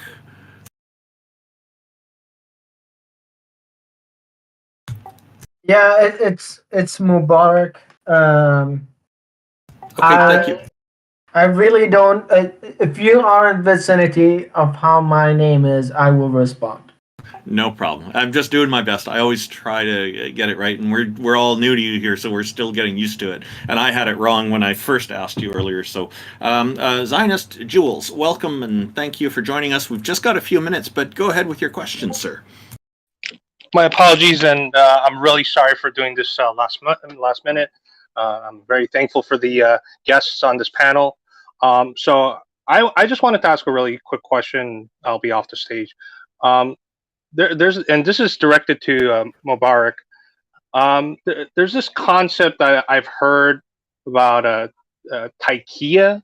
Apparently, it's like the Muslims' ability to lie so they could further like their Islamic goal. Is that the right interpretation of what taqiya is?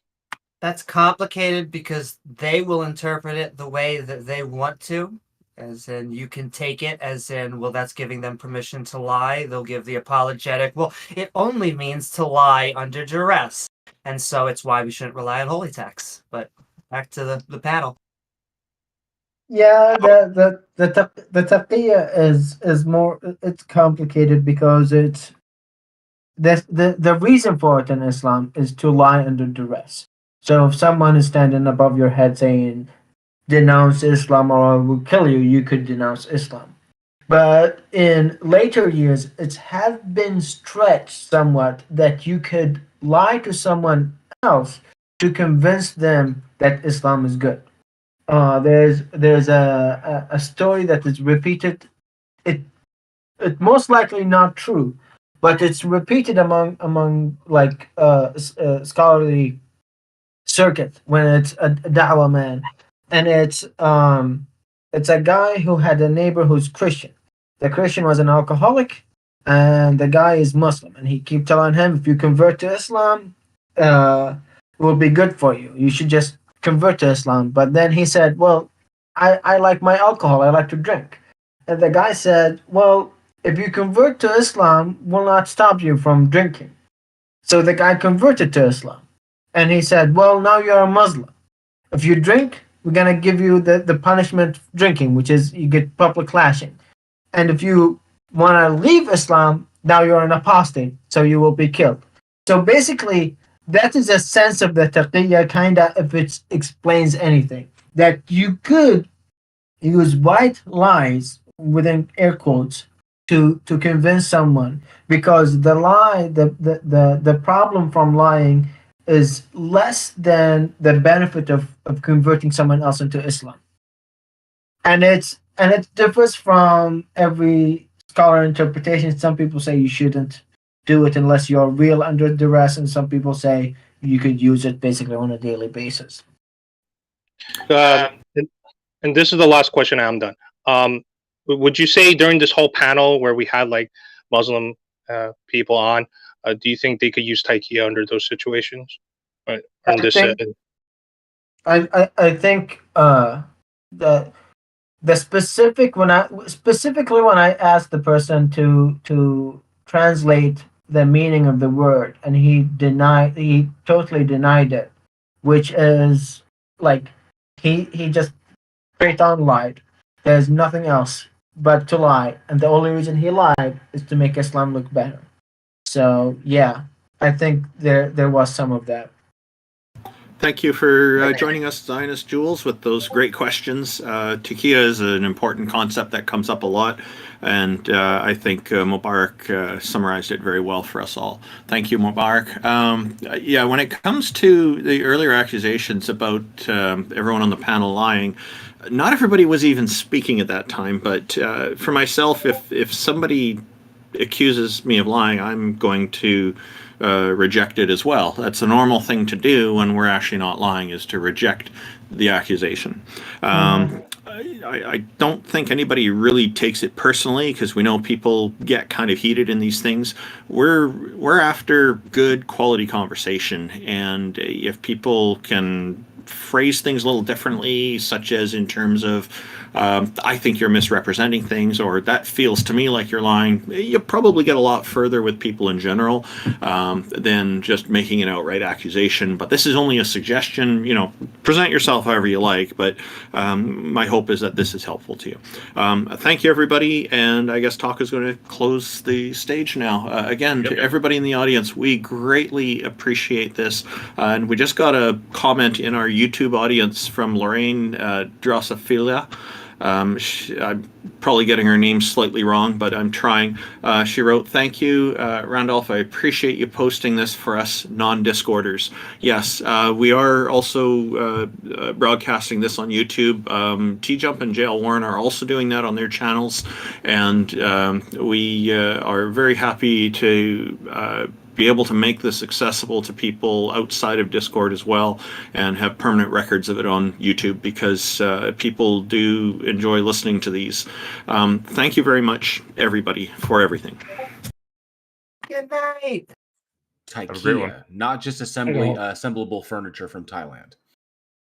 Oh, it's different than, how would they pronounce that in IKEA? I guess Taco's moved himself out of here, so I guess I'm going to have to close everything down. So sorry, I'm trying to figure this out with these new perms. I think I got it. Awesome. Take care.